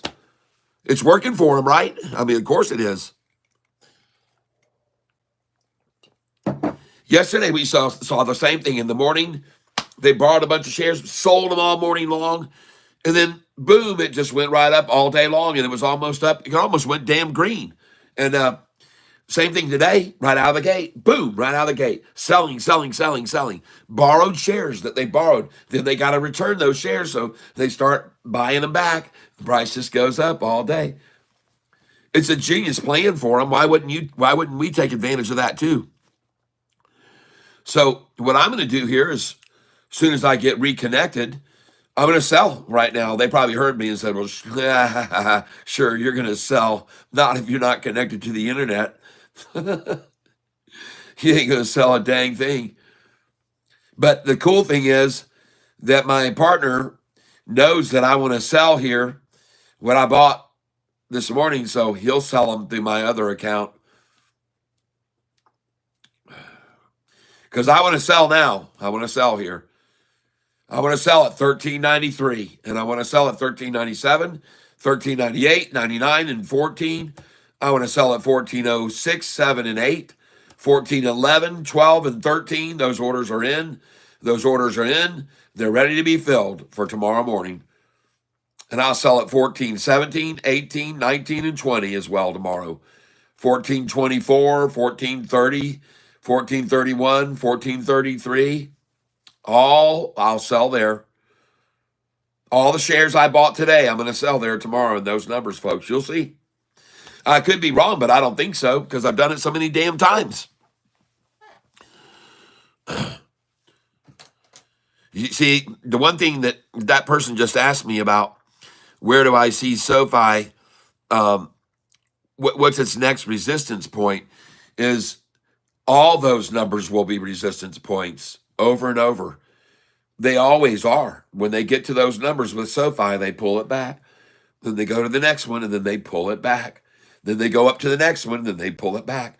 That's why those numbers that are on my buy-sell sheet, if you become a member of the channel, I'll send you several very, very good information spreadsheets.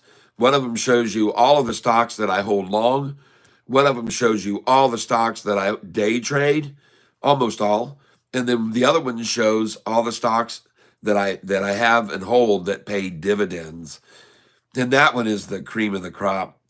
And there are many people on this channel listening to me now that, in fact, have bought those dividend stocks. They've told me so. And there's nothing better than that, folks, to get money guaranteed coming into your account. Ching, ching, ching. I got 65 dividend-paying stocks.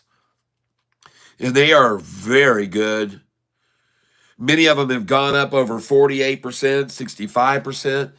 Some over 100% in the last year gains in the over the year, and paying dividends the whole time. Many of them are around 20%, 15%, 10%, 12%. There's all over the place, but they pay dividends. So that's a good spreadsheet to get if you're a member. And every one of my members that have gotten either the monster or Goliath level members have gotten these spreadsheets. And if you get the monster level subscription, then you're only going to get spreadsheets that you can look at. But if you get the Goliath level, you'll be able to modify the sheets and edit them and put your own stocks into the cells. if you know anything about how the program works, when it comes to duplicating each of the cells formulas going on down the screen.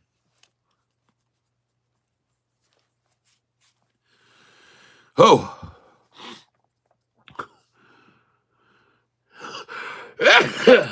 um, someone says, Kimberly says, oh, okay, can I become a member? Not through YouTube. Uh,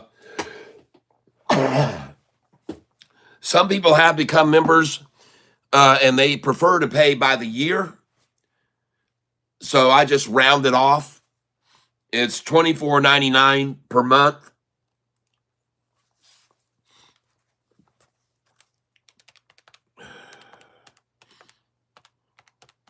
So that's $299.88, $300, and you've got a 1 year subscription, and they pay me through my Cash App or Venmo. If you have Cash App or Venmo, I will post up here right now.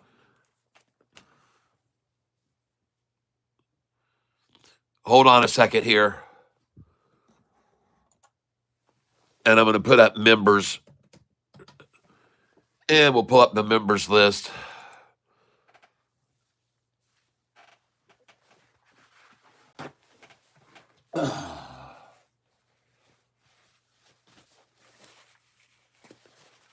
And right here is my Cash App. And if you put it down, if you can, for money owed, then that is really cool, because then that helps me with my taxes a little bit, because it's not a gift. Gift taxes are a big, big percentage of what you have to pay in tax for gifts. But for money owed is a different category, and it saves me a little bit. So that's my Venmo right there, or Cash App. And you could also send that to me monthly if you wanted to, $24.99 per month.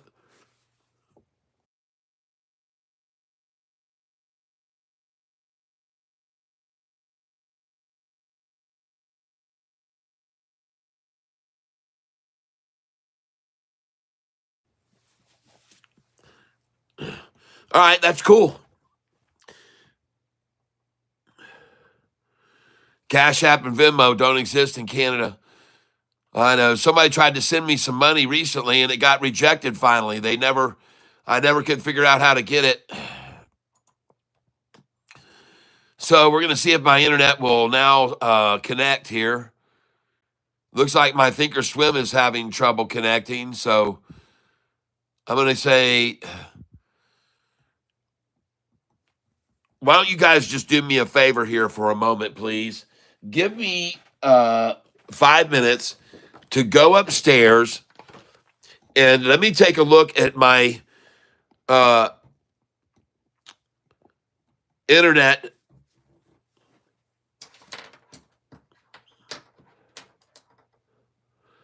modem and see what's going on.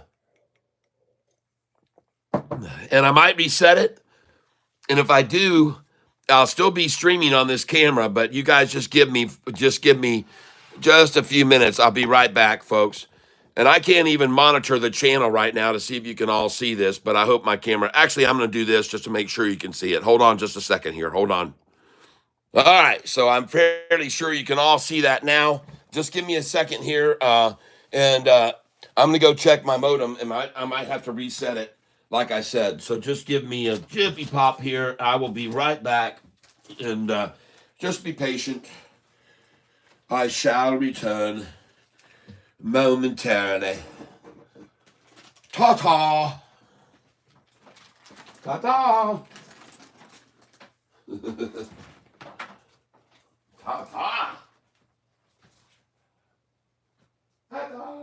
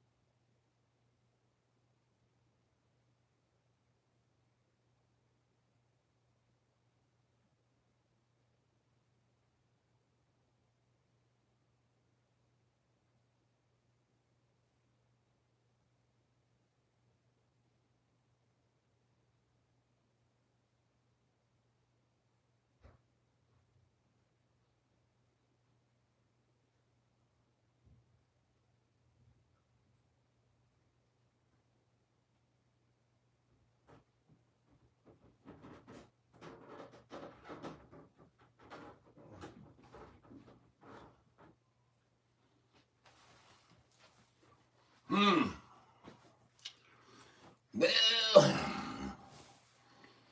got ourselves a situation here. And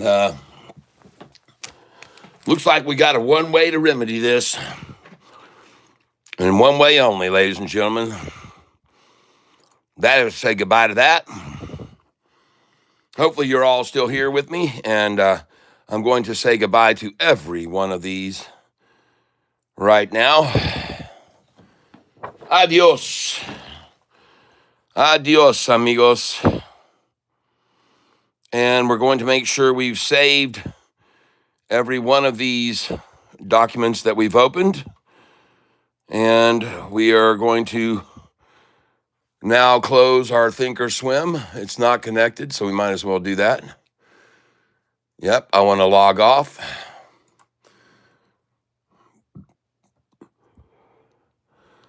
And I want to come down to me photographs right there. And bye-bye, tug of warriors. And we want to come over here to our institutional data. And we want to make sure and save that one and close. And we want to save that chart and close. All right, good. That's all closed. And now we're going to come down here to power. Well, first we'll do this. We'll do a quick delete browsing history right there. Boom. And get rid of that. Delete. And clean that up before we restart. There we go. And now we will come down here and reconnect everything. Yep, we're done. Thanks for deleting it all. Goodbye to you now. Bye-bye. See you. Bye. And now we come down here, power, and restart. And there you go. All right. Let's go, Kat. Show us and everyone that's watching. I tried. I didn't want YouTube taking a cut. Yeah. Well, PayPal does. Okay, Kat. Okay, we'll do that. Yep, PayPal does. And but I have had people send to my PayPal, which is just my email address. But it's separate from it's a different email address from the email address that I have that I share with everyone on this channel. It's a different email address for my PayPal. So you'll have to write me in an email if you want to send me money in PayPal. Write me an email to Gmail address that everyone is provided with, and then I'll respond to you through my actual email that with my real email that you can send PayPal payments to if you want to send me through PayPal. All right. Good.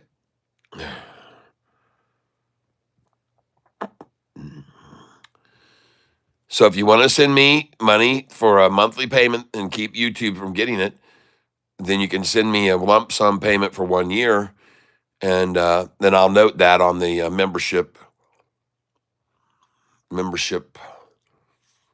chart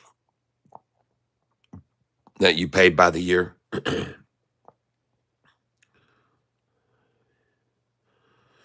PayPal won't let me log in with my IP telephone number. Oh, geez.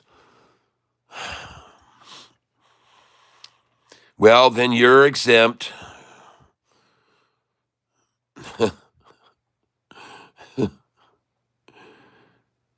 Okay, we're just opening up here right now. The whole thing's getting started over again. It'll be just like starting over. Oh, yeah, ladies and gentlemen.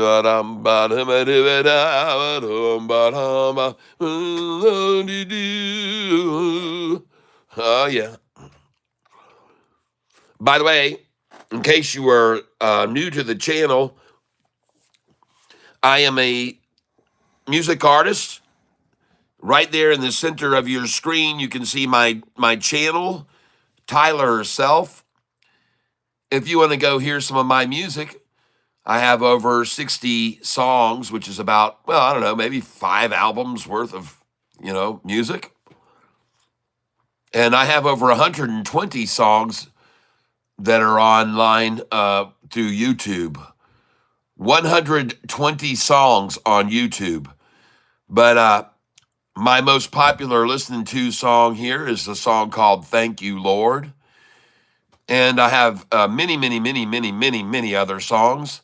I Can't Find My Pants is also one of my most listened to songs.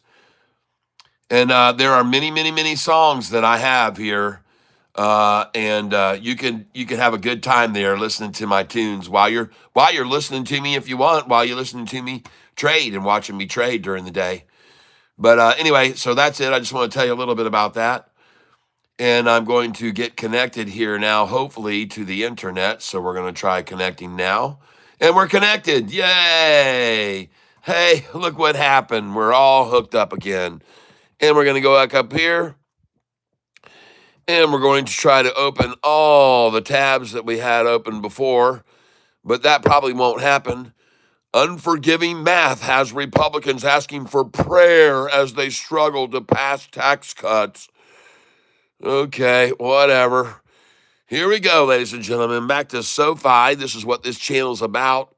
Sofi stock, Yahoo. And off we go to the opening page. And of course, then next. Oh, yeah, it's going to break 14 soon, ladies and gentlemen. And now we're going to go to the next one, and that is, and I'll get a last picture of the $13.99, folks. Trust me, I will. You know I will. Sofi stock. And now we're going to do the historical data. And historical data, there it is. Boop. And lastly, we're going to do Sofi stock chart. There we go, interactive chart. And we're going to tear them we're just going to tear them right out of their roots and all, folks, the shorts. It's going to be terrible for them. But, ladies and gentlemen, is it coincidence, you think, that I put all these lines in here a long time ago? And look how they've traded in between these lines. Just look how they've traded right on my lines, folks. I mean, just look at this. I mean, it's just been phenomenal. Look at that, right on my lines, folks. They're trading exactly on them. And I've got other lines. They're up here above this. Look at all these lines. There's a huge gap from here to here. There's a gap from there to there, and there's a gap from here to here, a gap from here to here. And believe you me, folks, they all know it. When Sofi got to this price, they had to stop it there because they know that this thing has nothing but air above it. They know that, folks. And to see them now take it down once, twice, and 3 times as a lady, ladies and gentlemen. Once, twice, 3 times the lady. And look how they worked it down here, but look how they just balls out attacked it selling to get it to there today. See that?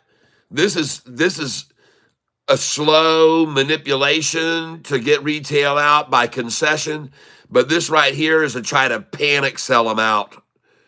They try both methods, folks. The seesaw action works good for them and the rapid panic sell effort. But either one, they all got to this same number, which was once resistance on a spike. That number was resistance right there. And then it became resistance to this drop. It became resistance to that drop. And now they revisit that drop one last time. And folks, this is where they are. They're trying to get to that number right there, ladies and gentlemen. That's what they want. 1366. 1366, folks. When Sofi's price spiked over the 200-day and it started the triple crossover right there. When that happened right there, folks, when everything went over the 200-day moving average, I put up 5 videos, shorts, during that period of that month. And I told everybody that this stock was getting ready to explode when I saw that happening. And I showed them the blue 45 getting away from the 50-day right there, folks. And I told everybody this thing's going to go. Right? If you're starting up the account, there's a $25,000 limit. You don't want to put in over $25,000 with your initial deposit. Start with below that amount. And somebody even said you might as well start below 10,000 just to keep them off your. So why not? Yeah, put them in at 9,000 at a time, but don't put in over 25,000, or they'll hold your money up for a longer period. But there's no surprise to see one more attempt to get the same institutional price that these institutions all bought. You know what? I want to look at something here. What is this day right here? What day is this? Let's move this down here so we can see.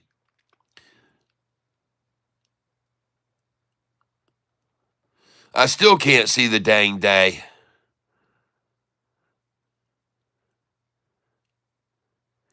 Huh. Well, you mean to tell me that on January the 13th, you mean to tell me that on January the 13th, that they would attack SoFi down to the same price it is today? 1366 on January the 13th, ladies and gentlemen. It doesn't get any better than that. It really doesn't, folks. 1366 is probably where they closed the price on the 13th. Oh boy, folks, I tell you all the time about gematria, how it exists in the marketplace, and it does.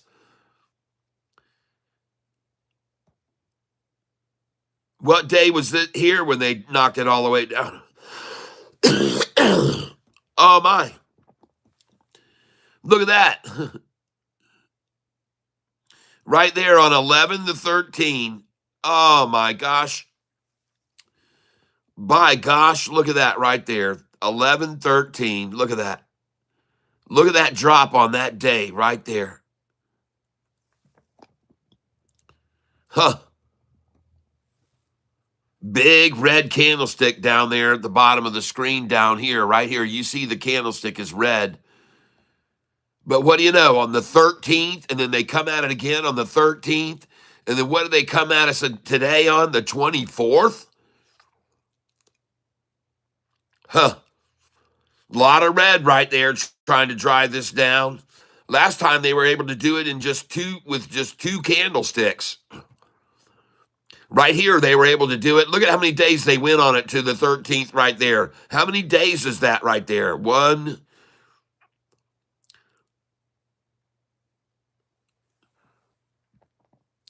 That's the 6th, the 7th, the 8th, 9th, 10th, to the 13th. Oh my God. From the 6th to the 13th, one whole week. And then how many days is it here? How many days is it? Pay attention, folks. 1, 2, 3, 4, 5. I mean, how similar is that? I tell you, folks, gematria is a part of this market big time. And isn't it interesting to see how they got the price down here on the 13th after 1 week down, and here we go again, a repeat of it. But even at a higher level of volume, look at all the volume on it. It's got twice as much volume on it now, folks. To drive it down to the same level, it took them twice as much money. Get it? To drive it down to the same place where they had it right over here cost them twice as much. So I show you this, folks, and hopefully you can learn by this.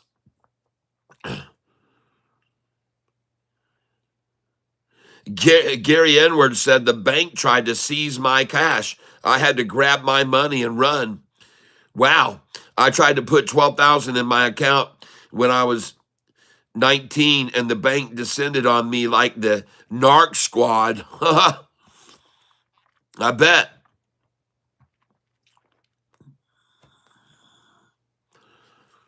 Gary says sell orders in at 1528, 1543, 1575. Good.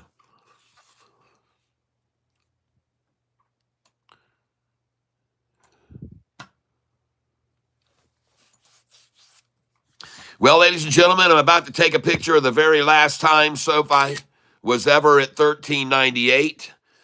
And while I do that right here, and I want to congratulate everyone who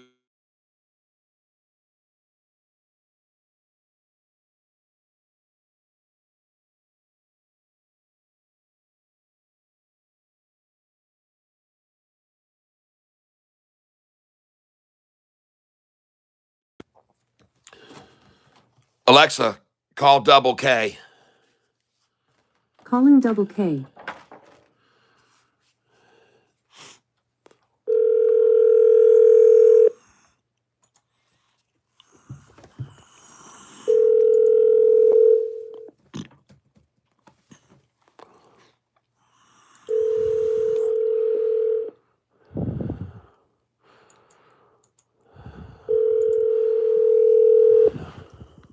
Your call has been forwarded to an automatic voice message system. 8282900. Alexa, cancel. He'll call me back. He knows if I'm calling him, there's a lot of time I'm calling him because of a stock price moving. So he knows to call me back. There it is, folks. The last time 1398. Here comes the last time of 1399, and I'm going to get a picture of it. There it is. And then here comes the last time at 14. And meanwhile, while I do that, I need to get over here to my channel, and I need to see what you guys are saying and doing, because I want to see what you guys think of the last time at 1399. It will be the last time of 1399. Oh, shorts will blow their minds. Kiss my behind. It's the last time. Yeah, yeah, yeah, yeah. It's the final chance to get in Sofi's pants. You better take a chance. Come on, it's time to dance with Sofi. Ooh. Look at her flying now. There's a lot of buying. Oh, holy cow. Wow, wow, wow, wow. Oh, you can see her. Oh, the shares are drying now. They've been picked in the tree dry. Oh, look at her flying. Oh, no, no, no, no. Oh, Double K. Calling Double K. Come on, come on, come on and touch me, babe. Yes. Somebody told me to call and alert you to buy CADL now. Oh, I've already bought it. Okay, well, they're telling you now, too. I don't know why. It's down 24% right now. It's down 24.66% today. It's at $8.26 a share, and it was just at $8.10. So it's already bounced from $8.10 to $8.26. So somebody took a big swat at CADL and ran it down big time over the last hour and a half, and they wanted in on that sucker. So he just wanted me to alert you to it about 20 minutes ago, and I would have called you, but my internet went down, so I had to get everything restarted. But still, it's definitely at the low and down 25% almost. And I do not know what the news 6 hours ago, CADL Therapeutics announces positive final survival data from randomized. Oh, God. Well, of course it's going to drop on that great news. Geez. Then there's no worries. But if you want to pick it up on the rundown, because they've run it down on this super news. So that doesn't surprise me to see them do that. They often do. When we get news great come out, listen, everybody wants to get more of it, but they don't want to pay that premium price. They want to push it down and they want to accumulate. Just like SoFi today. And I just got a picture of SoFi the last time it's ever going to be at $13.99. I actually captured $13.98. I captured $13.99. I captured $14. And I'm going to see it for the very last time, ladies and gentlemen. And now I'm going over to my playing. Let's see what you guys have to say or think about this. And I am ready to be inspired by your emotional feelings at the last time at $13.99, everyone. So, as you can see, I'm throwing up a heart on for everybody. Everybody gets a heart on the screen. And I see some other people throwing hearts, and I appreciate that. And there's a heart on for you, and a heart on for me. Yes, there's a heart on the screen, so many people can see. I hope you agree that it's fun for you and me to see as many hearts on the screen as we can see. All right. Thank you, everybody, for all of those. They're beautiful. Man, look at them. And I'm, hey, Double K, sometimes I like to throw my face in there too. A happy, smiling face. But I want you guys not to cover up my face with your hearts, okay? I don't want any of that going on. So let's keep the timing here. Keep them separated. Oh my gosh. Hey, someone said a good opportunity might be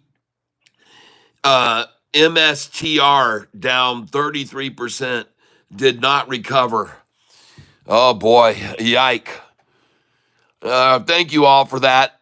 I appreciate you showing all that love and sympathy. I appreciate it, and your emotions are felt. I can feel your emotions as I take a last picture of $13.99 for history. For the record books, ladies and gentlemen, just for the record books. And I'm capturing images of all of your streaming hearts as well. So thank you very much. And now we're back to 1401. I got the last picture of $13.99 and 14, and now the last picture of 1401. And thank you, everybody, for surging with the screen full. I mean, oh my gosh, some of you people are just not going to stop with all these. And I appreciate that. I can see it, and I can feel your heart. Yep. I feel it. Thank you, everybody. Thank you very, very much. Yes, $13.99 for the very last time. Oh, I got it that time. That's it. That's the picture for sure that I just snapped. So congratulations, everyone. Yes. We got SoFi. We were able to buy SoFi this morning at $13.43, Double K. $13.43, I bought it. Man, it's beautiful, folks. Right back up over 14 from 13.43. Is that not an indication of nothing other than manipulation, everyone? Does that not solidify in your mind that the only time, and I already told you people this, the only time SoFi will ever be falling is because of manipulation? That's what I said, and I could be wrong, but I don't think so. The only time you ever see SoFi's price drop is through some form of manipulation or another, whether it be probably again today, naked shorting, where these institutions and entities are selling shares which they borrow with no intent to return. It's called naked shorting, and I've showed it to you guys earlier today. It's being done now in massive quantities of naked shorting on SoFi. And I showed you that earlier today. And Another thing that you should be aware of is that SoFi's institutional ownership has gone up 7.86%, all right, over the most recent quarter. 7.86% over the most recent quarter. And now SoFi's institutional ownership is 52.48%. And we've never been over 50. Folks, this thing hung over 40 for 49 for so long. I want you guys to see something here. And it's kind of interesting to note. And it's how long SoFi institutional data, how long SoFi stayed below 50%. And folks, I want you to see that it was almost like somebody had a purpose to hold it here under 50%. Look at what was going on the whole time since way back in January. Look where the percentage was. It actually one time went over 50% back here on November the 13th, of course. And SoFi on November the 13th went over 50% institutional ownership. But ladies and gentlemen, and it had gone on a run from 42% just here on the 31st of May. Okay, so May the 31st, and you had 42%. And all of a sudden by November, 6 months later, you had 52%, almost 51, but then they held it right below it. And look at how long it stayed. And every time it would start to go up, they would sell, and it would sell, and it would stay there, and then selling, and it would stay at 49, and it would be sold again, 49 again, staying there, just staying, 48, 49, 48, 46 even. Dropped to 46.15 right there. And then all of a sudden, folks, it goes from 46 down to 45, and that's it. Big selling was over, and this was the day on the 13th of February. It was all over on February the 13th, 2025. And on this next day, February 14th, over 100 institutions acquired SoFi shares. And then the next day, you had another massive buy of 28 million shares on the same 14th, and that pushed us over to 52%, folks. So you should see now we are rising, and we have gone over to the highest institutional ownership there has ever been on this stock right now. It's never been this high. And look at all this green here, folks. Look at all the institutions buying in 48 million to push us from 45% to 49, and then 28 million to push us over to 52. These are big buys, people, coming in on SoFi before it breaks. And that's just recent here on the 14th. I showed you guys on the 14th over 100 institutions bought SoFi, and some of them were buying crap loads. All right, just so you're aware of that. Then you see a little pullback back like that when the price falls 4%. What the heck is that all about? No, that's not going to scare me out. That doesn't scare me out, folks. I'm sorry. That does not intimidate me in the least. Well, I just wanted to show that to you and share that with you so you guys know SoFi's got institutions coming in like crazy right now. And now I'm going to take a picture of the last time we saw 1403. I want every number from 1399 to 14 to 1401 to 1402, and I have it. And I want 1403, and then I'm going to take 1404, ladies and gentlemen. And then I'm going to sell all these. I already told you that I could sell them for 1413, and I might be able to do that today even. The ones I bought this morning at 1301 at $13.43. This is getting to be fun, folks. And it's time now for me to sign in to my login on this. So just give me a moment while I log in on my screen here for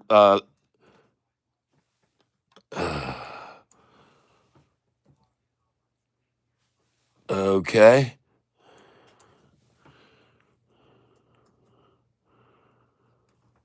All right.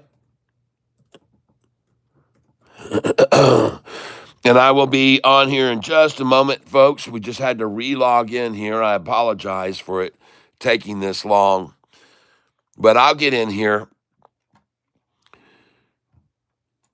But we're up and running, folks. Now 14:05 on Sofi.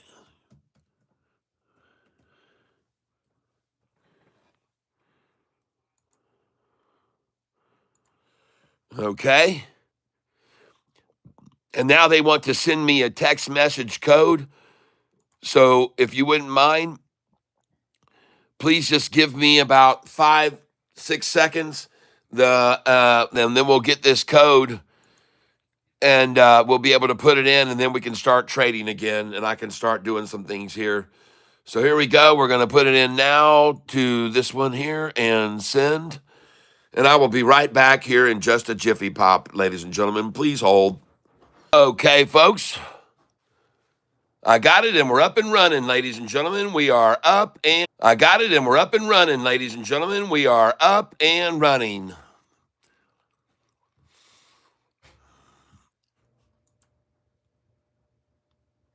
We're all up and running again.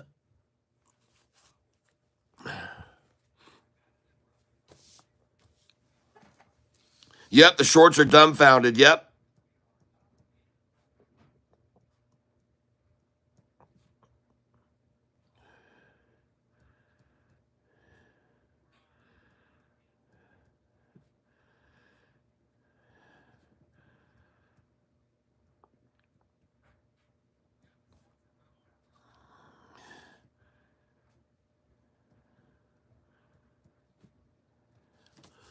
All right.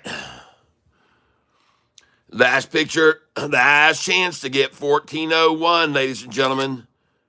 And I got 1402 picture. I'm glad I got that again. I like to take pictures here to show people how hard they try to hold stocks at certain prices. And so I like to take photographs to have them for my photo album later on. And I just got the last $13.99, ladies and gentlemen. And it's so funny. Some people laugh about me saying that, but you know, I have taken a picture of the last $14.99, and I have a picture of the last $15.99 as well. I also have a picture of I have pictures of $4.99s, $5.99s, $6.99s, 7s, 8s, 9s, 10s. I have them all, folks. I have them all. Up to where we are now, I have them. And people laugh when they hear me say, well, I got the last picture, but sooner or later that comes to fruition and is true. So, and I, that's why I call it the last picture. So, because I've done it so many times before, at $4.99 and $5.99 and $6.99 and $7.99 and $8.99. So I'm starting to become a believer in taking pictures of the last picture. All right. I'm sorry. It's just the way I am. And every one of them has been long gone now. The $6.99 was 6 months ago. $7.99 was 5 months ago. $8.99 was 4 months ago. $9.99 was 3 months ago. $10.99 was 2 months ago. I mean, you know, they're gone. They're all history. Just like this will be soon. Just like this one will be soon too. All of them. They all present themselves as obstacles, and every one of them is conquered by Sofi. How do you like that? Every single one of them. They all try to present themselves as something that just can't be overcome, and then they're overcome, all right. All the way to $18 plus in just a couple of weeks, which we'll probably see happen. Wouldn't be surprised at all to see it happen. You show your mighty strength. The price, remember, shorts, was $6.01 just less than 7 months ago. 601. Is that what you're aiming for today? I would love to see that, man. If you got this price down to 601, I would dive in there and I would just slather around in that. Okay, I guarantee you. You do it. Shove that to 601 and see how many shares I buy of it then. I wouldn't be nibbling at it there if you were able to pull that off, shorty.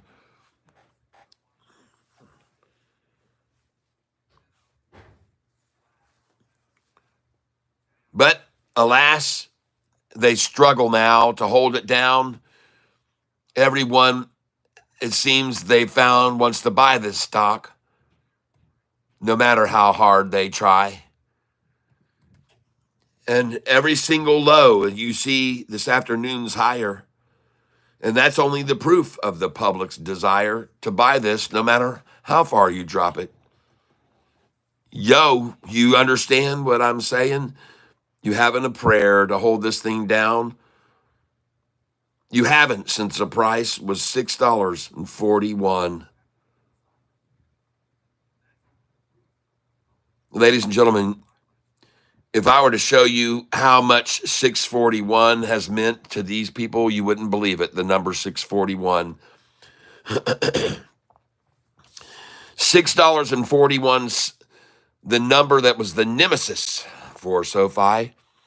And that was truly a number which seemed insurmountable, especially having seen Sofi's price go from $9.18 to $6.41 on November the 21st of 2023.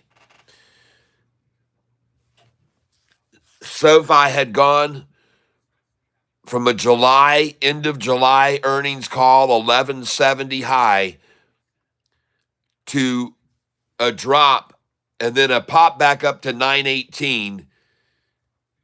And then from 918, the price dropped 66 days, stopping on November 21st at $6.41. And if I were to show you, you could all see 5 or 6 or 7 different times that the price went up over that number and then was pushed back to that same number, 641, something that they just would not stop Sofi from going back down to. It was a number that they wanted over and over. Why, I don't know. It meant so much to them. But it was just like some sort of a statement that we can just hold this at 641 as long as they, and that's the impression they started to give to retail, and retail started to give up, but I didn't. And now look where it is. Not anywhere close to 641, is it? No, it's not. And it never will be. It never will be. It never will be anywhere near where David Chiaverini's share price target is.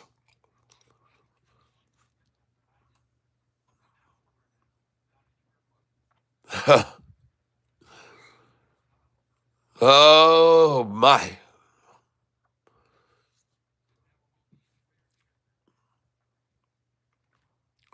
So now we just have to be patient and still day trade this stock, folks.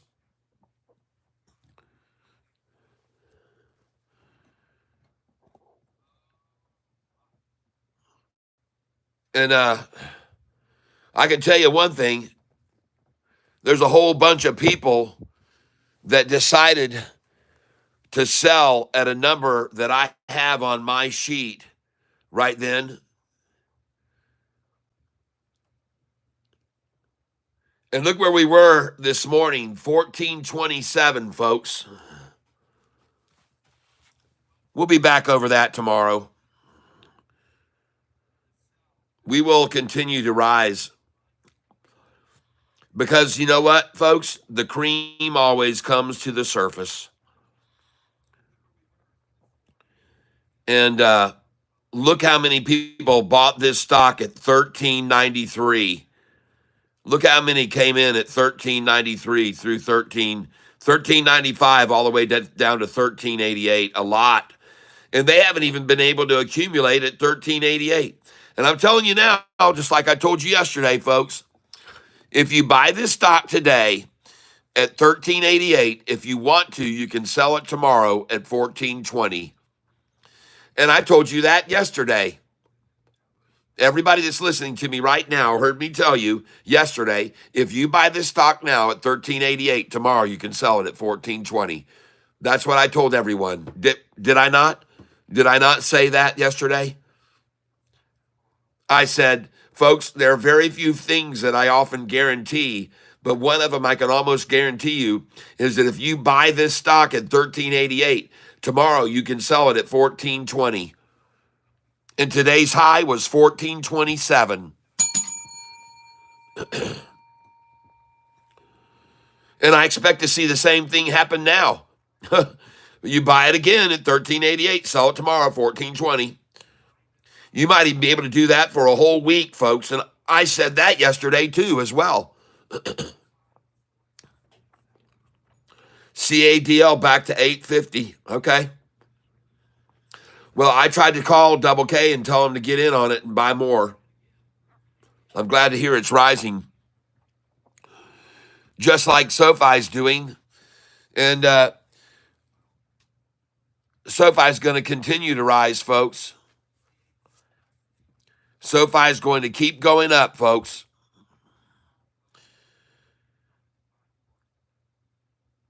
And there's where the concession is right there, 1386 and a half. 1386 and a half was the concession you just saw then.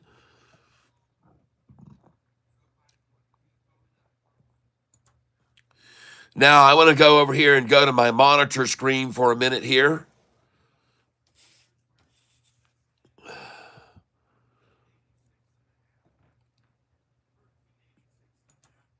Here we go.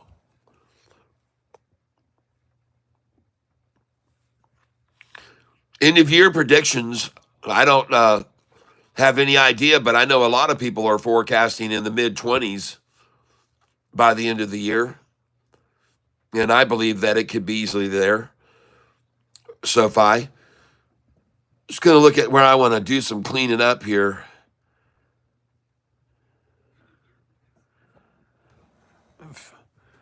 Trade. Okay. All right, guys. So you guys know I made a lot of money off of AIFF at one time. And now I'm down a lot on it. But I'm not down as much as I was at one time. And I'm still up about 40,000, even if I sell right here, which I'm going to begin to do. And I'm going to sell right now, ladies and gentlemen. I'm going to get out of AIFF. Even if it is down to 588 or if it's up to 588, that's a good number to sell.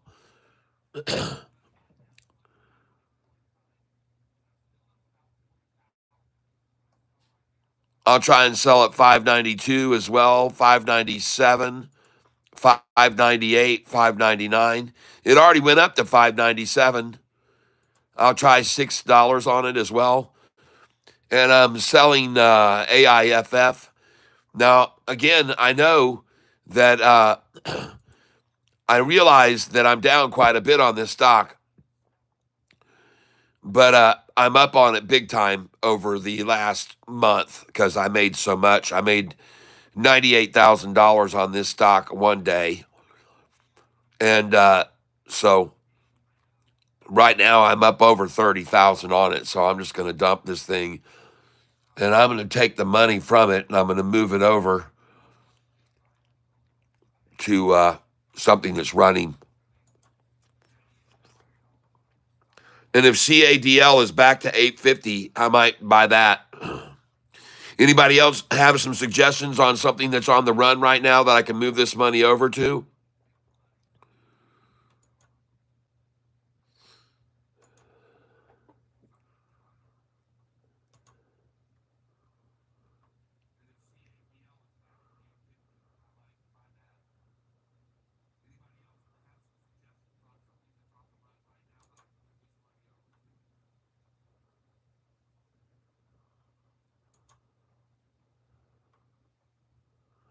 And those orders that I was selling at 588 now are selling at 583. So this AIFF is falling. I'll put in, though, a sell order at 588 again and then give it time to recover. And I'll even go 587.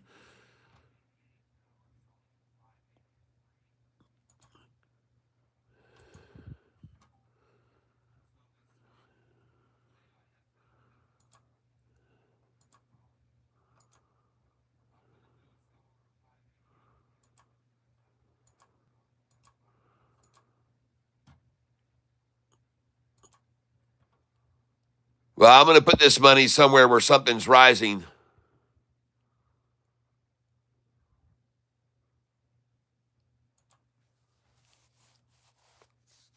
I'm not going to sit and wait on AIFF forever. I'll still hold probably, I don't know, maybe 15,000 shares of it when I'm done here, but I'm going to move this money to something that's moving up. Is GDC done? No, I don't believe it is. But it has made a very big run, so expect a pullback for sure. All stocks need to consolidate, folks.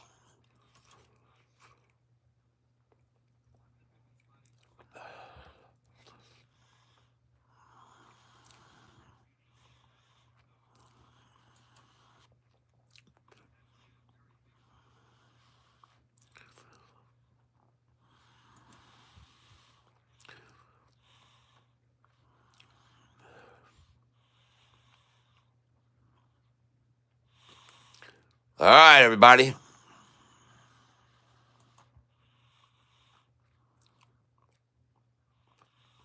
And like I said, I'm probably just going to keep around maybe 15,000 shares of it. Well, maybe just 10,000 shares left.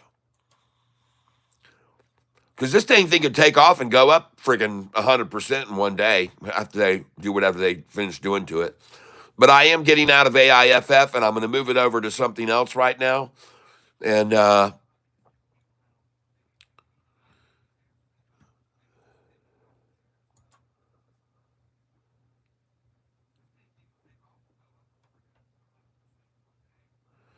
but I think I feel more comfortable reducing my exposure on this quite a bit here because I don't want to take these big losses. I'll move this money over to something else, believe me. And right now, I've got even selling here, I'm going to have quite a bit left over to move over to another stock. We just got to find out which one we want to buy here, folks. Cat, your MLGO is showing good today. Okay. Well, maybe I'll move the money over there. I still got 13,700, so just let me sell a little bit more here. Oh, wow, it's dropping. It's at 578 now. So I'm glad I got out. They're probably duplicating what I'm doing, and I wouldn't doubt that at all. They see me start to get out, and they all get out. A lot of people going by what I go by, and man, if they see me start to fold on something like this, I'm folding. They get out. And but I'm getting out. I'm gonna be holding 10,000 shares of this when I'm done.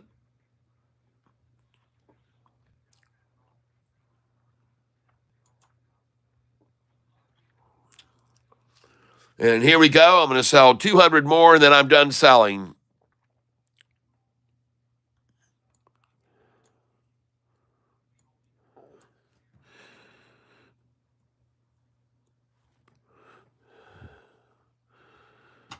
Yes, sir.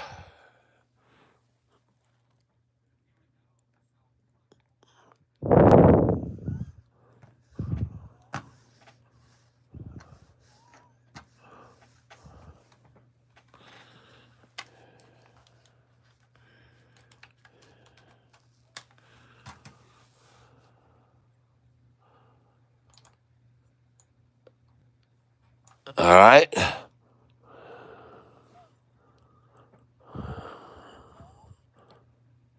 Oh, my gosh. Let me execute this, please. Where do you... So strange. I put my mouse over this number here. It won't even let me hold over that number. What are you doing to me? There we go. And I want to delete off one of the zeros. And as soon as I hit the delete button, it goes away.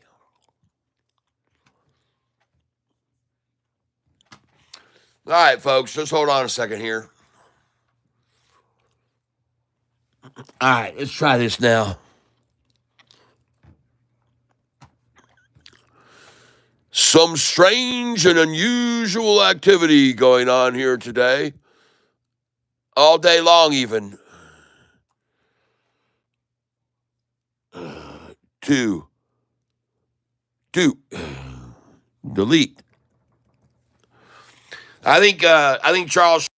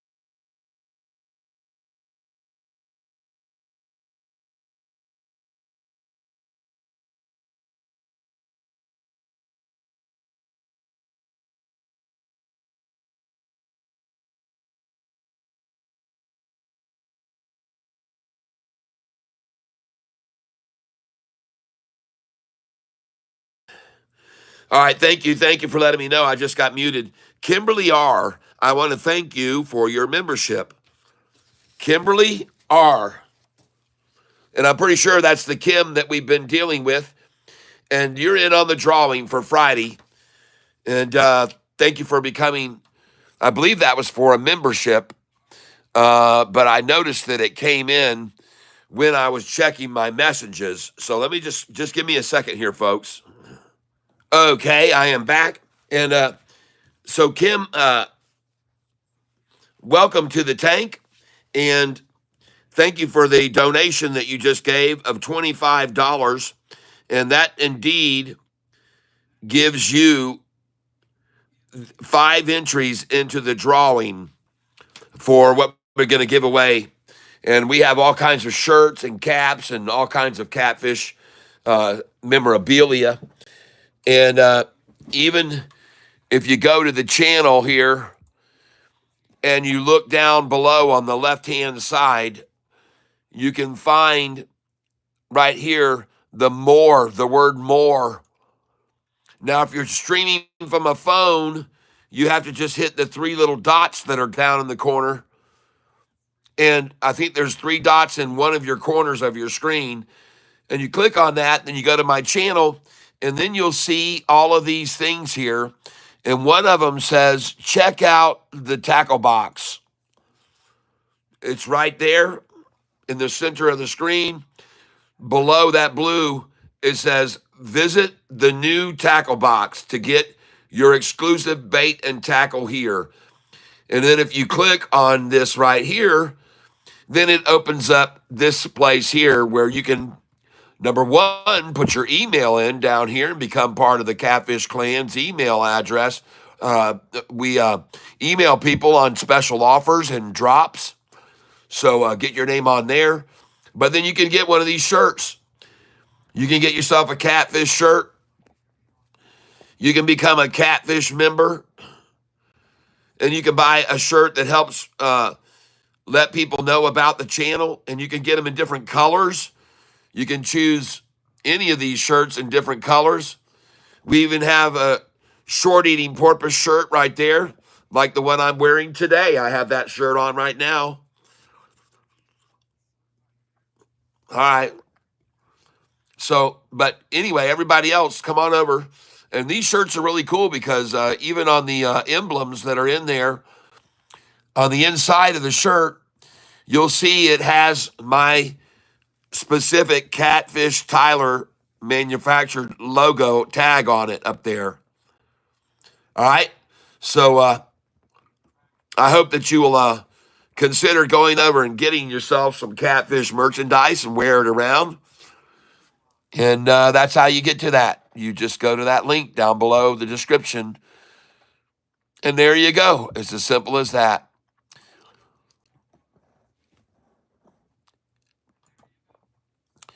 Now we're going to run over here. Shorty's just got a determination about him today to collect as low as they can, regardless of how low they can get it. And collect Sofi as low as you can get it. I don't have Alexa, stop. I didn't ask for your help.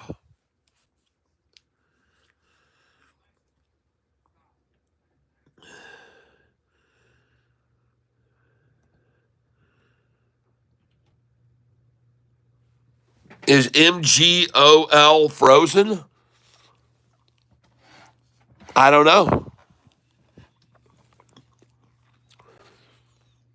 And you got me curious about one other stock that was mentioned a little bit ago that someone said was running.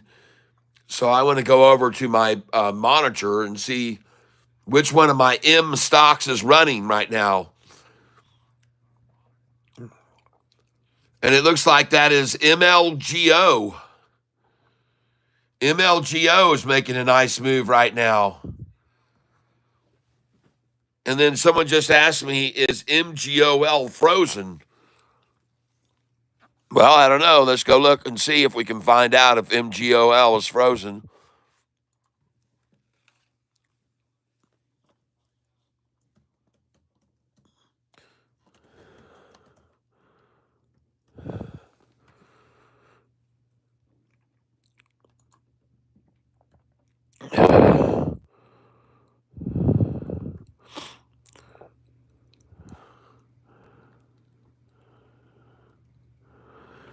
Oh man, I'm down $38 on MGOL today, but I'm up nicely on MLGO. I'm up 52.20 on that.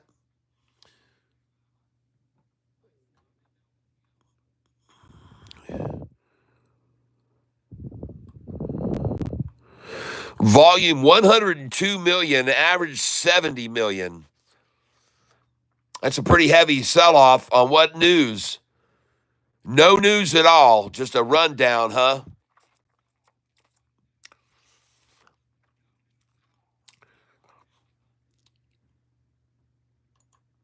This thing's showing me as of February 19th at 4 p.m.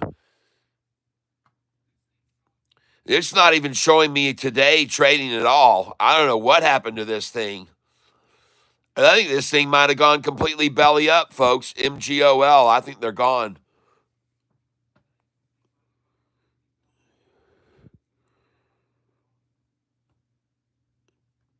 $5 days ago, 2 months ago. Man, this stock might be no more, folks. There's no news since 4 o'clock yesterday, p.m., 4 p.m. So I don't know what happened to it. It doesn't look good. It looks like it's all over for that stock, to be honest with you. No bid, no ask number on it.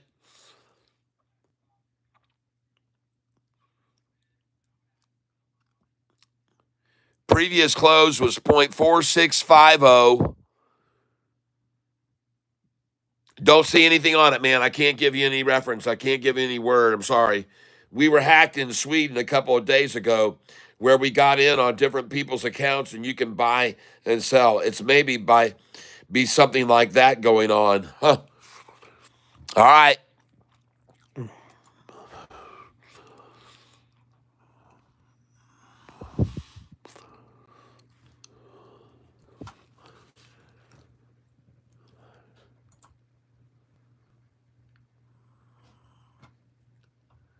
Man, I see SoFi right now getting pushed and pulled, and look at it bouncing off the 200-day moving.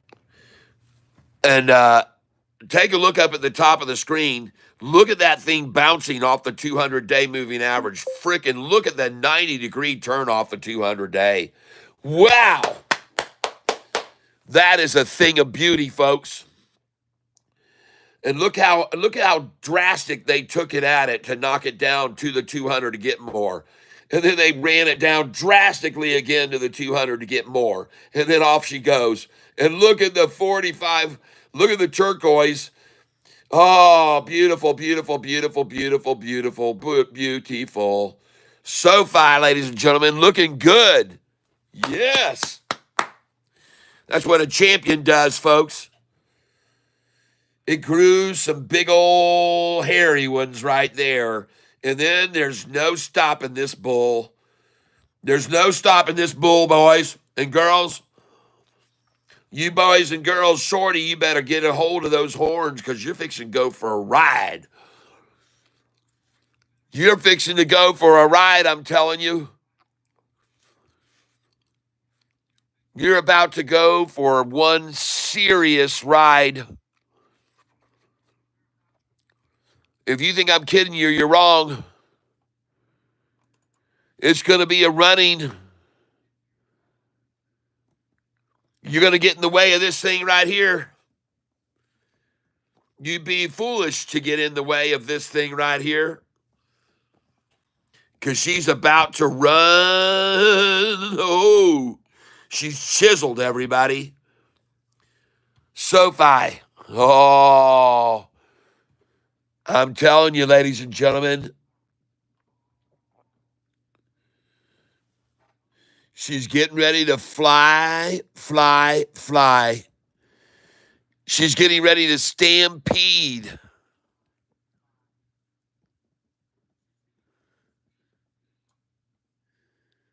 I'll tell you what she's about to do. She's about to blow her lid.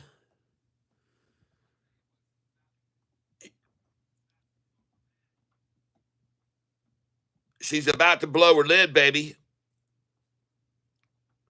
I'm happy I didn't buy it at the low the other day. What stock is he talking about? SoFi, SOFI. SoFi stock, that one you see there. She's about to break free of the chains and break out in a big way. SoFi stock is. We're going to see a major squeeze of the shorts coming our way.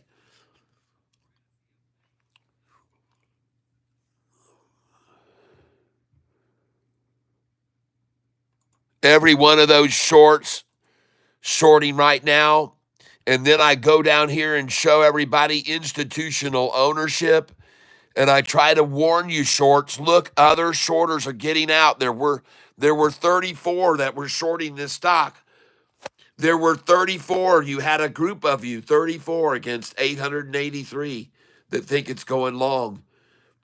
But there were until recently 34 on your side, and now only 30. So they're giving up on this, folks. Shorts are giving up on SoFi. I can show you right here. Institutional ownership, short only, 34 right there. Look at the top of the chart. Back in November on the 22nd and on the 23rd, 34 shorts only. 823 long, 887 total.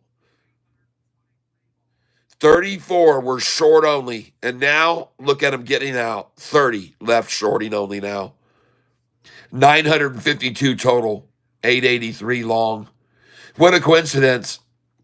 On the day that they had 34 that were shorting it, it was 887 and 882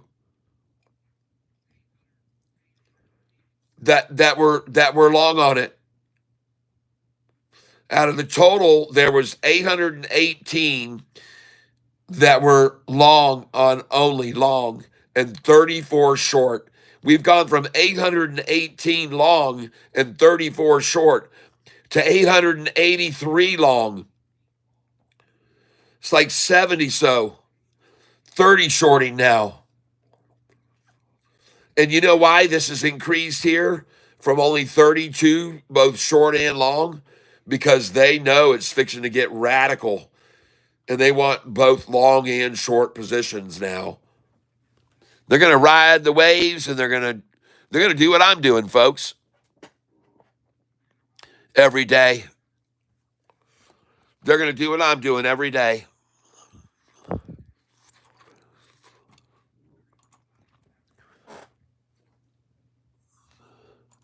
I just can't wait to see how many more institutions even came in today on Sofi and bought more today.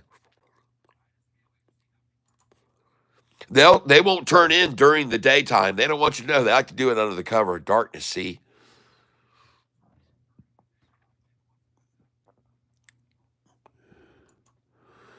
They don't want you seeing that.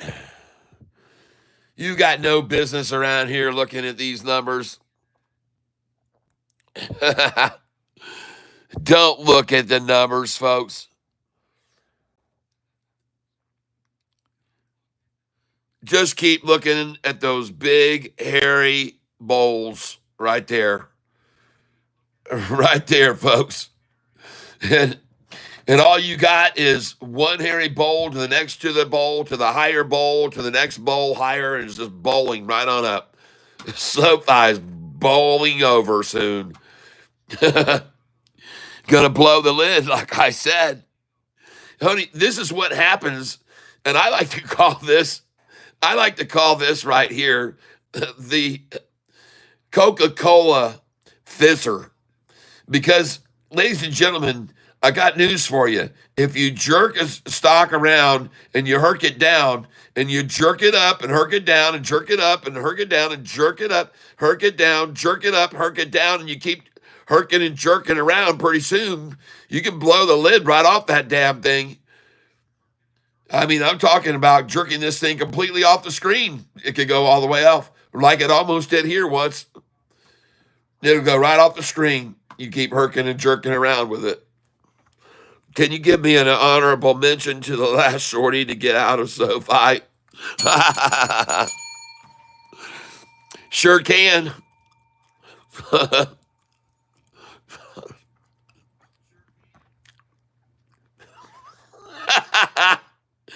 Everybody, I can assure you, you're always going to laugh, even on the down day of Sofi.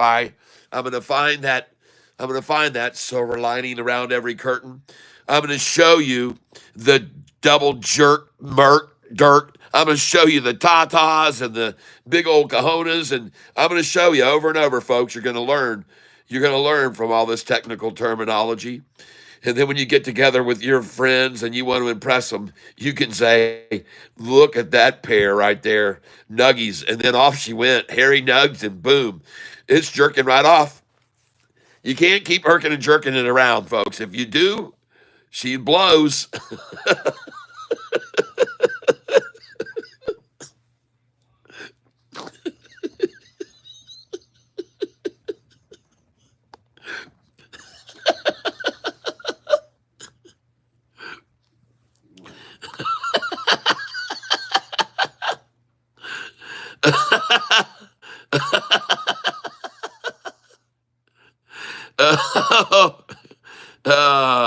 Snicky, stand back.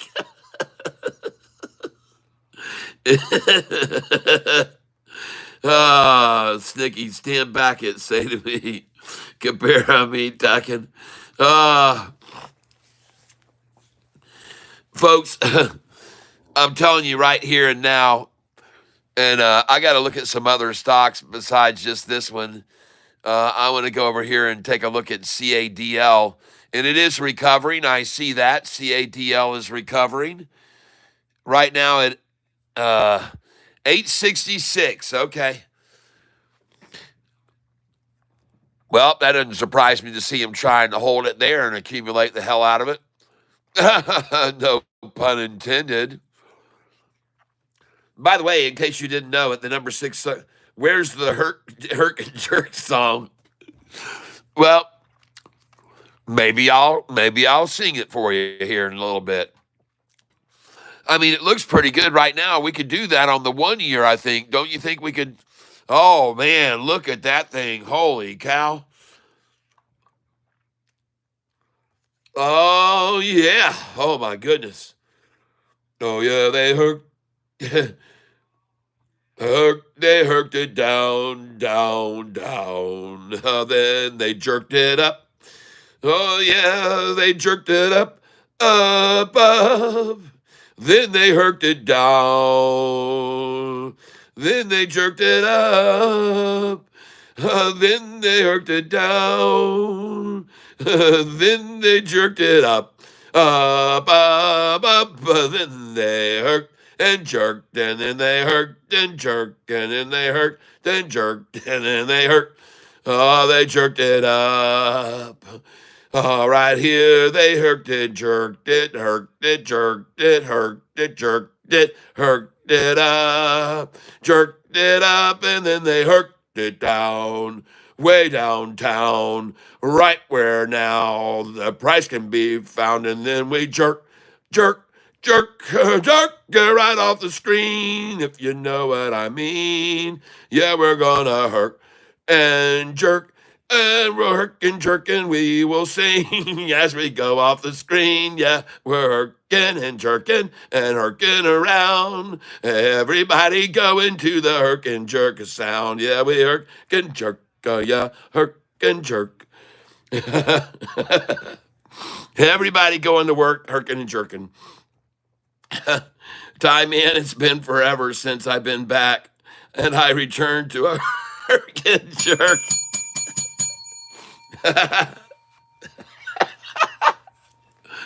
Well, it's good.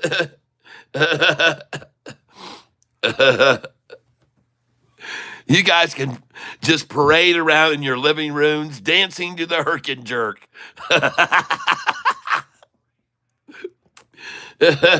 Oh, listen, I'm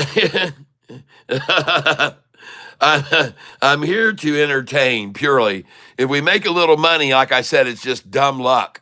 Okay, if we make any money here, it really is. It's just mostly just to have fun and entertain, and sometimes we just get lucky and make a whole crap load of money every once in a while.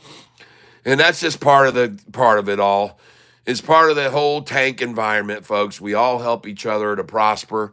We've all given each other great tips in the past on stocks that we're blasting off. We've made some incredible gains off of some of Double K's calls. We've made some incredible gains off of my calls in the past, and they're going to continue to come to us in the future as well. We just have to be patient, everyone. Be patient, be patient, be patient, be patient. Don't expect immediate gratification. Look at GDC now. She's continuing to climb today. And she looks very strong here with a couple of cup and handles as she climbs this afternoon. GDC. And folks, listen, there was a time that I tried to show everybody about this stock when it had a triple crossover, just like SoFi. But you know what? It's just a testimony to what institutions can do to a stock if they want to get in on it after they see that initial crossover. And if you look at this chart, you can see that just like SoFi, they experienced a triple upside crossover where the current price, the 10-day, and the 45 and 50 all crossed over that 200-day moving average green line.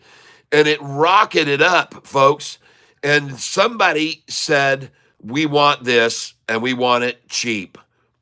And they drove the price so far down that it broke, not like SoFi did. Now, look, SoFi's doing the same thing right here on the 45 and 50. This is what SoFi's doing. All right, it's doing the same thing right now. This is exactly what SoFi's doing right now, riding this line. But they really attacked this thing to get GDC to come down and break below the 200 even. And when they did that, a lot of people panicked, sold, And that's exactly what they wanted because they wanted to buy it at the price it was before it took off on them. So they manipulated and sold this thing down, and they sold it to get it back down to where it was before it took off over here. And after they got it there and got them a whole nut sack full, look at the thing now. And they took it down. It started to run again. And they said, whoa, whoa, whoa, whoa. We'll push it down below the 200 again, break below the 200 and get it down again to the same price one last time. So you've got once, twice, three times. And that was it, folks. Once, twice, three times, and they got their fill. And now, boom, it goes off. And what a beautiful example of how powerful the market makers can be and to get their way and to get exactly what they want and take advantage of retail and then let the frickin' thing explode. And this is a perfect example of what a triple crossover can do and the big run up on the price and then the work it down to here and then break it below the 45 and then break their spine at the 300, take it all down here, make them get a little hope right there, then break the camel's back right there and take them all out. Any other weak hands were fleeced out on this double nut sack right there. There's the first one. There's the second one. And now off she goes. GDC, ladies and gentlemen, off she goes. So they got all they wanted. They were very influential, and they were able to scare so many people out of this stock right here. And now that they got them all out and fleeced them completely out of it, like that method I just showed you, look where the price has gone in the last 5 days. The friggin' thing is up 71% in the last 5 days. And that is what you call manipulation 101. And I have people that I feel very grateful and glad for them because I know they bought this stock in the 170s. And I know they were very upset at me because it went down, but I had already told them, listen, folks, we're just at the 45 and 50 day right now. If we don't, we're at a good point where it could bounce off this 45 and 50 like TSSI did. And some people bought it there, but I did not tell them I could guarantee. I said, man, this thing's at the crossover point. It could also drop, so be careful. Don't go in too heavy. And someone must have gone in heavier than they must have believed that it was going to do what TSSI did, and they bought a lot. They came back and fired at me a week later saying, what about GDC? And he's been back a couple times, and he kept going about it. But look at it now. And the reason is because they wanted to rinse everyone completely out of it, just like they're trying to do with Sofi now, everyone. They're just trying to rinse everyone out. They're just trying to deplete everybody's desire to hang on to it. And they can't. The volume just keeps going up. We're at 44 million today. We used to be at 20 million six months ago. I showed you that already. We used to be at 20 million shares a day just 6 months ago. And now we're at 40 million even today, 44 million. And people don't give up the desire for this stock. And part of the reason, thank God, is for people like me that keep people opening people's eyes and get them to look at the long-term chart. Get them to see how they've manipulated it here in this channel for as long as they can. Folks, we were in a channel between 11 and 13 way before this. We stayed down in the 11s and 7s even for the longest time in an 11 to 7 channel. 1060, 1050, 1049, 1028, 1016. I saw all those highs, and the price went right back into the 7s afterwards. And now we're done with the 10s to 7s. That's completely history. Just like these will be gone soon enough. I have a picture that I asked a long time ago when I put up this. I don't know if I'll be able to find it right now.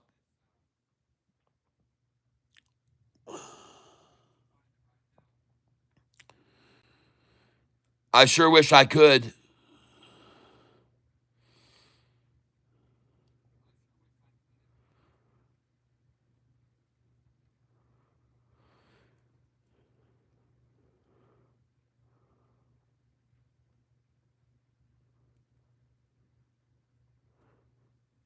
Well, at any rate, folks, Get ready, baby, because this thing is going to make its move. And one of these times here soon, I can promise you, by the end of this year, January, we are going to be the ones that are going to be glad that we decided to raise our stakes in SoFi at $13. That's right. We're going to be very glad. We're going to get well more than 2 for 1, everybody. All right. All right. We're going to double from here, folks. We're going to double. You'll all look back, and I told everybody this 6 months ago, too, that SoFi was going to double from 727, and it did.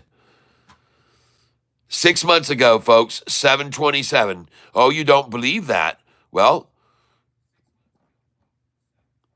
let's see. August, September, October, November, December, January, February. 7 months ago. But 6 months ago would put us in September, and there's the low, $6.75. $6.75. 675, folks, September, 6 months ago. And you know what, folks? I took a picture of the last 699 picture there was on this day right here. Right there on September the 11th, 9/11, I took a picture of SoFi the last time it was ever at 699. And can you see that? I'm right. Look up here. Do you see a 699 ever again? Heck no. On September 11th, I took picture of the very last picture of SoFi at 699. And I took a picture on this day. All these days, I thought maybe 699 when I got 701 picture. And I got a 748 picture, so I thought I got 699 before that. And I probably thought I got the last 699 down here at this price too. You know what I mean? But I probably thought I bought the last 699 at that price. I probably thought I was going to get the last 599 when the price hit down here. And by the way, here's the number 641 that I keep telling you about that they wanted to hold it so much at. 643, and then here it is. Price 641. Ran up to 654. What did they do again? 641. Ran it up to 667. What did they do again? 641. See that? Man, they wanted that 641, folks. They had a 639 right there. Then it broke over and it got to 641. And that was back here on June the 25th.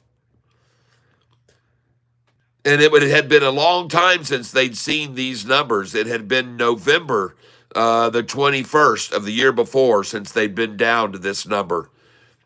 The year before, November 21st, 2023, they had driven SoFi down to this number, 641, from a price of $9.18.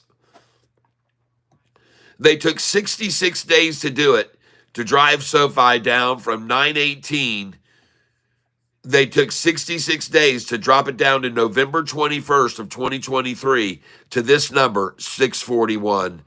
And then here we were after November 21st had gone up over that, but boy howdy, they got it down one more time to 641 right there, and they didn't want to let go of that since June the 25th, that same low that they had months earlier on November 21st.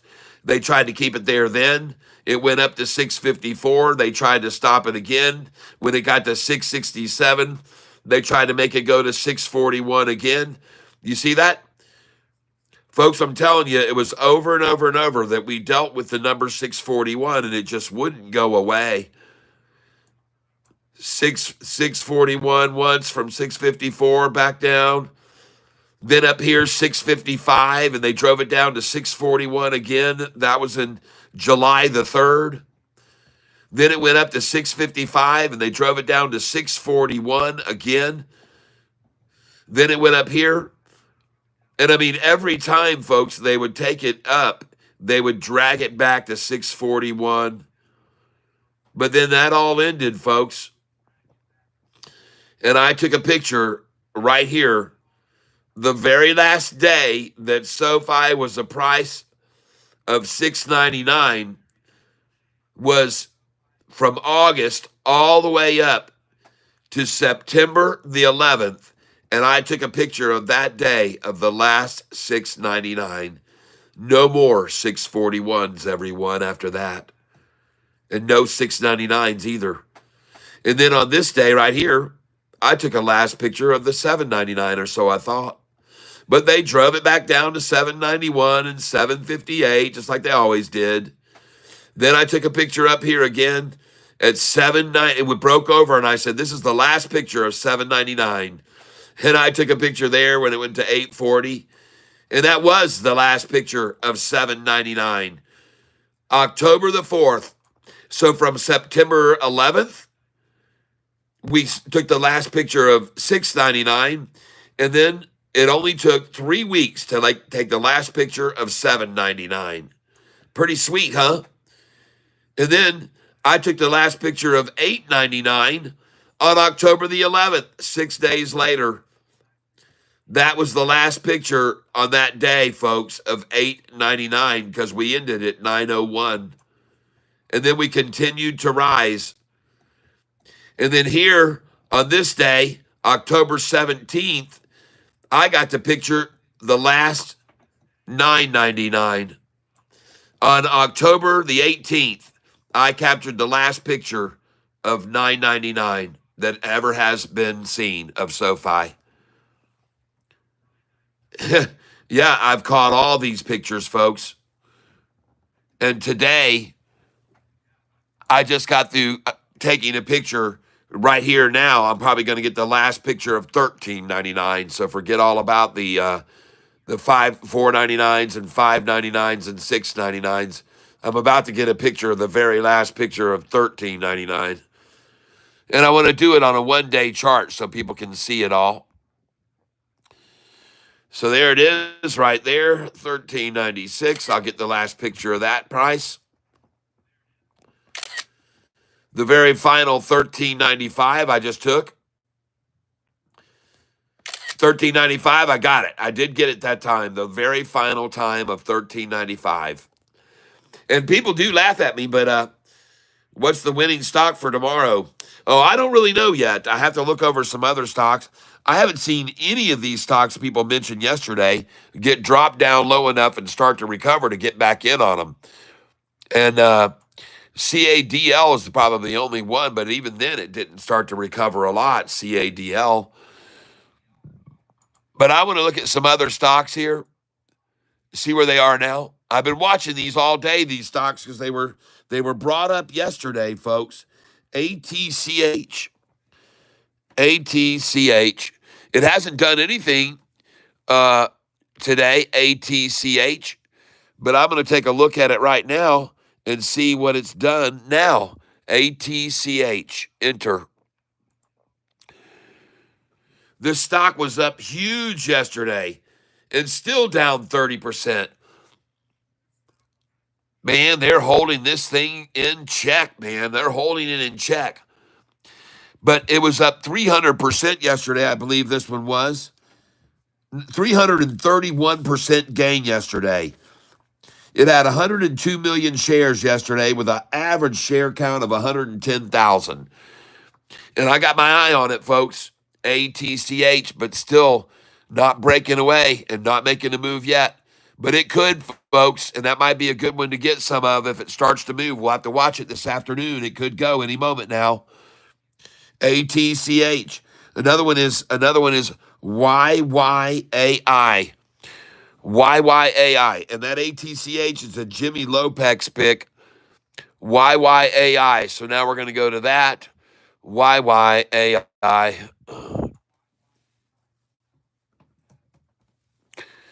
Connexa Sports.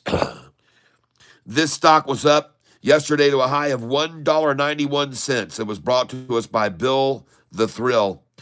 Had 151 million shares traded yesterday. Average is 3 million. And holy crap, look at him take that thing down. And this stock yesterday hit a high of $1.91 on 151 million shares, averages 3 million. Bill the Thrill. Man, I kind of like that right there. That's a lot of shares yesterday. What's the news? Connection starts signs content creation agreement with TikTok. And look at them run it down on how much volume? 5 million? 5 million shares traded to run it down that deep, huh? You know what, folks? I'm not gonna go very, very heavy into this, but I am going to log back into my Charles Schwab Think or Swim here. I sure am. Gonna get back in on that right now.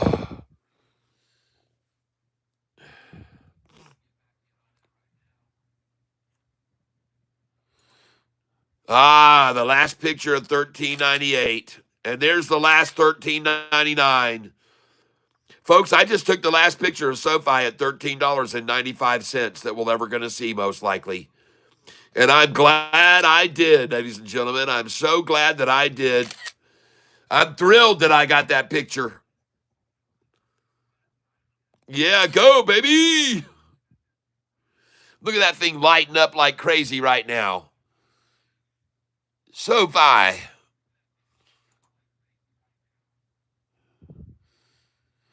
right, another stock I want to look at, ISPC. ISPC yesterday was up big time. ISPC. This stock was up 60% yesterday on 17 million shares, averages 525,000. It was up 60% yesterday. High was 303 a share. And man, they have just stayed all over this one today. They drove it down like I expected them to, but it hasn't made a big recovery, and it does not look as good as YYAI right now. That one was called out by ISPC, was called out by Raymond. But I told you to stay away from it because they were going to run it down today. There was no news on it that I could find yesterday why it broke up. So I figured it would drop. Whoa, what the heck? That's got to be an anomaly, probably.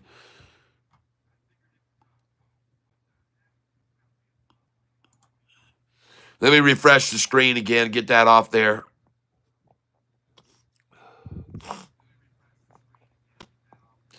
And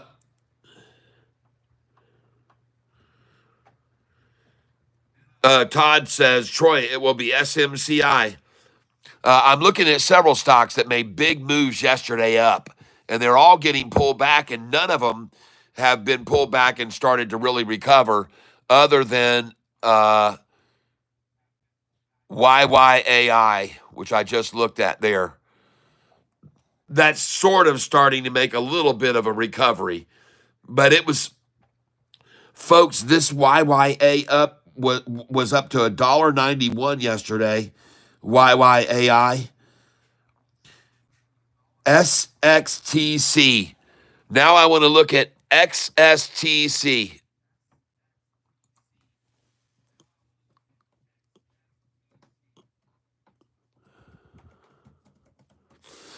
This was called out late last night, and I forgot to look at it this morning. It was up 195% yesterday to 109 in after hours. I think I just did that wrong. Hold on. SXTC.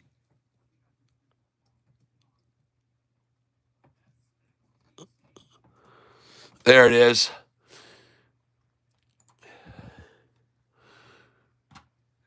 Oh, down 30% now. I hope I didn't miss this morning. I had this one marked yesterday. Oh, man, I did miss this one this morning. XSTC down 30%, 464, folks. And it already hit twice today, $5.06. It broke over $5 twice today. But, folks, this stock was up 195% yesterday, and it was up to 109, $1.09 up in after hours. Holy smokes.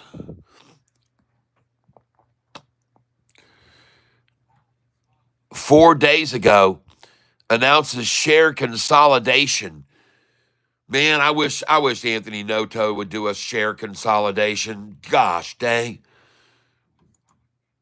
Folks, this stock right here just hit recently 786 a share. 786, and it was brought down here and accumulated for a long time at 391. Then it started to grow again, and this is a nice little pullback, a very nice pullback on it here. XSTC, folks. And I like to buy a stock pulled down to 466. I'll just tell you that. So just give me a second while I log in here.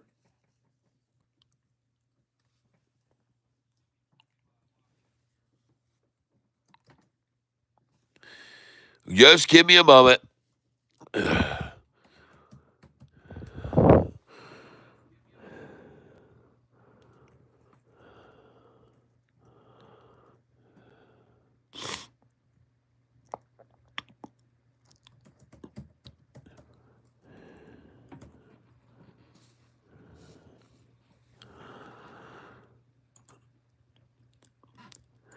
Okay, now this thing is going to have to send me a little code here that I have to come in with.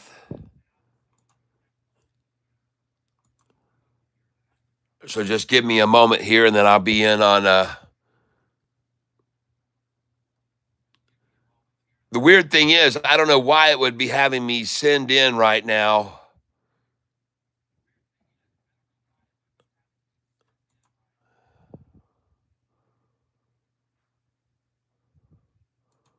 Because I'm logged in up here already, so I'm not even going to do that.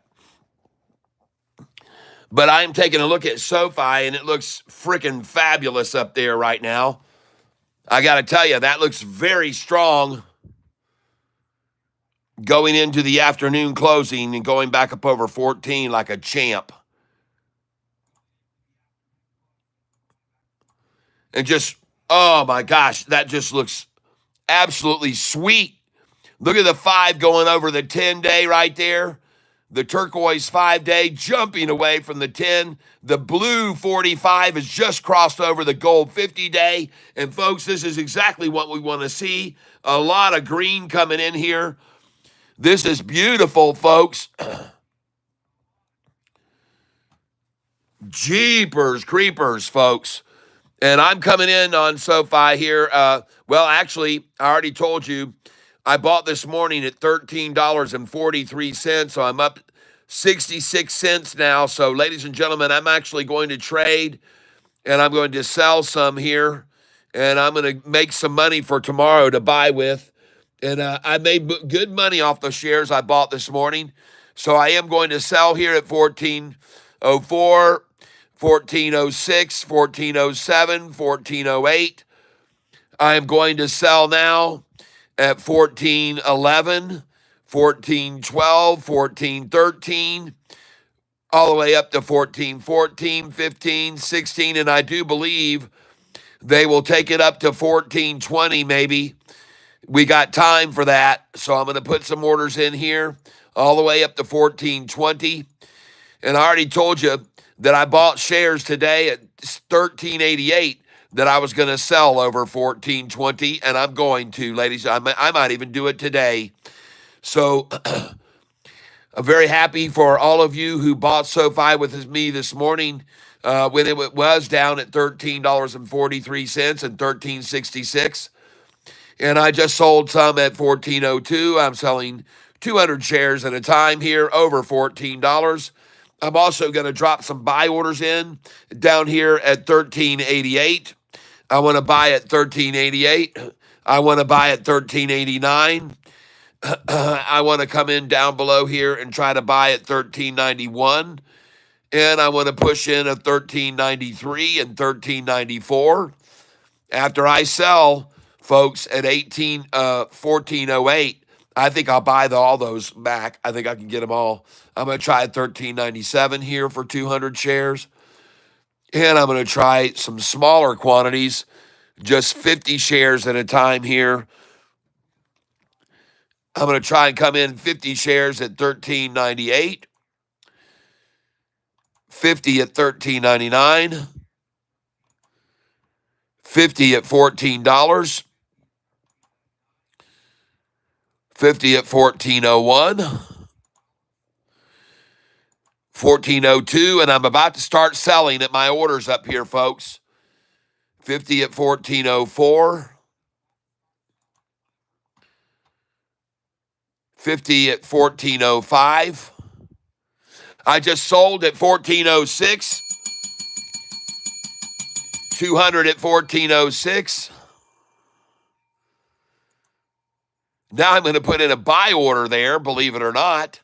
And I'm just going to keep pushing this thing up, folks. And I'm looking to sell now all the way up through here, folks. I want to sell through here. 1408, I want to sell more. Because they're going to stop this. They're going to stop this, folks, here at 1408 if they can. If they cannot, it's going to go all the way up to 1420, folks. If they don't pull it back from 1408 to 1401, it's going to go all the way up to 1420. And if I don't see it come back down here now, I'll be shocked not to see it come back down. I will be. I'll be shocked. If it does not come back down here right now, ladies and gentlemen, this stock is going to go to 1420, and I will quickly yank out the 1411 and 12. And I'm going to take them out now because it's not going to happen, folks. So take out your 14, 11, and 12 sell orders. And I'm taking that out right now because we did not see the pullback that I expected to see just then from 1408 down to 1397. But we're not at 1408 yet. Oh, my gosh. We just went over 1408. It's a thing of beauty, folks. I'm going to try 1411. I just sold 1408. And we just bought these shares, folks, at $13.43 this morning. And we got to take advantage of this every day, everybody.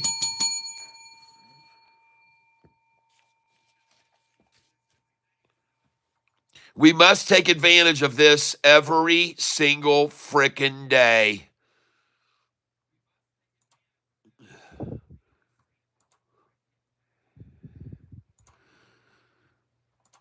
Jeepers creepers. I told you, I pointed it out to you guys earlier that this was of these institutions wanting in isn't necessarily a good thing, but it is right now because we can make some big money on these big swings every day. Big money, folks, we can make. Serious money. And right now, ladies and gentlemen, I took away those 200 sell share orders and I just bought back at 1408. And I got 22,000 now in buying power right now to buy with since I sold that AIFF.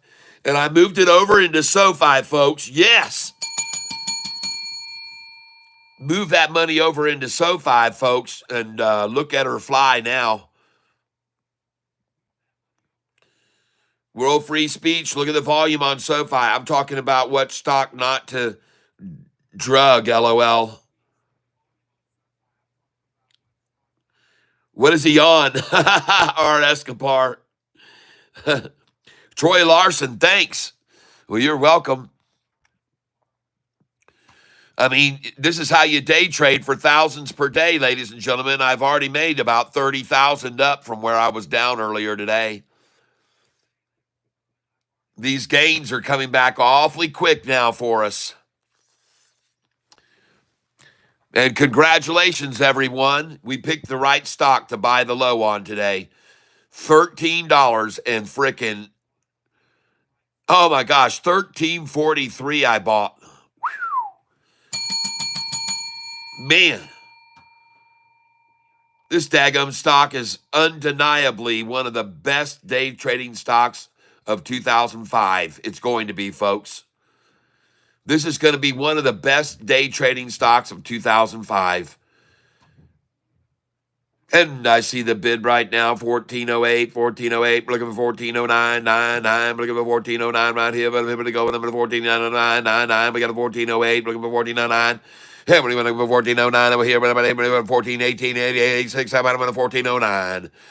Here we go, everybody. Got to get on their bars. Got to get on. Hey, we got to raise up to 14.9. We got 14.9 over here. Sold 14.09. Gone. 14.8 coming in right now. We're going to load in another 14.8 sign. But don't worry, folks. You ain't going to be buying. You can't throw that sign. You got to do a 14.09 or you're not going to be buying. Look at 14.10 right here. 14.10, 10, 10. Look at the 14.10. Here we go, everybody. Are you really 65,363 in the hole? You bet I am. Right now, I am on this position since I opened it last. But don't forget to notice I've already made $370,000 on this stock this year. So I'm up right now 290,000 profit on SoFi this year. And I'm not worried about being down 66,000 since I opened this position because I'm here every day to teach people to buy on the lows and sell on the highs. And that's exactly what I'm doing right now. Even though I'm down on the stock, I can still buy the lows and sell the highs. I can still do it, and I can make a lot of good money, and I'm going to. I have been doing it all along for the last 2 years since the SoFi price was $4.45 a share. In the last week, it's been a big trounce down across the entire market. Everyone's down this time around. But one thing I am glad to tell you about is that even though I am currently down, if you look at where I am from the beginning of the year, I have now made in the last since January 1st, $100,751. That's my profit since January the 1st. So I'm not worried.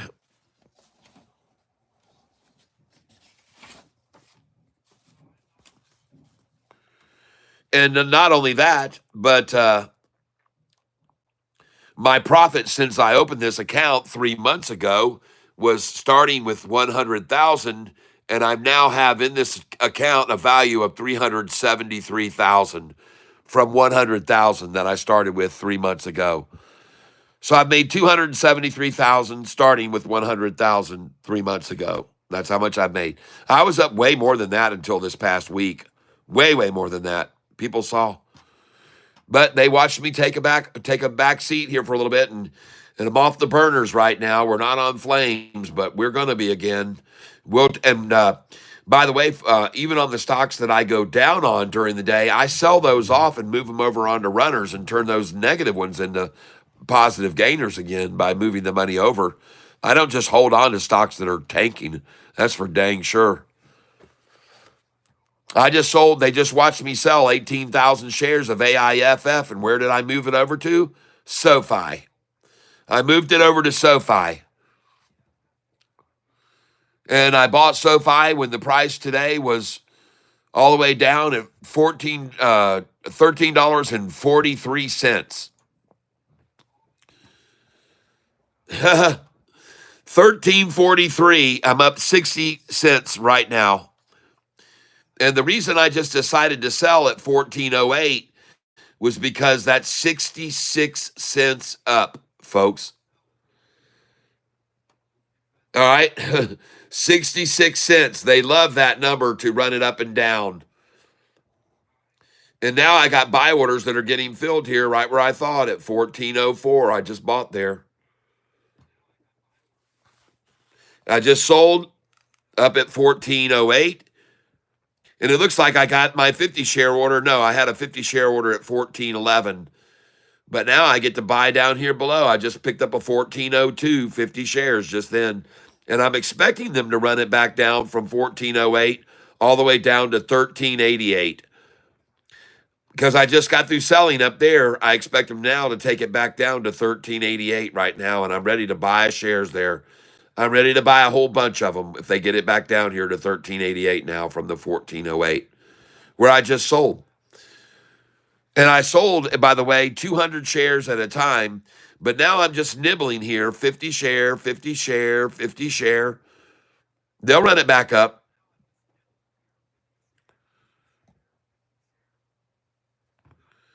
They'll run it on up from here. And ladies and gentlemen, as I already said to you, I was very, very happy to get a chance to capture. And I'm watching this other stock here, SFI. XXTC, and it is still falling right now, so don't get any XSTC. But I love this chart for SoFi here, folks. Every single high since the walk down this morning, higher high, higher high, higher high, higher high. Every one of them, higher highs. Surging to a higher high here again.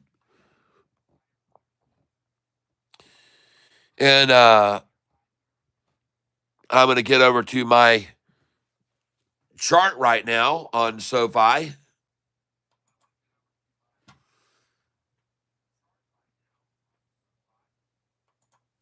And that's going to be up here. And I'm going to take a good look at this. And folks, I like what I see.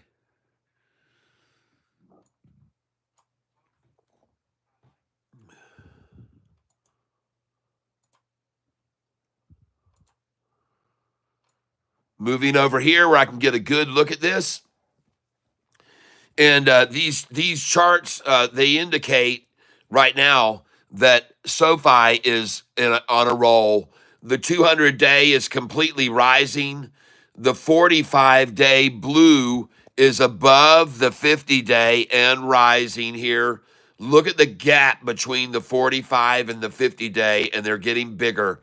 And folks, if this turquoise line right here moves over this orange to the upside right now, if this turquoise line comes up here and bounces right up over that, we're going to see a run here coming into this close.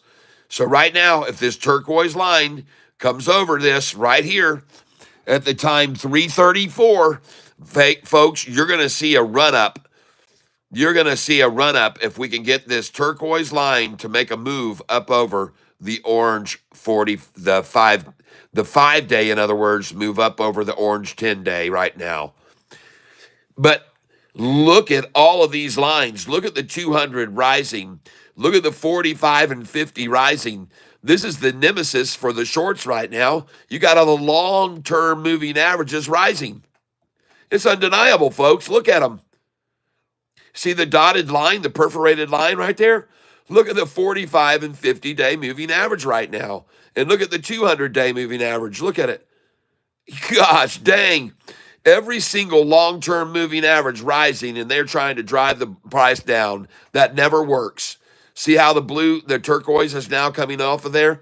Because all these are rising, people. This is what happens when all the long-term lines are moving up. The long-term moving averages rise, and you try to run it down, it can't go below them. It goes up off of them because they're all rising, folks.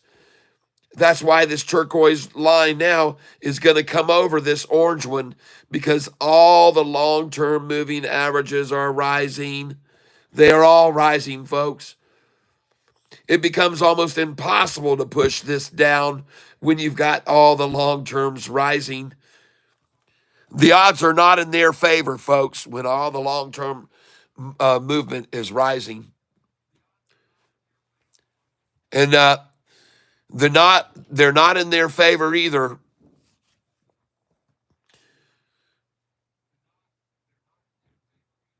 when, unfortunately, the RSI has come dead center down here.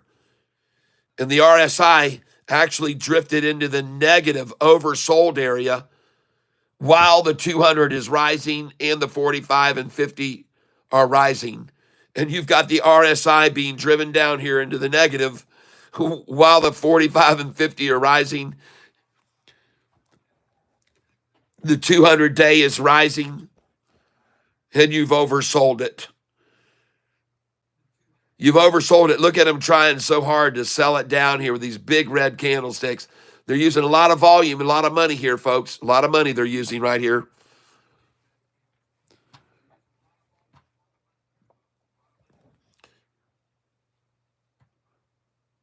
All going to come together here, folks. 200 is still rising as we speak. And I just bought it $13.98. Yay! I got those shares. All right. 13.97 I just got after just selling up there at 14.08. I told you folks, every time you can sell at the 08, you can buy back at the 97, folks, almost always. That's why I tell you guys to sell at that 08 every time, folks. That's why I tell you. I'm hoping to come on down here and get a 13.94 and 93 buy after selling at the 14.08. But that's not going to happen, so I'm going to raise this up here to the 13.98, 200 shares. I'm going to raise this up here to the 13.97. I believe I'm going to buy the last shares of 13.96 and 13.95 that SoFi are ever at. And I'm going to buy them right now. I'm just ready to scoop them all up. I'm ready to scoop up the last few shares in the 13s right now. And I just got a 13.98. 200 shares, just got 13.98. And now I'm going to come in here again. I'm going to keep trying to buy that price as long as I can.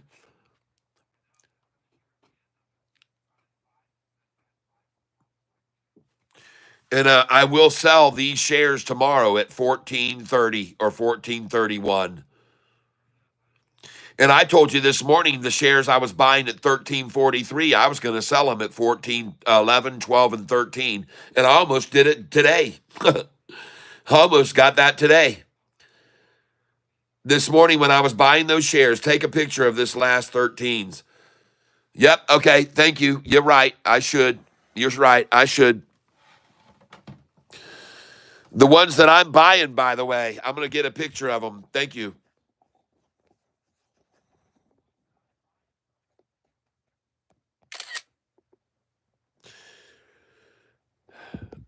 Thanks for reminding me. The last 13.96, folks, that there ever is. And I bought it.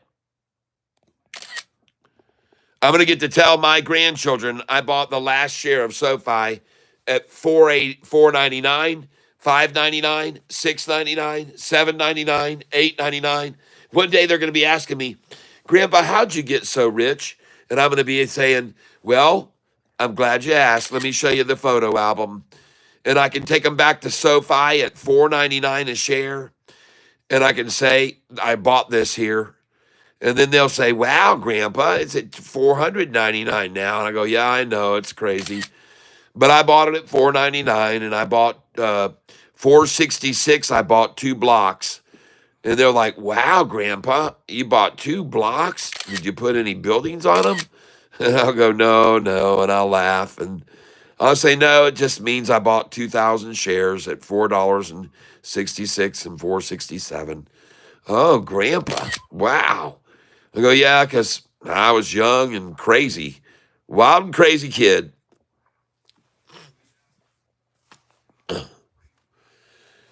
Oh, don't worry about it, Gary. You're going to be fine. This is all just last minute MM action here, trying to splash the SoFi close. Won't matter. You can see what the chart is all about, rising and rising. And it's going to see, you see this that happened this afternoon right here. Boom, boom, boom, boom. Expect to see a lot of repetition of that kind of action with SoFi. Expect to see a lot of it, folks. A lot of it. We're going to see some great day trading opportunities and great buybacks. I told you I was expecting to sell after 14.08 sells. I expected to buy back at 13.93. I told you that. And I just probably just filled. Yep, just got a 13.94. And I expected that, folks. And see, that's the difference between me and other traders. I don't get upset when something falls. I'm sort of elated that I get to buy it at that low because I expected it, folks. I expected it. And now, like I told you, I wanted to try to buy at 13.89, 13.88. I think I can. Wouldn't be surprised to see him shoot for that at all here right before the closing. And by the way, in buying at this price here, you're not buying alone, folks. There is a virtual wall of buyers that did not expect SoFi to go below this price. So you are not buying at this price here, SoFi, by yourself where I'm buying it. All right, I'm buying it here because I'm not buying it by myself. Okay? I'm buying it here because I'm buying it with a massive number of people and institutions that thought this was as low as it was going to go. So I'm going to buy it here, right where they're at. And I just bought it at $13.94. I'm buying 50 shares at a time here. And I'd love to get a $13.93, but I just got a $13.95 just then. So now I'm going to come in $13.93. I'm going to try to buy there. And they're not going to get it down to $13.88, it looks like. So I'm going to try $13.94 buy. And now I'm going to try to buy at $13.95.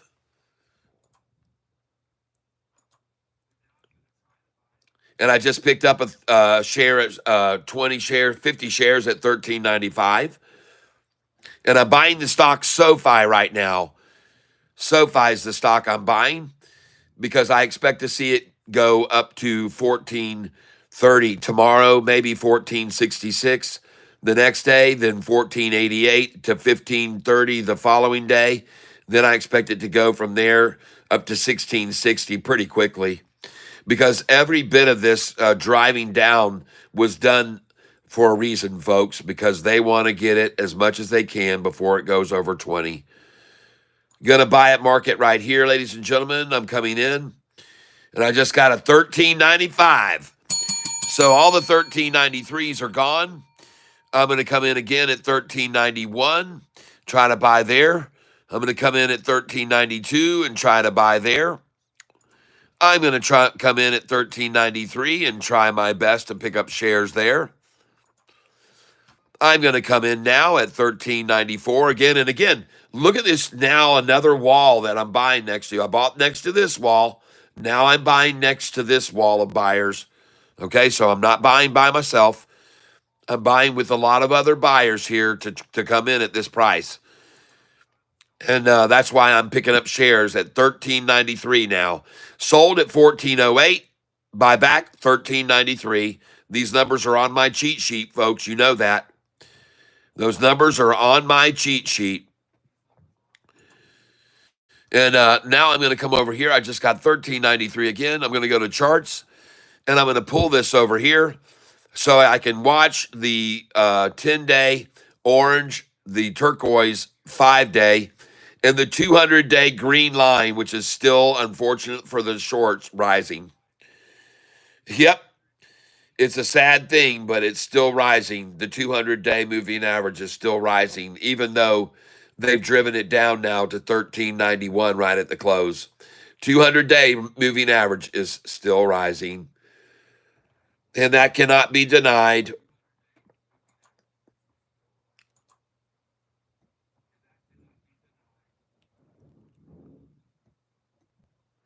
Is there no chance of an AIFF recovery? Well, there may be a big spike in the AIFF because its tendency is to do that. But today I decided to move all that over from AIFF. I sold 28,000 shares and moved it over to SoFi. And I bought SoFi when the price was with that money at about 13.66 and 13.77. So I'm feeling real good about what I did there. That was a good move to move it over to one that I knew that I could trust to go over $20 eventually. And I don't know how long it's going to be to go to 20. It could be there within 2 months from now. It could be at $20 SoFi easily because it's already done this so many times, been driven down and then gone up like mad afterwards. I've shown people over and over today because people come in and out of the tank all day long. And so I try to show them the information that's pertinent to SoFi that day. And the biggest thing that I wanted to bring across to everyone today about SoFi is its nature, the nature of the stock. And to give you an understanding, and I'm going to make this a little bit more clear, but 3 earnings calls ago, and let me try and get this where you guys can all see this. I've shown it to several people today. And just before I get on this, I want to make sure you guys can see everything. And it looks like you can see everything. Good. So what I want you to see is that 3 earnings calls ago, SoFi on July the 30th, the day before the July the 30th earnings, SoFi was at 795 a high, 795 a share. And after earnings came out, SoFi was driven down from 795 to 601. Ladies and gentlemen, a 32.5% drop. And they did that over a week or so. But where was the price after they drove it down to 601? By the next earnings call on October 29th, the price was 11.34, up $5.33 from where they drove it down to. It increased $5.33 to 11.34. Well, on October 29th, 2 days before earnings, 11.34, but on earnings on October 29th, how many days did it take them? They drove it down and down to 9.77. And they had SoFi then down 20%, folks. 20%. So July 30th earnings call, down 32.5%. October 29th earnings call, down 20%. And what was it down to from 11.34? 9.77. Where was SoFi's price by the next earnings call? It had gone up to 16.98, up $7.21, everyone. SoFi's stock had been driven down once, 32.5%, to rise by 5.33 a share, and the next time driven down from 11.34 to 9.77, only to see the next earnings call at 16.98, up $7.21. Folks, seeing SoFi right now, today it was down 37% when it hit the low today. So this is so typical of SoFi after an earnings call to drop like a rock 32%, 20%, and this time 37%. But my asking of you is, if SoFi was driven down on the last earnings call from 11.34 down 20% to 9.77 and then went to 16.98, and then on the next earnings call from 9.77 to go to a price go up $7.21 to 16.98. Well, what happens if we see SoFi go up $7.21 from today's low? Alexa, what is 13.42 plus 7.21? 13.42 plus 7.21 is 20.63.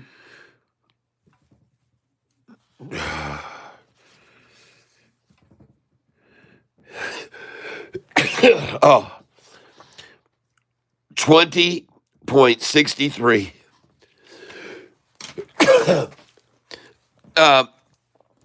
So, folks, I'm not saying that this is going to happen, but if SoFi could be driven down 32% from the July earnings call and a 601 price, and then go all the way up to 11.34 before the next earnings call, and then from there be driven from 11.34 down to 9.77, only to see a 16.98 on the next earnings call, up $7.21, then why isn't it that SoFi couldn't now go from being down 37% to go up the same $7.21 and put us at $20.63 before the next earnings call? It's what they always do to it, folks. I'm just showing you the lesson to be learned here is, after an earnings call, you don't want to hold through earnings with SoFi. Okay? You don't want to do that. You want to expect a minimum 20% drop, or as much as a 37% drop. I mean, that's just the way it is, folks. We've seen a 20% drop, a 32% drop, and now 37%. But from every one of those previous drops, we've seen massive gains. You just keep that in mind, everyone. Don't give up the faith in SoFi. From every one of these earnings calls, they've done this. And I just wanted to get that point across to everyone today. And by the way, I've already told every one of you folks that SoFi was going to start swinging about 70 to $1 to $1.20 a day, and we better get ready for it. And how many of you just sold SoFi with me at 1408? I'm gonna do a poll right now, and I want to see how many of you just sold some SoFi with me at 1408. So I'm going to go over to my screen here, and I want to know how many just sold SoFi with me at 1408. It went by my cheat sheet. How many cats just? Oh well, I'll rephrase this. I'm just going to say, did you just sell SoFi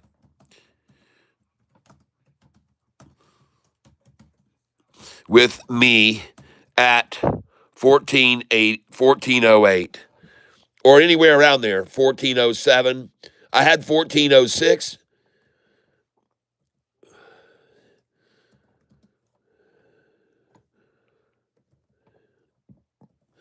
All right, that's what I want to know.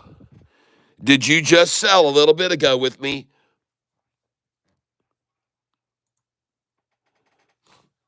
Oh man, I put it in the chat. No. It's supposed to be a stupid poll, dumbass catfish. Did you just sell SoFi with me at 14.07? I'll just say that. Or around there, 1407. Okay, because I think that might have been the most I got out at, but I had orders all the way up to 1408. And so let's just go here and see if you did. And then we'll know if anybody else sold with me like I was doing. I want to know if anyone did. So we're going to start the poll right here and now.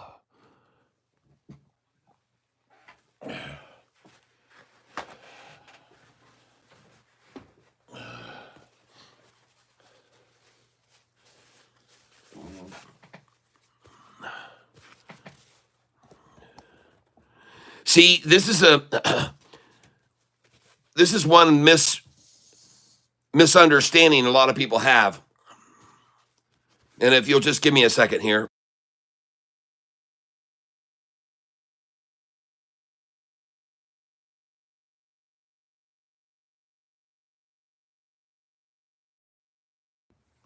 So I want to address what Bicylindrico just said.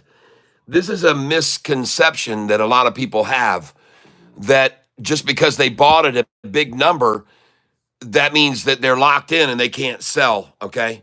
So, Kat, are you saying Chris sold some of your SoFi shares?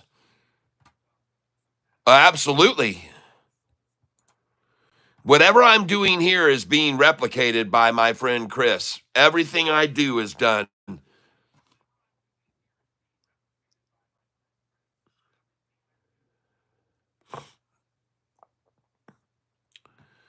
And by the way, he's buying here with me too at 1388 now, 1386.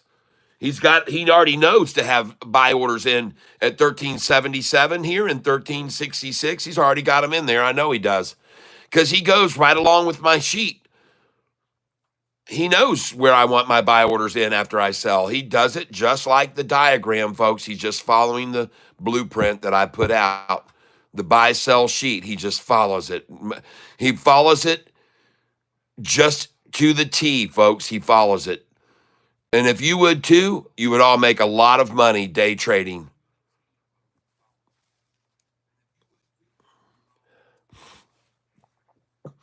Well, here's the thing you don't understand.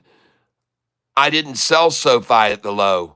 I bought SoFi today at the low. I paid $13.43 for all those 2,000 shares I bought. So I made a lot of money on those shares that I bought because I bought 2,000 shares at 13.43. And I just sold them at 14.08. You do the math, you figure out how much that is. It's a nice little pocket change. And this is the thing that people don't understand, and why I try to teach them to day trade is because they get the feeling that since they bought SoFi at $16, there's no way they could sell it today, right now, at 14.08. They bought it at 16. But if you can buy it tomorrow at 13.66 again, then why wouldn't you sell some right now at 14.08 today with me? See, it doesn't matter. See, this is where people get mixed up. They get on the thinking that they're already down on a stock, so they can't sell it. But you're wrong. You can still day trade any stock, selling a very standard pattern by way down every morning with borrowed shares, and just sell and sell and sell every morning until they get it as low as they can get it. And then they hold back some that they don't sell for a little rise, and then they sell a bunch more for the double whammy, and then off it goes. So you got to take advantage of that, folks. You got to start taking advantage of it. You cannot just sit by with all your, and then by the way, I'm not selling every one of my SoFi shares right there. I bought 2,000 down there and I sold 2,000. Okay. I've still got 37,000 shares of this stock or whatever. 39,000. I've still got 39,340 shares of this stock. So by no means am I selling all of my shares. But what I am doing is I know the lows and highs of each day, which I can take advantage of, especially right now. So if they're going to let me sell it at 14 and tomorrow buy it again at 13.66, I'm going to do it. I'm going to do it. I'm going to do it over and over and over. And as long as they'll take it back up to 14.20, where I can sell it again and buy it back at 13.66, I'll do it again. I'll do it every single damn day, people. I'll do it every day.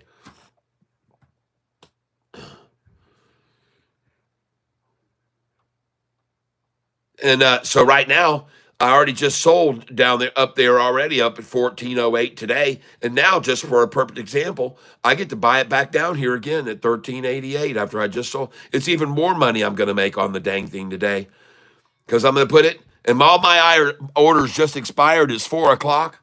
And I just want you to know, folks, I feel very good about SoFi right here, right now. I feel real good about it. I really do. I am not concerned one single bit about it being down a couple points, percentages in a couple of days, because I know it's still up about 100% on the 6-month chart, and that's all I care about. I don't have to worry when it's still up I'm up 100% on 6 months on the 30,000 I keep holding every day. And so I'm just going to keep doing that. By the way, the bid is on SoFi 1390, ask 1395. Bid just went from 1385 to 1390, and the ask is 1395. And ladies and gentlemen, I would not be surprised one single bit to see SoFi slightly red in the after hours, because they always do that. But then shortly after that, it's just freaking green every evening in the after hours. So let's go see right now what it's doing in the after hours. And as you can see, it made a very nice close. It was not washed out, and it's green in after hours, which it never is, folks. Never, ever, ever is it green just after the closing. And this is another indication of it being a different stock than what we're used to seeing, that they would immediately always have this thing red and keep it red 3 cents for the longest time. We've noticed this over and over. But there's more intent from people to buy this stock now in the AH, and they have a harder time controlling it now than they used to. It's very difficult for them to keep it in check right now, and they're not going to. They're not going to keep it in check. You'll see. You'll see where it is tonight. My guess is we're going to see this thing at $13.99, maybe even over 14 in the after hours. And one of these damn days, folks, there's going to be an announcement by Anthony Noto on the after hours about this company that is going to blow the lid off this thing so high.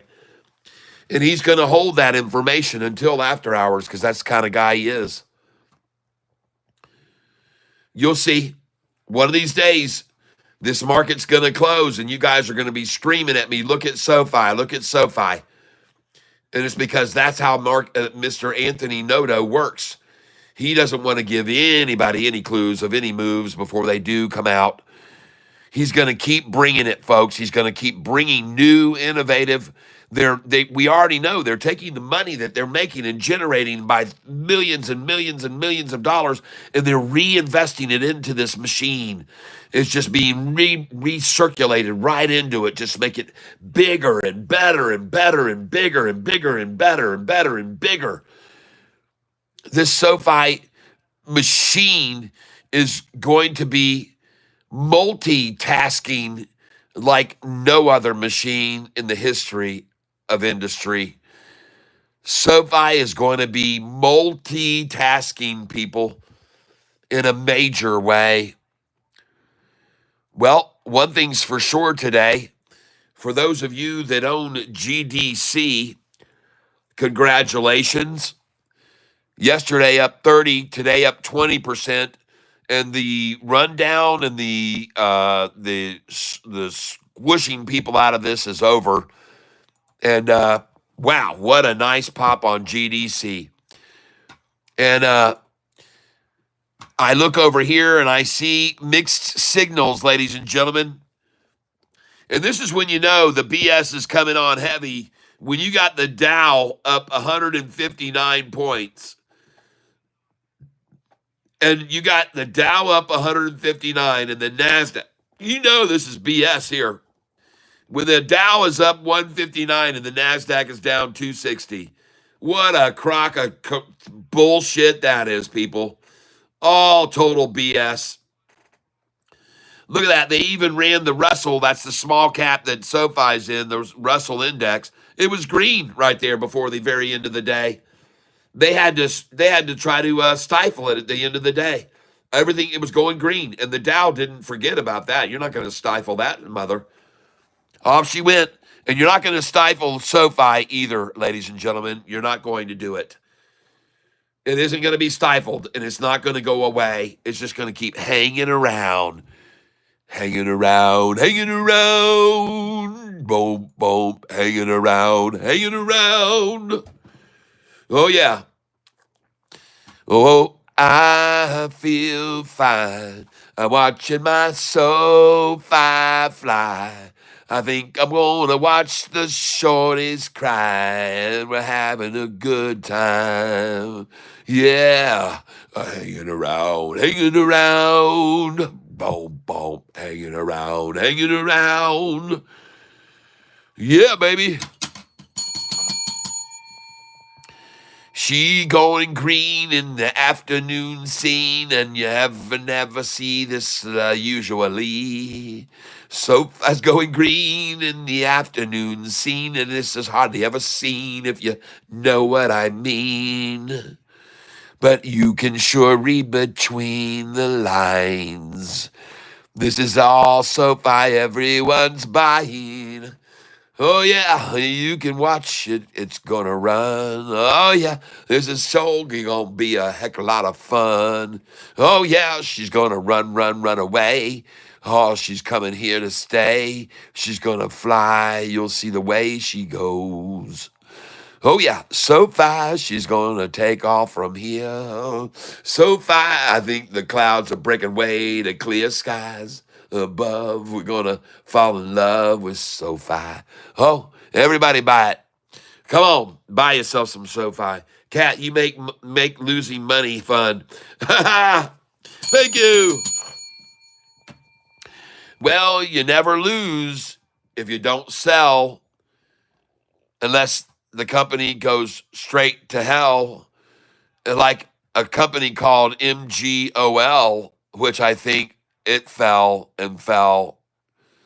I don't know if it was MGOL or not, but one of them, MLOG, MGOL, it's dead in the water. It dropped and it's gone, floundering around. All right, let's go look. Well, SXTC. Now, I'm going to look at my poll. It said, did you sell some SoFi with me? And 7% said yes. Well, that makes me feel wonderful, everyone. Some people out there, at least, are following in the footsteps of the cat. And tomorrow we're going to be able to buy back even lower, most likely. All right, good job, everybody. And SoFi is now rising in after hours in green, and it looks good. It looks very Christmassy on my screen. I want to thank you all for being here with me. I have had a good time with you all today. And so we're going to end this poll right now. I want to thank you all for being with me and sharing with me. And so we're ending the poll now. Bye-bye. All right. U.S. Army facilities. Yo, Catfish, buy back lower. Oh, I will. That's why I sold at 1408. And I actually did buy back already lower. I got 1392, 1393. And tomorrow I might get a 1366, 1377. I'll be putting my orders in there. I guarantee you that Chris already has them in place for me. And so we're gonna prosper, folks. 1388. What a beautiful number that was. The shorts had SoFi at earlier. 1388, and it didn't end up that way. Too bad. And look at it rising now in after hours. Very strange and unusual behavior for SoFi in the after hours, but we're seeing more and more of it, folks. All right, listen, everybody. Play the card SoFi tune and get it headed back in the right direction. Oh, I'll do that tomorrow. Don't worry. I'll do that tomorrow. Don't you worry. I will. It's already going the right direction. It's already moving the right way now. Look at it. 1394 and after hours on its way to 14, 15, 16, 17, 18, 19, and 20. By the next earnings call, it won't be funny for the shorts. That's right. I'm here to tell you, by the next earnings call, there's going to be a short walloping. And they knew that. And they started in on it today to run it down. And why they wanted to accumulate it is because of the data today about home starts, new home purchases, and demand for new home buys. That's going to help SoFi. People got to refinance those houses, folks. Got to finance those houses they want to go out and buy up and snap up. They got to finance them. And then great news on the 18th, just days ago, that SoFi is going to be getting lots of business from the federal loan, folks, because apparently the ruling by a panel of judges said, no, Joe Biden, you did not have the authority to forgive any student loans, and all student loans are to be repaid, and that is going to help SoFi in a very big way. And ladies and gentlemen, that judgment was just made 1 week ago on the 18th of February. Go look at it if you don't know what I'm talking about. On the 18th of February, folks, a judge and a panel of judges said, no, Joe, it ain't going to go. The college students got to use their dough. And this is where the article was hidden away so you wouldn't know about it. But I'm not here to hide articles about SoFi. And here it says, right here, a very, very interesting point is made by this veteran trader. And this veteran trader noticed and took into account a major court case involves Biden loan plan. And it says, well, first, there was an important court decision. This was just 1 week ago, folks. A U.S. appeals court ruled on February 18th that former President Joe Biden's administration lacked the authority to pursue a student debt relief program designed to lower monthly payments for millions of borrowers and speed up loan forgiveness for some. Folks, the St. Louis-based U.S. Court of Appeals for the 8th Circuit sided with 7 Republican-led states which had sued to block the Department of Education's program. The program was already in doubt with President Donald Trump back in the White House. Well, the 3-judge panel held that the Education Department exceeded its authority by trying to use a Higher Education Act provision that allows income-based loan repayment plans to adopt debt forgiveness on the scale provided by Biden's Saving on a Value education plan. So Biden's Saving on a Valuable education plan was deemed as non-authorized, and he did not have the authority to do it. And so this is an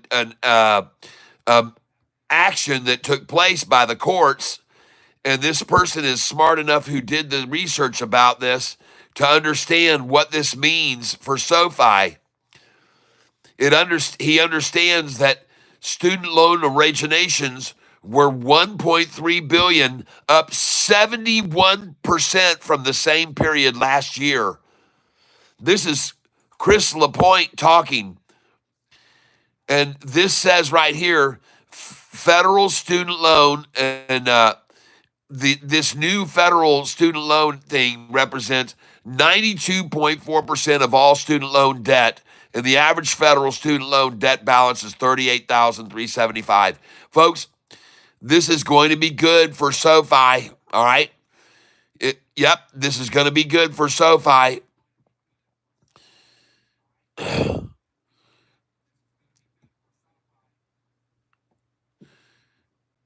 Anyway, I just wanted you all to be aware of it, that even this individual who has this hidden story and article about this whole thing is saying that this ruling right here should help SoFi, okay?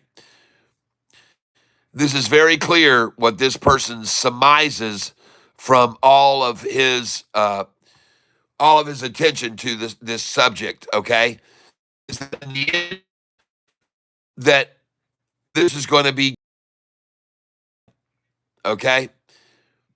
So I just want you to know that this news is big news that's going to help SoFi, but this news was hidden. All of the good news about SoFi is often obscured, but I like to share it with people, and I'm sharing it with you now.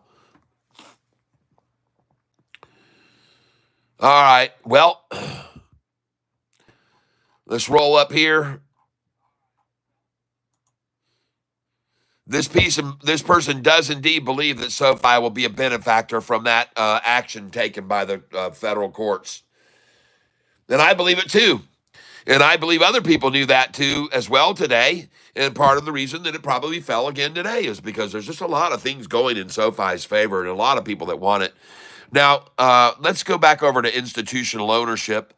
And I'm just curious today, did anybody else decide to buy SoFi stock when it was down? Oh, yeah. Well, my golly, yes, indeed, they did. And we're going to get to change some numbers again on my institutional chart. I'm happy to say that on this day, we're going to get to change numbers on 2/25, ladies and gentlemen, right now. 2/25. 2025. 2/25 of 2/25. What do you know? Well, we're up to 954 now from 952. So that is an increase. And then we're going to go over here. And the number of longs is 885. So, of course, they were all longs, both that came in, long positions, of course. And we're still at 30 here. And then we're still at 39, long and short. And let's go see and find out how many shares someone bought today. And the number has now changed to 575, 407, 772. All right. And now we're going to do a little bit of mathematical equationing. And we're going to figure out how much that is. 575, 402, 772 minus 574, 939, 115. 463,000 shares. 463, 657. 463, 657. Going to institutions that will not let them go. Those shares will never be borrowed again.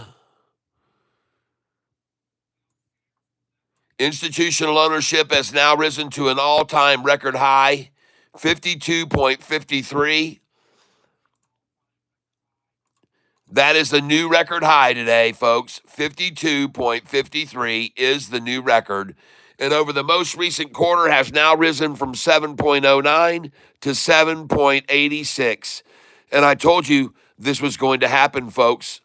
I told you, watch this institutional, because this is on a 90-day rolling number, folks.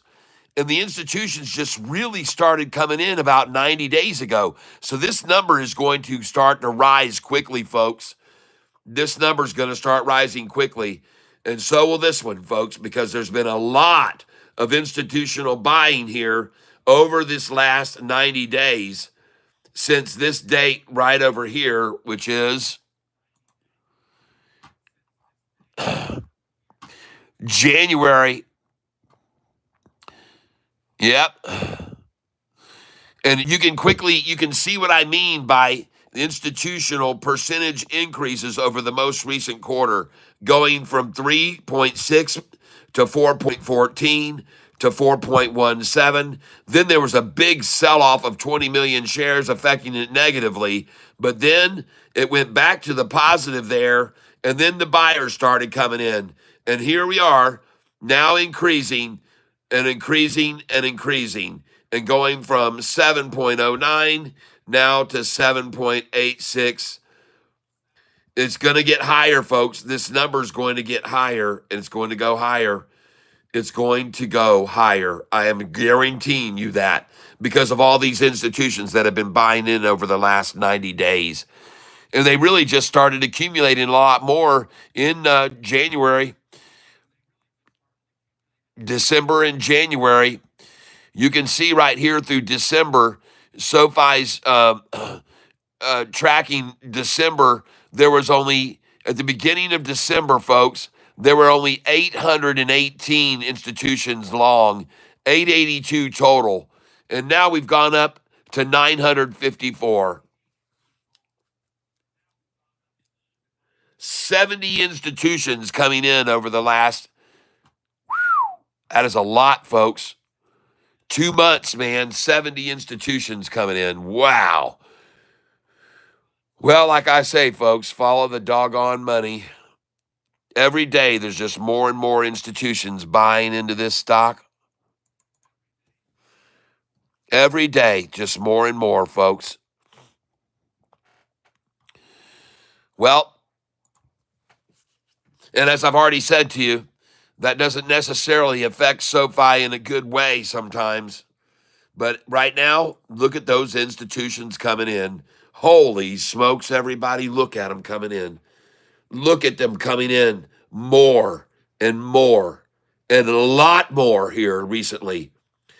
This is a spike in institutions so much that they had to raise the chart from 500,000 of 6 months ago to 550,000 of 2 months ago, and now 600,000. And that's not 100,000, folks. These are in thousands, so this is millions. Oh, my goodness, folks. Look at all the institutions acquiring shares of SoFi. Right as the price drops 37% since earnings, our last earnings. So typical of the manufactured BS surrounding this stock. And now I see the price at $13.94 in after hours, and I wonder what happened to the days that they could always hold SoFi red in after hours for months and months and months. What happened to those days? All right, everybody. Well, I'd like to stick around and continue the conversation, but right now I think I've shown everybody about as much as I need to, and I've proven all I need to prove that what we just saw SoFi happen to SoFi over the last 2 weeks now has been so typical of what they do to it. And now I just want to see the same typical behavior of two earnings calls, three earnings calls ago back in July last year, and to see that price run down and then go up $5 and something, and then from that earnings call to run down 20% and then go up $7. I just wonder how much will go now after going down 37% after earnings. I just wonder how high SoFi is going to go now. I sure hope it repeats the history that it's been doing, that's for sure. And I wouldn't doubt it if it doesn't. And today was a perfect example of seeing how well it responded to them trying to push that thing down. Man, it just came right back. Well, tomorrow, folks, I hope you'll have your sell orders in with me on SoFi at 14.13 through 14.20, all the way up to 14.30 and 14.31, 14.33. I think you should sell at 14.47, 48.49, and 14.50. I think you'll be able to buy back at 14.33 afterwards. And I think you should sell at 14.66 tomorrow, 14.67, 68. Buy back afterwards at 14.51 to 14.55. We're just going to kill it with SoFi, folks. We're going to make a lot of money with it. And keep day trading it, folks. Don't think that you cannot sell on the highs and buy back on the lows each day. Don't think you can't do that, even if you're down on the stock. You can still day trade it, folks. You can still day trade. All right? So let me get on out of here. Steady stair step graph in member numbers. Yes, absolutely. SoFi will be at 13 million members by 2026, maybe 14 million. Yep. Thanks again, bud. Have a nice evening, and we hope to see you in the morning. You got it, Buy Cylindrico. And everybody else, have a great evening. I hope you have a good one. I hope you're able to see me in my entirety right now. It looks like I got a sort of a close-up going on, but I'll just back this away a little bit and give you a better view of me. But I want to thank you all for being with me today. I hope you had a good learning experience happen with you today. And I hope that you remember that this is a very volatile market, but even if we see a continued slide, we can still make money every day if we just eye the right stocks. We just keep our stocks on the ones that we should be getting in on the lows, and then they spiral up. All right, everybody, have a good night, everyone. God bless each and every one of you. I wish you, as always, that you have a happy evening, whatever your endeavors are. And I also hope that you are good with all of your financial endeavors, whatever they may be. And last but not least, as usual, I hope you are in great health, because, folks, no one deserves that more than you. So God bless every one of you, and I hope that you are surrounded with love, because I believe you deserve it. We'll see you tomorrow morning at 8:48 a.m. Eastern Standard Time. If I'm a minute or two off of that, don't worry. I'm always steady. All right, we'll see you guys. Have a great evening. Bye-bye.